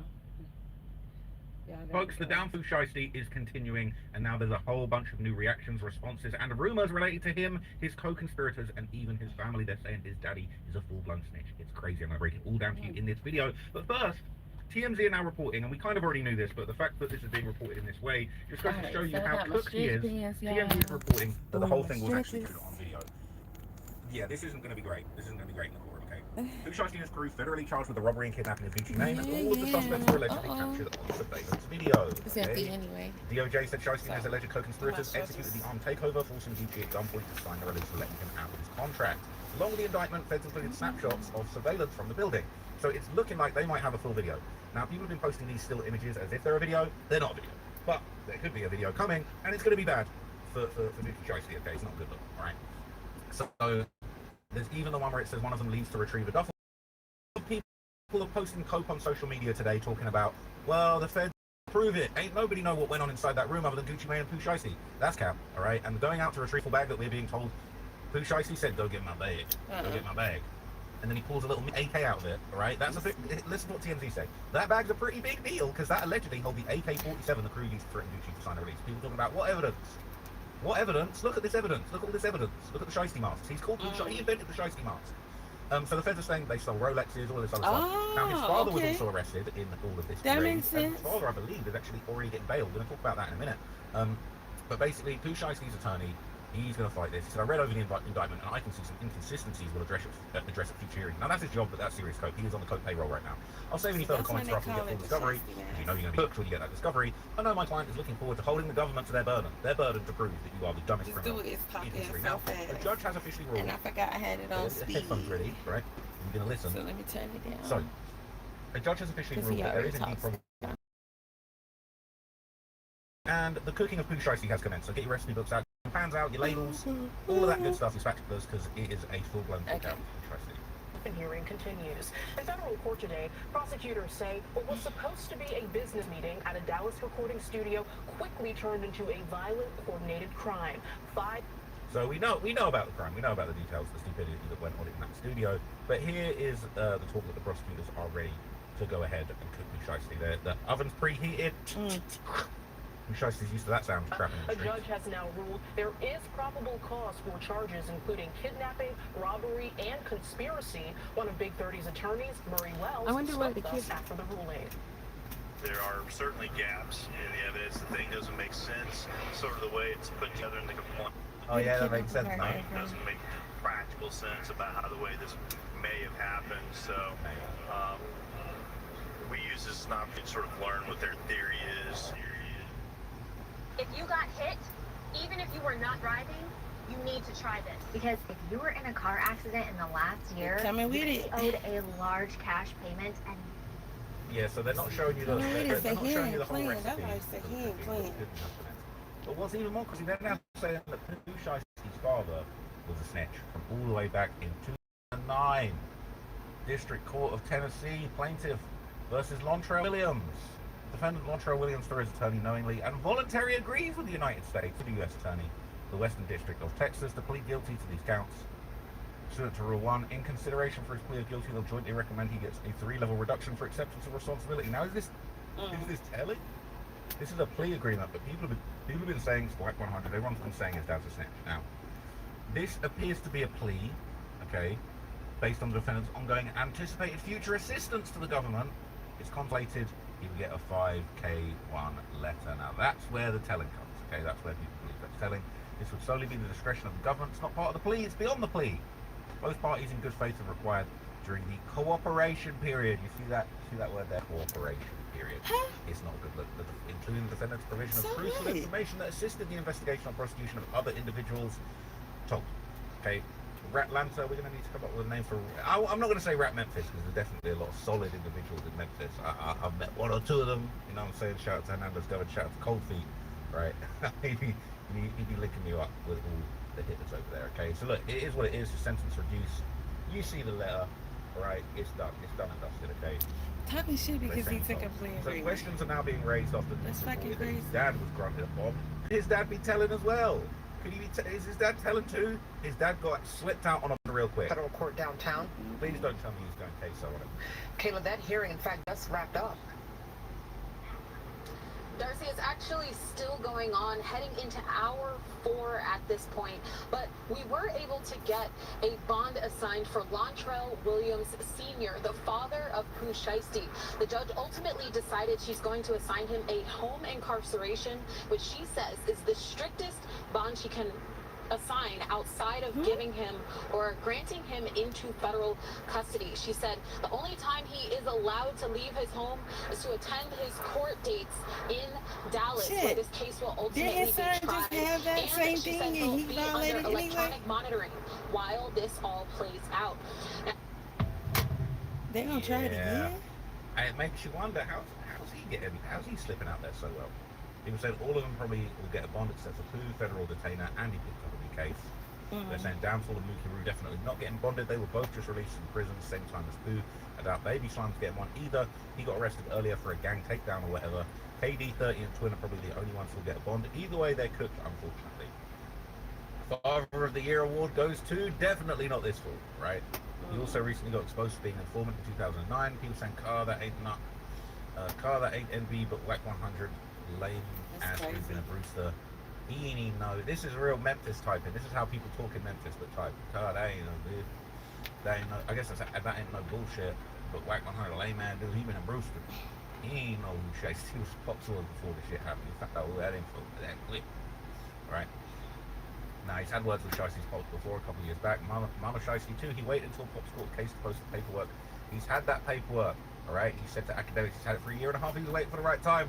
Definitely the right time. Shout out to Whack 100 man because he's good. Now there are unconfirmed reports that the feds are involved in the case. The FBI driving all those guns and getting the Greyhound back to Memphis. He went from Memphis, Tennessee. Went over to Dallas, Texas. It's federal. You guys put your foot in it federally. It's very, very dumb. Okay. People have been saying the feds have officially stepped in. I don't think that's been officially confirmed, but a lot of people are reporting it, and it would not surprise me considering the circumstances of the case. Now, interestingly, according to some reports, the same day Pooh Shéisty allegedly committed the crime was the same day that he posted his own paperwork to beat the snitching allegations, right? This is when 21 Savage's lame ass was saying, streets is finished, streets is done, fuck the streets, right? Pooh Shéisty hopped on the bandwagon, posting his paperwork talking about how traumatized. They don't know the half. I'm so traumatized by my case. 2 hours after this, he went out and got another case. So that trauma clearly runs deep. Supersede indictment, man. This the indictment after our original indictment. So he got indicted twice, nigga. Bro, you getting indicted a whole other time, and on top of this, man, you dumb as hell. So they smacked us with more charges, nigga. Thinking that shit would break us or make us, nigga. Conspiracy to possess firearms in front of the drug trafficking, violent crimes, nigga. 3 other solid niggas you will ever see, nigga. Name on a piece of paper. Is his dad on there? He said 3 of the solidest dudes you ever seen on the paperwork. Bankroll 375, I see you. He on here again. Thank God his daddy wasn't on there when he's talking about these are the most solid dudes you ever met. Nigga. Bankroll, D-roll, nigga. These niggas solid, nigga. These niggas solid, nigga. We kept the G, we traumatized about this shit, my nigga. For real, nigga, I really went through it, nigga. You nigga better watch y'all mouth when y'all say a nigga name, cuz I was facing 20 plus or 20 plus another 20 plus life, nigga. Never told it, never folded, nigga. All my shit add up, nigga. Yeah, nigga, every page add up. You see 1 through 10 on anything. Stop playing with a nigga name, nigga made, nigga, for real. You niggas don't know the half of this shit or what's really going on, nigga. Yeah, my page 4,000 pages long. If you've been in a car accident, don't call the attorney. Use this AI. Gotta make sure he said nigga at the end. I go all day with this shit. You niggas don't know what really going on. You know what you see on the internet, you content creating ass niggas. Content creating ass dudes. You better not be talking about me again. 21 Savage already said he broke my MacBook. And shit happened to it. He said this was him. He was heading to meet Guçci. I wonder if he printed out all of this paperwork at Staples when he printed out the incriminating contract that made Gucci Mane sign at gunpoint. But anyway, shout out to Staples, man. Pretty very good print copy on lock. All right, but this guy is such a dummy. Anyway, Charleston White would also open up about the situation. He would discuss ongoing rumors that Gucci Mane actually made a significant amount of money while Shéisty was in prison and refused to pay out. They're saying tens of millions of dollars were kept from him, and that's why this went down. So Charleston White popped up with Aiden Ross. Aiden and Unc is a deadly duo, and Charleston White was given the goods, man. Listen to this. Thing when we spoke with 6ix9ine. Yo, what's up, nephew? I'm on stream. I had a question. Can you explain this Pooh Shéisty situation? He just came home to take pictures and get some new stories to tell in the day room when they playing dominoes and on the job. They listen, wait, he didn't come to stay long. He said he came out of jail just for a couple months to get some better stories so that he can tell the fellow inmates some fun stories while he's back in the feds playing dominoes. That's cold. What exactly did he do? Gucci made, his mother says that Gucci made $24 million while he was in prison. Didn't give him one brown penny while he was in prison. When he came home, he didn't get nothing. So they called the business meetings for him to fly to Dallas. He came to Dallas with his white boy cameraman, his off-duty police guard, police officer, security guard, and Pooh Shéisty, his dad, and about 7 other niggas kidnapped him, robbed him, kicked him in the ass. But why did they do that to Gucci? Why they do it? They were mad because they feel like he made all the money and they give him none. And he showed up and said he couldn't pay them because they were broke. So they forced him at gunpoint to sign to release him from a contract. So how did this all come out? How did Pooh Shéisty, how they end up finding out? Because the feds had him on the leg monitor, so they followed him and watched him do it, just like they watched the mob people commit crime. Wait. Hold on. So Pooh Shéisty had an ankle monitor and he robbed Gucci. Yeah. So is that where the footage comes from? While he was on his way to do the thing, his parole officer called him and told him, "Hey man, you need to go home. You're not at home." And so he's stupid, man. He really a gangster though. Hey, I got. He said he's stupid, man, but he really a gangster though. Shout out to Charleston White. He's about to go and do a live show after that. Live comedy show, man. Charleston White's definitely someone who is legendary in this game, man. But he said he really dumb as hell. Now another Memphis legend. Shout out to my guy, Quet Hernandez Govern. That's my guy. Okay, he spoke with academics and broke down some of the backstory. He basically believes that Gucci got caught lacking, and he's going to give some of the backstory on how the crime was reported to authorities. Hernandez Govern's been saying this for months. All right, you should have believed him. See what he said. Him having a caretaker, Keisha K.O.R., his mental episodes, and what do you mean he's having a caretaker?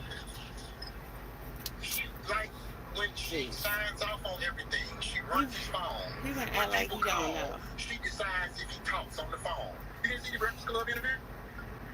So a little bit of context, man. Gucci obviously dropped a book about his mental health struggles. He popped out with his wife Keisha Kaur, and she basically said she controls his life. Gucci Mane got mental health problems. He's finally seeking help for his mental health problems, but she really runs a lot of his life. And thank God, she'd be keeping him out of trouble. She'd be keeping him on the right path. But he's kind of saying it as a bit of a disrespect, like his wife runs everything. But honestly, Gucci needed that. He'd be dead or in jail if that was the case. Yeah, I did. Yeah, They so dumb. That's why they single and just dumb. Man, listen, bro. So you think Gucci is slipping now because half of them need a good woman now. She's answering the phone. That's she's packing him lunch, sending him to the east. They so stupid. The old Gucci, everybody know what it is. In my opinion, what it is, everything in his power for these charges not to be brought or whatever. I think Keisha K.O. played a major role in this indictment, enforcing it. I do know the undercover officer that was Gucci's bodyguard. He was the one that started this whole domino effect. Oh, wait, break that down. That's totally opposite of what the other guy was saying. When Gucci got robbed, Gucci got a bodyguard, which is an off-duty police officer. Okay. And, best bodyguards to have, too, by the way. Yeah, for sure. When you're not doing problems. Exactly. So with that being said, when he was in there when it popped off, and he reached for his shit. But he street niggas had the ups on him. And so when the charges didn't come immediately, me and a few of my guys, Ghost Los, Prince, and shit, and said we was under the impression that man, these dudes are so corny. I can't stand their ass. That the bodyguard was gonna keep the G on the strength of Gucci. You know what I'm saying? Him and Gucci probably had a bond. Is that even possible though, right? Because if I hire the only way it's possible, he would be breaking the law. And my question was, damn, is he willing to put his freedom, his life, his family's life on the line for the man to basically hold this to his chest for the reputation of Gucci Mane? I didn't think so. Okay, so you are in belief, and gave us some new information here. So chat, it looked like we're getting some inside information. This case, because when we watched the whole thing, we're like, damn, if they got fingerprints, they must have went the next day or the day after. Like, you can't come back 2 months and get some fingerprints. It don't work like that. So now you're giving us some info that Gucci probably went there with a bodyguard, and that bodyguard was he's basically police, right? So yeah, it wasn't no problem to it. This is all fact. Okay, so he's an off-duty police officer. However, even if he's off-duty and a crime like that happens, you're risking your whole livelihood by not reporting it, by not doing what you were sworn to do, and it's a judge of your character. Even though you're off the clock, you're still a policeman. Yeah, and he could have went to jail for that. Oh. So he's saying that the off-duty cop that was guarding Gucci ain't even an option for him to keep it solid and, let's keep this under wraps. This is Gucci Mane's secret weapon. He probably didn't even realize it, but by having this guy, Gucci's been exposed. They're saying that Gucci gave a description. He's telling, I don't care. I think Gucci's well within his rights as a multi-millionaire over time and time over. I mean, it's illegal for anybody. To be a law-abiding citizen. Setting that aside, his armed security. Who would have known about it to not report he it? is obliged But by even the law more for him. to report this crime. He was robbed. He witnessed another man, the cameraman, be robbed and beaten and definitely obligated. Unconscious. Oh, okay, because he was about to brandish too. Yeah. He could have, police officer could have went to jail too. Not because he upped his gun, but if he wouldn't have, police officers, they have a sworn duty to, report, protect, serve, all that shit. So if he wouldn't have reported that crime, a crime this serious, at minimum, he would have got, failure to report a felony and, all of those fed charges and shit that he had. So, yeah, he wasn't willing to risk that for Gucci Mane. Okay, so I'm asking this line of questioning to get to like the most important part, which I think hip hop is already starting to dissect. Does anyone believe that Gucci Mane is cooperating? Did he make a statement? Will he take the stand? Is Gucci quote unquote snitching? Or is it just, people found out about it because of this off-duty cop or undercover cop, whatever, and Gucci is listed as a victim, but he don't got nothing to do with nothing? Man, I'm gonna give Gucci the benefit of the doubt, man, and say that he ain't cooperating. My partner goes slow think that he might be. I'm gonna say that he's probably not. I don't think Gucci would risk his reputation and his respect in the street to go and testify and cooperate on some shit that's already happened. And with that being said, I think with them having that police officer there and guns being drawn on him, they don't even need Gucci. That's bad. So Quet's giving the benefit of the doubt. He's saying, look, I'm going to give Gucci the benefit of the doubt. I don't necessarily think he cooperated. He's not trying to gamble his reputation on cooperating. He don't need to because the cops already saw everything that happened. They literally witnessed everything. So this would be a follow-up with WAC 100. He would tell academics that when Gucci Mane snitched on Pooh Shéisty to the authorities, he felt sympathy for Pooh Sheisty's dad, saying he was peer pressured into the situation and didn't want him locked up, but it was already out of his control. So maybe Pooh Sheisty's dad's the mastermind, and he was already a snitch. What the hell? He called the shots over there, so it wasn't no peer pressure. If anybody was peer pressured, for what I'm hearing, it was the daddy, Trail, when the situation happened. I never before heard things gossip You so think you're much. fine after a car accident until this happens. It's fucking crazy. Most people don't realize that even accidents that you would seem never minor make can this financially normal to destroy me. you when the real cost hit Like, weeks I later. would never get adjusted to, acclimated to hearing this shit. Show some type of sympathy and empathy for Gucci, but it was out of his control.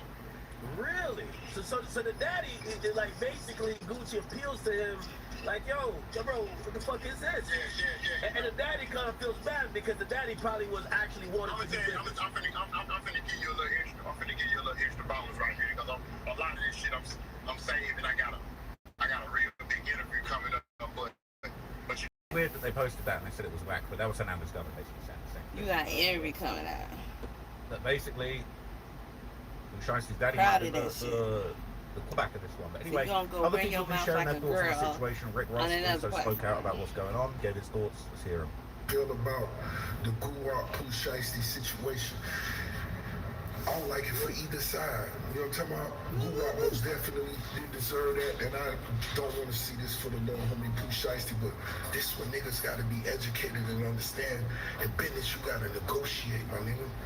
You gotta negotiate. If you assigned $400K and now you got 10 M's on the table, it's time to negotiate. This how we do this. Boom, boom, boom, boom, boom, boom. Everybody win. Let's go. That's how I gotta go, man.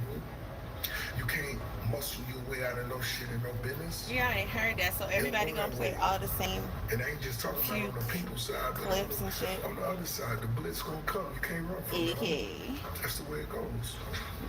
Keep it on the side. That's it for this damn video. Alright, so there's one more. Now the Pooh Shéisty story is definitely worse than people think. A lot of people are talking about it right now, but a lot of the details are getting mixed up. So let me just break it down and give you the full story. So recently, rapper Pooh Shéisty was arrested in connection to a robbery and kidnapping case involving rapper Guçci Mane. And the story goes like this. On January 10, 2026, around 1 p.m., Guçci Mane flew into Dallas with members of his camp and 2 security guards for what was supposed to be a business meeting with rapper Pooh Shéisty. Pooh Shéisty had been signed to Guçci Mane's 1017 label since 2021, but at this point, he wasn't happy with the terms of his deal.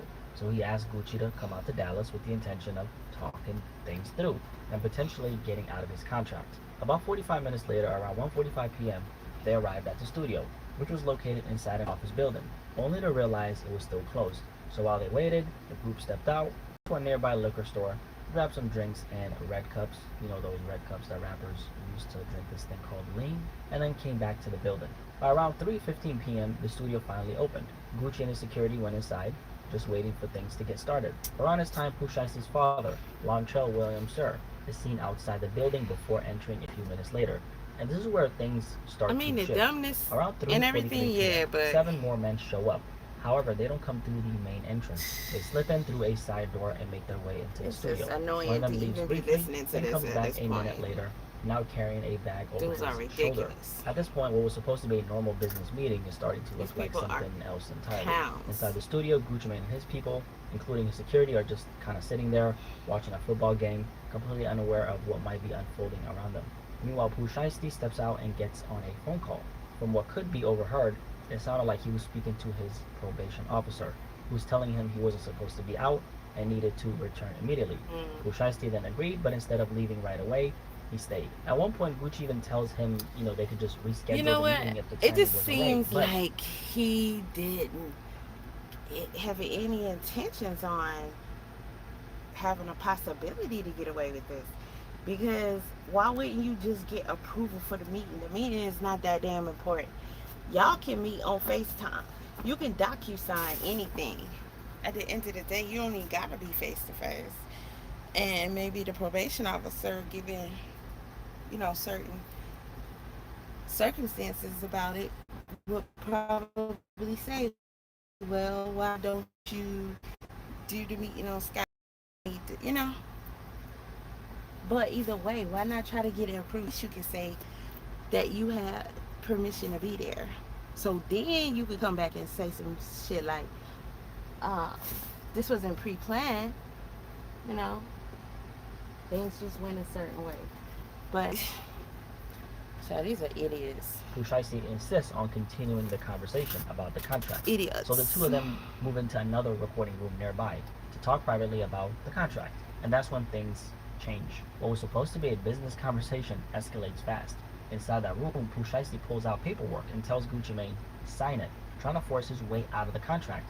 Gucci Mane refuses. And that's when something else happens. Pooh Shéisty gets visibly frustrated and the conversation turns into an argument. Then he tells the rapper Big 30, which is his friend, to go grab a bag.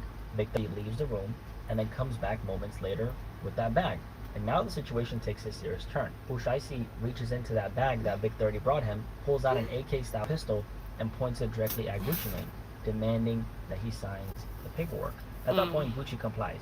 He's inside a studio surrounded by a bunch of dudes, outnumbered, with no real way out of the situation. And while he's signing, mind you, the gun is still pointed at him, and he's not allowed to leave.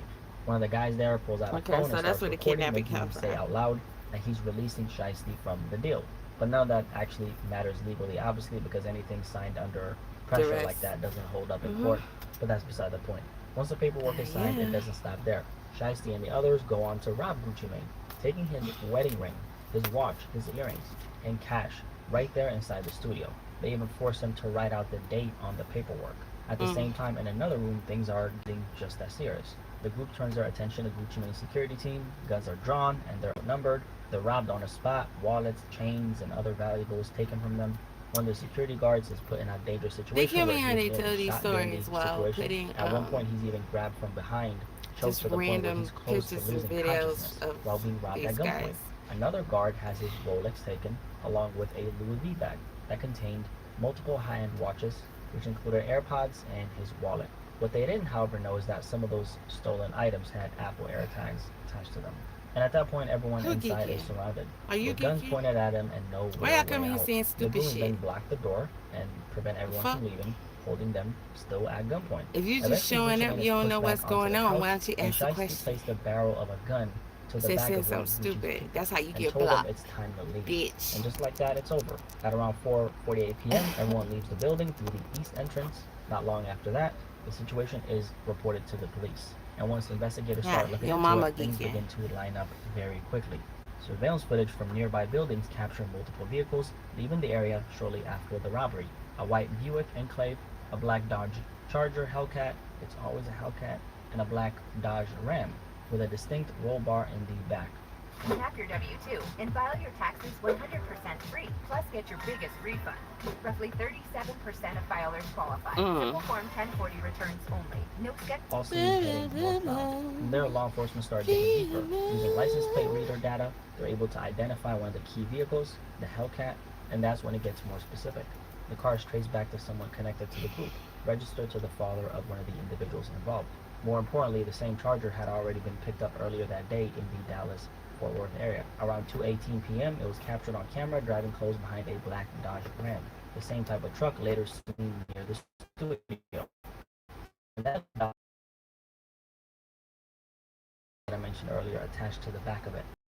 What was seen in the surveillance footage after the robbery. At this point, it's no longer just a random incident. Investigators are now able to connect the vehicles, the timing, and the people involved, and a big part of that comes from witness statements. Along with the evidence, they start putting everything together. But here's the crazy part. As far as Pooh Shéisty, back in 2022, he was sentenced to 63 months in prison for a firearms conspiracy case, and by late 2025, he had been approved for home detention, which came with very strict conditions. He wasn't allowed to possess any weapons. He wasn't allowed to, be around any gang members, right? Like anybody who's carrying guns and doing all this crazy stuff.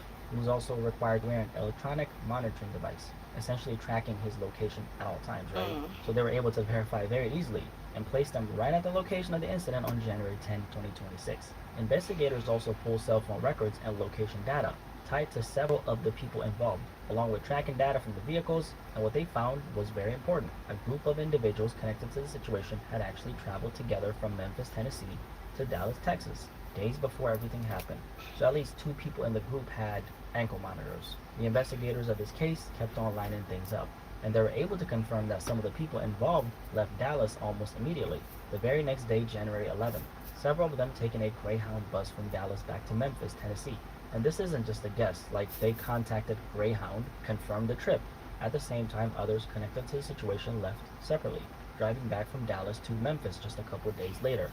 So now you have multiple people all tied to the same incident, leaving the city in different ways, but all heading back to the same place. And that movement ends up matching everything investigators have been seeing through surveillance and phone records. And investigators were also able to trace where the group was staying during all of this. After going through cell phone data and reports tied to the vehicles, they determined that several of the individuals involved were staying at a Comfort in Dallas from January 10 to January 11.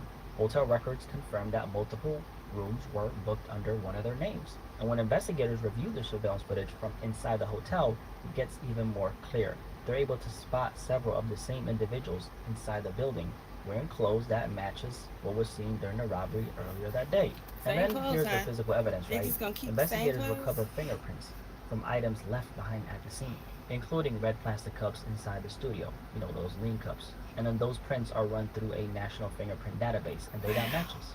2 of the individuals involved are directly identified through those prints, linking them back to the same exact location where everything happened. And then here's what happened afterwards. Surveillance footage from the building shows one of the individuals leaving the scene carrying what appears to be the same Louis V bag that had just been reported stolen, but it doesn't stop there. Just a few days later, that same person posts a video on Instagram, dumb, right, wearing a Rolex that looks identical to one of the watches taken during the robbery. And this wasn't just any watch, it was the victim's watch. And the victim had already provided investigators with photos, receipts, and even the serial number.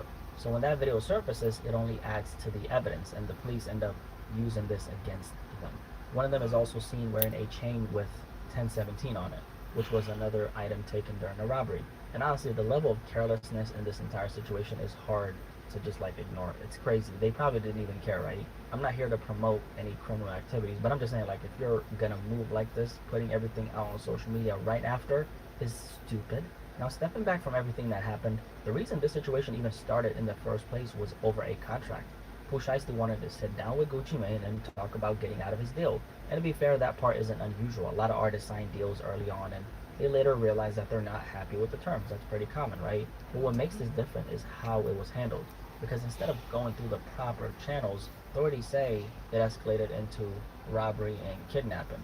And here's the thing, whether people want to admit it or not, Gucci Mane has actually helped Pooh Shéisty a lot. Now sure, he already had momentum before signing with him, but at the same time, Gucci Mane has been one of those guys who's consistently given opportunities to street rappers and helped take them to another level. Now the issue is when you mix business with emotion and a street mentality, this is usually what it turns into. And it really just shows you where that kind of mindset leads. There's no real structure, no long-term thinking. And once that starts bleeding into business situations, things get out of control fast. And I don't really understand trying to force someone to sign a contract at gunpoint. Like, there's no real logic behind it. But then again, this wasn't about logic. And now look at the situation. Authorities are saying that if convicted, Pooh Shéisty and everyone involved could be facing up to life in prison. And this happened in Texas. And if you know anything about Texas, you know that they don't play. They hand out football numbers like candy and Halloween. We've already seen this with cases like the TK case, where he wasn't even the shooter in one of those cases and still ended up with 55 years in prison. And in another case where he was actually the shooter, he got 80 years in prison. That same system is what this situation is now falling under. And honestly, this should be a lesson, not just for Gucci Mane, not just for artists in hip-hop, but for everybody who can do business with people who move and think like this. Because once things get emotional, once that mindset takes over, a YN mindset, it can turn into something way bigger than it ever needed to be. Gucci Mane could have easily gotten killed in that situation. He's very lucky he even made it out of there, honestly. Because we all know how fast things can change when you got a group of YNs with guns acting off emotion. We've seen what kind of damage they can do. If you made it this far, drop a like on this video, and of course subscribe if you're new here. Nice to meet you. And honestly, this is one of those very foolish stories that I don't know what to say about. This is just a foolish story, like super foolish. Anyway, what do you guys think about this story? Y'all let me know in the comment section below, and I'll catch you guys on the next video. Peace, I'm out.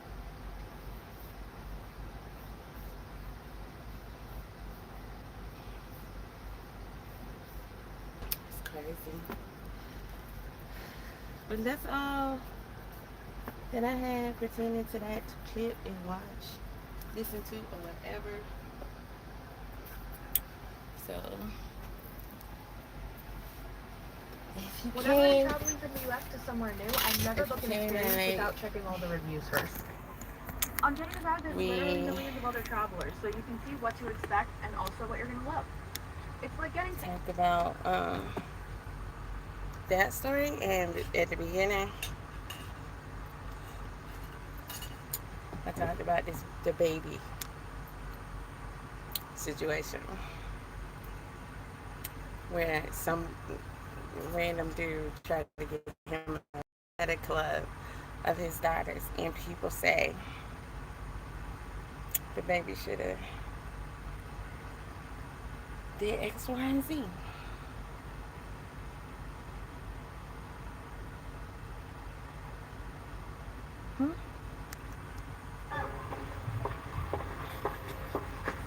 Y'all ready, gang? ready, ready. Rock real steady. On the left, you're sitting. Wait. No. Abby, isn't Jeremy on the other side? Where am I? I show you. Ow! All right, Bernie. He's actually gonna sit on your left. No? Okay. This, y'all remember this. Look.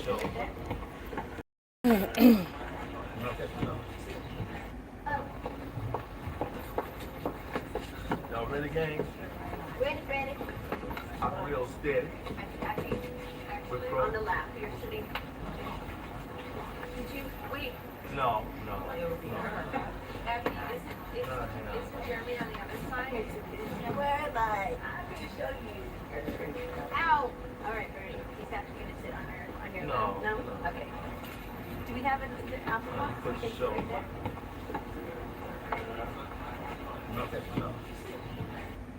Damn. You know, you can physically see on Bernie Mac's face that he was tripped out by that shit. And the thing is, things like that don't stop. It's a constant. Always trying to get you to do some shit. You can see he was weirded out and freaked out by that shit.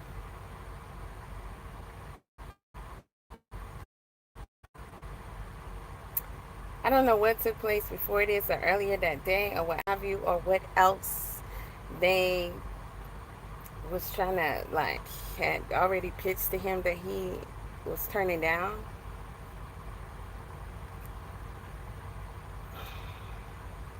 But he was already visibly disturbed. She smiled before she put the phone down, bro. You better search that phone.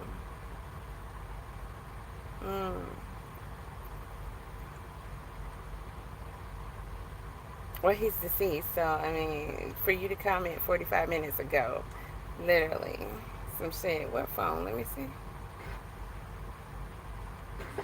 Y'all ready, gang? Ready. Rock real steady. On the left. You're sitting. Did you wait? No. Abby, isn't Jeremy on the other side? Where am I? I can show you. Ow! Alright, ready. He's actually going to sit. As big as he is, though. Do we have an alcohol? Okay, right there.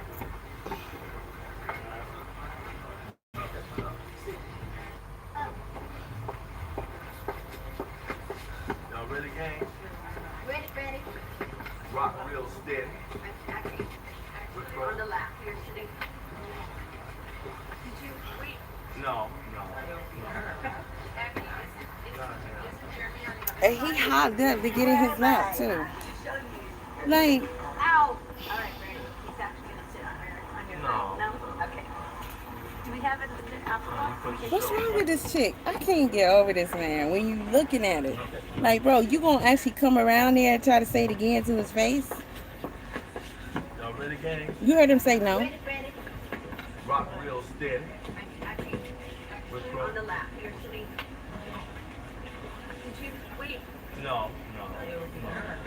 Abby, isn't Jeremy on the other side?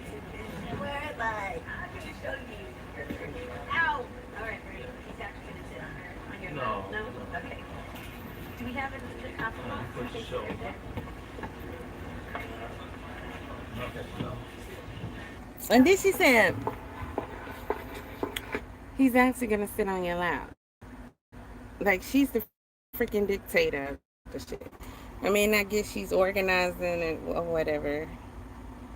I don't know who the fuck she is, but you're not gonna tell me how to sit with no big old 8 to 12-year-old boy.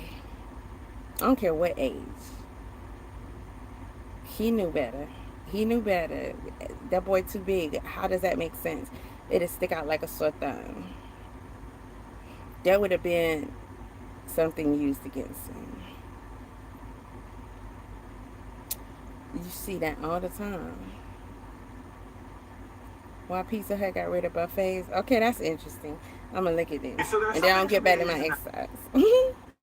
And these people want back the quality of music, the big hair, people not staring at their phones all the time, and these right here. I didn't know they Pizza did. Hut, which was one of their biggest concepts ever, where people just walk in and grab slices of any different pizza they want, but they got rid of thousands. I'm just wondering why. Because nobody offers us value anymore. There's nowhere to go anymore where you can get like good deals. I think Little Caesars got rid of their buffets as well. back to the 1800s in Europe, because that was when the whole idea of the buffet became popular, where they started off as smorgasbords in Sweden, and they began to blow up around Europe, where they were seen as luxury for the rich. That's how people saw buffets for over 100 years, this luxury for the rich. But then that changed in 1946 at the El Rancho Casino in Las Vegas, where the goal of the casino was they wanted to keep people gambling for a longer period of time, so they created this cheap buffet where people only spend $1 and they get all they can eat, and the goal was they would be gambling for much longer hours in the day into the morning if they had that. What made buffets get even bigger nationally was commuter culture, where in 1940 only 30 million people drove to work, but cut to 1970 it's at 90 million people. So a lot of people when they're driving just want some quick access to food, and buffets became a really accessible thing for people, and also at the same time they didn't require high doing a wait lot staff, to so tell they got about big. That's Pizza the rise Hut. of the buffet, but there's also the rise of pizza. Where Do what I happened was pizza exercise? was not actually that popular Is water until wet? after World War II, because a lot of soldiers had it there when they were occupied in Italy. I do. So now I've there's been all here these people somewhere. who are trying to bring pizza to America.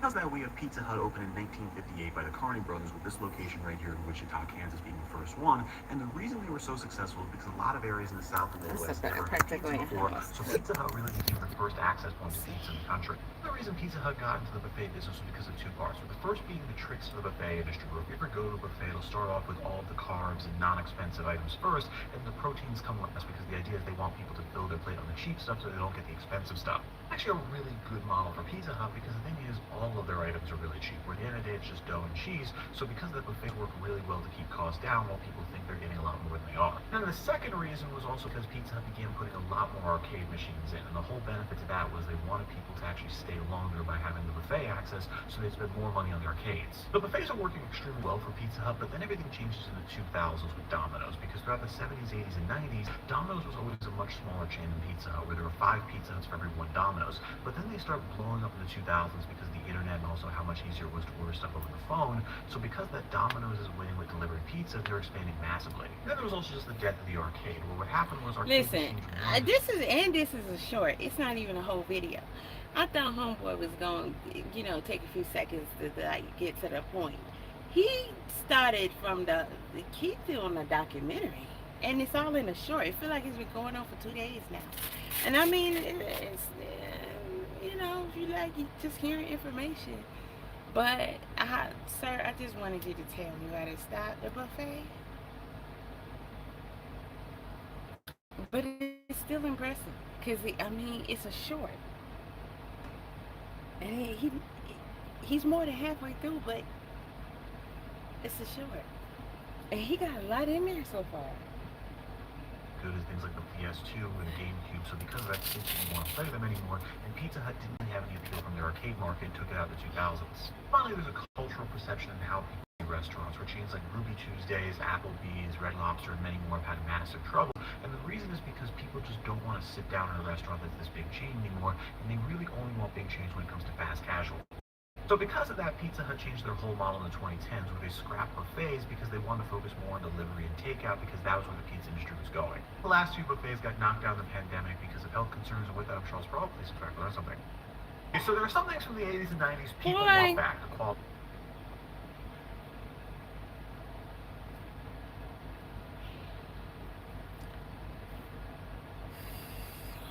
I can get the COVID part. I would have assumed that, because most business models have changed since then, and they didn't go back. That's why I feel like, although yes, it was on purpose, I think that there's still the focus of it was so that a lot of business models can change, which makes it more expensive for us, more inconvenient for us, and so on and so forth, because so many of them never went back. And it's like, it doesn't make any sense, especially on that massive scale. These certain ways that businesses were doing operations, after the dust settled from all that, they should have went back to that, providing, those certain services to the customer. And most of them just flipped and changed completely, and that is not a coincidence. You cannot sit up here and be like, well, they took a hit, blah, blah, blah. No. Your business model, in a way, it's just what it is. You may cut something here and there, but you're not going to just completely change in a drastic manner that they have, Hey, you know. You know. Other than that, what did he give? Oh, they wanted to be like dominoes. Man, you could have said that from the beginning.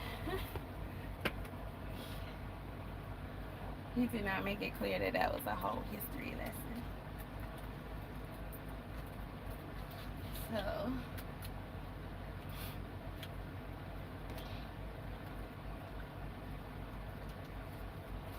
man, I need to get a full workout and get on my rebounder, get my cardio in, and start making my work vest. I want y'all to see. And I didn't get back on to making my zippers. That's crazy. I've been here all this time and I still didn't go back to making my zippers. And I ain't mad. I ain't mad. I think I made one zipper. Yep, one. One is better than none. So at least I can make one vest. But I have to go back and make some more zippers. So I think I bought one neon yellow zipper, one neon green or orange, and then I just went the less expensive route and got like a yard of black and a yard of white. So I have to put the zip on there and cut it. You can cut it to the length that you want it, and then you put the zip on there, and then you make the stoppers by sewing it. So it's cheaper than buying a whole bunch of them. But the fabric that I'm gonna use, I think I bought. Ooh, I just remembered about the neon orange fabric that I bought for that years ago. So to be honest, I have 1, 2, 3, 4, 5 different fabrics for the vests. So it's gonna be a good variety. And these things are gonna be a thing of the past. They're gonna be a thing of the past for me. Okay, I won't be looking like everybody else, and I won't be wearing what I look at as dude safety vests. Like, these are for dudes. Get the fuck. And then for all the pockets on here, I need size. I need pen holders. Have what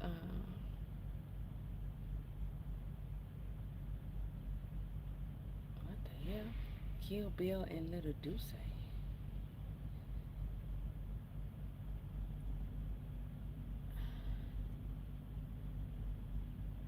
I'm on the verge of calling this nigga out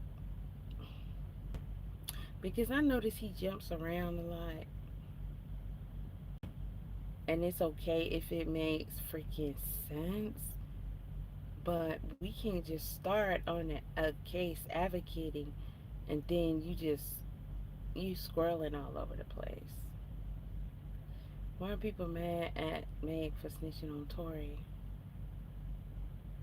But what? They calling out Gucci. See, people just be trying to do content.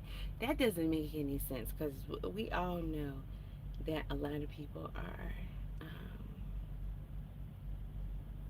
and that's the first thing they're going to say. It's Gucci, and it's a dude, and it's hip-hop.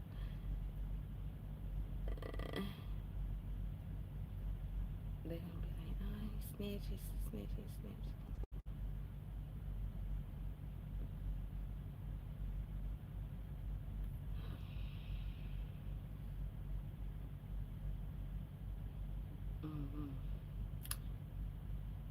Just stuff that I wanted to. I have to find it in different form.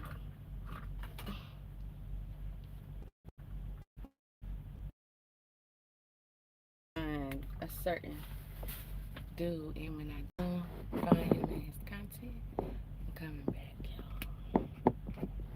Not saying that that's gonna be today, but I'm just saying I'm on a mission. This might take a while. Make sure I got my spare key before I get out of here. Safety. La, I know the whole world blowing up your phone. You wanna know, nigga, when you coming home?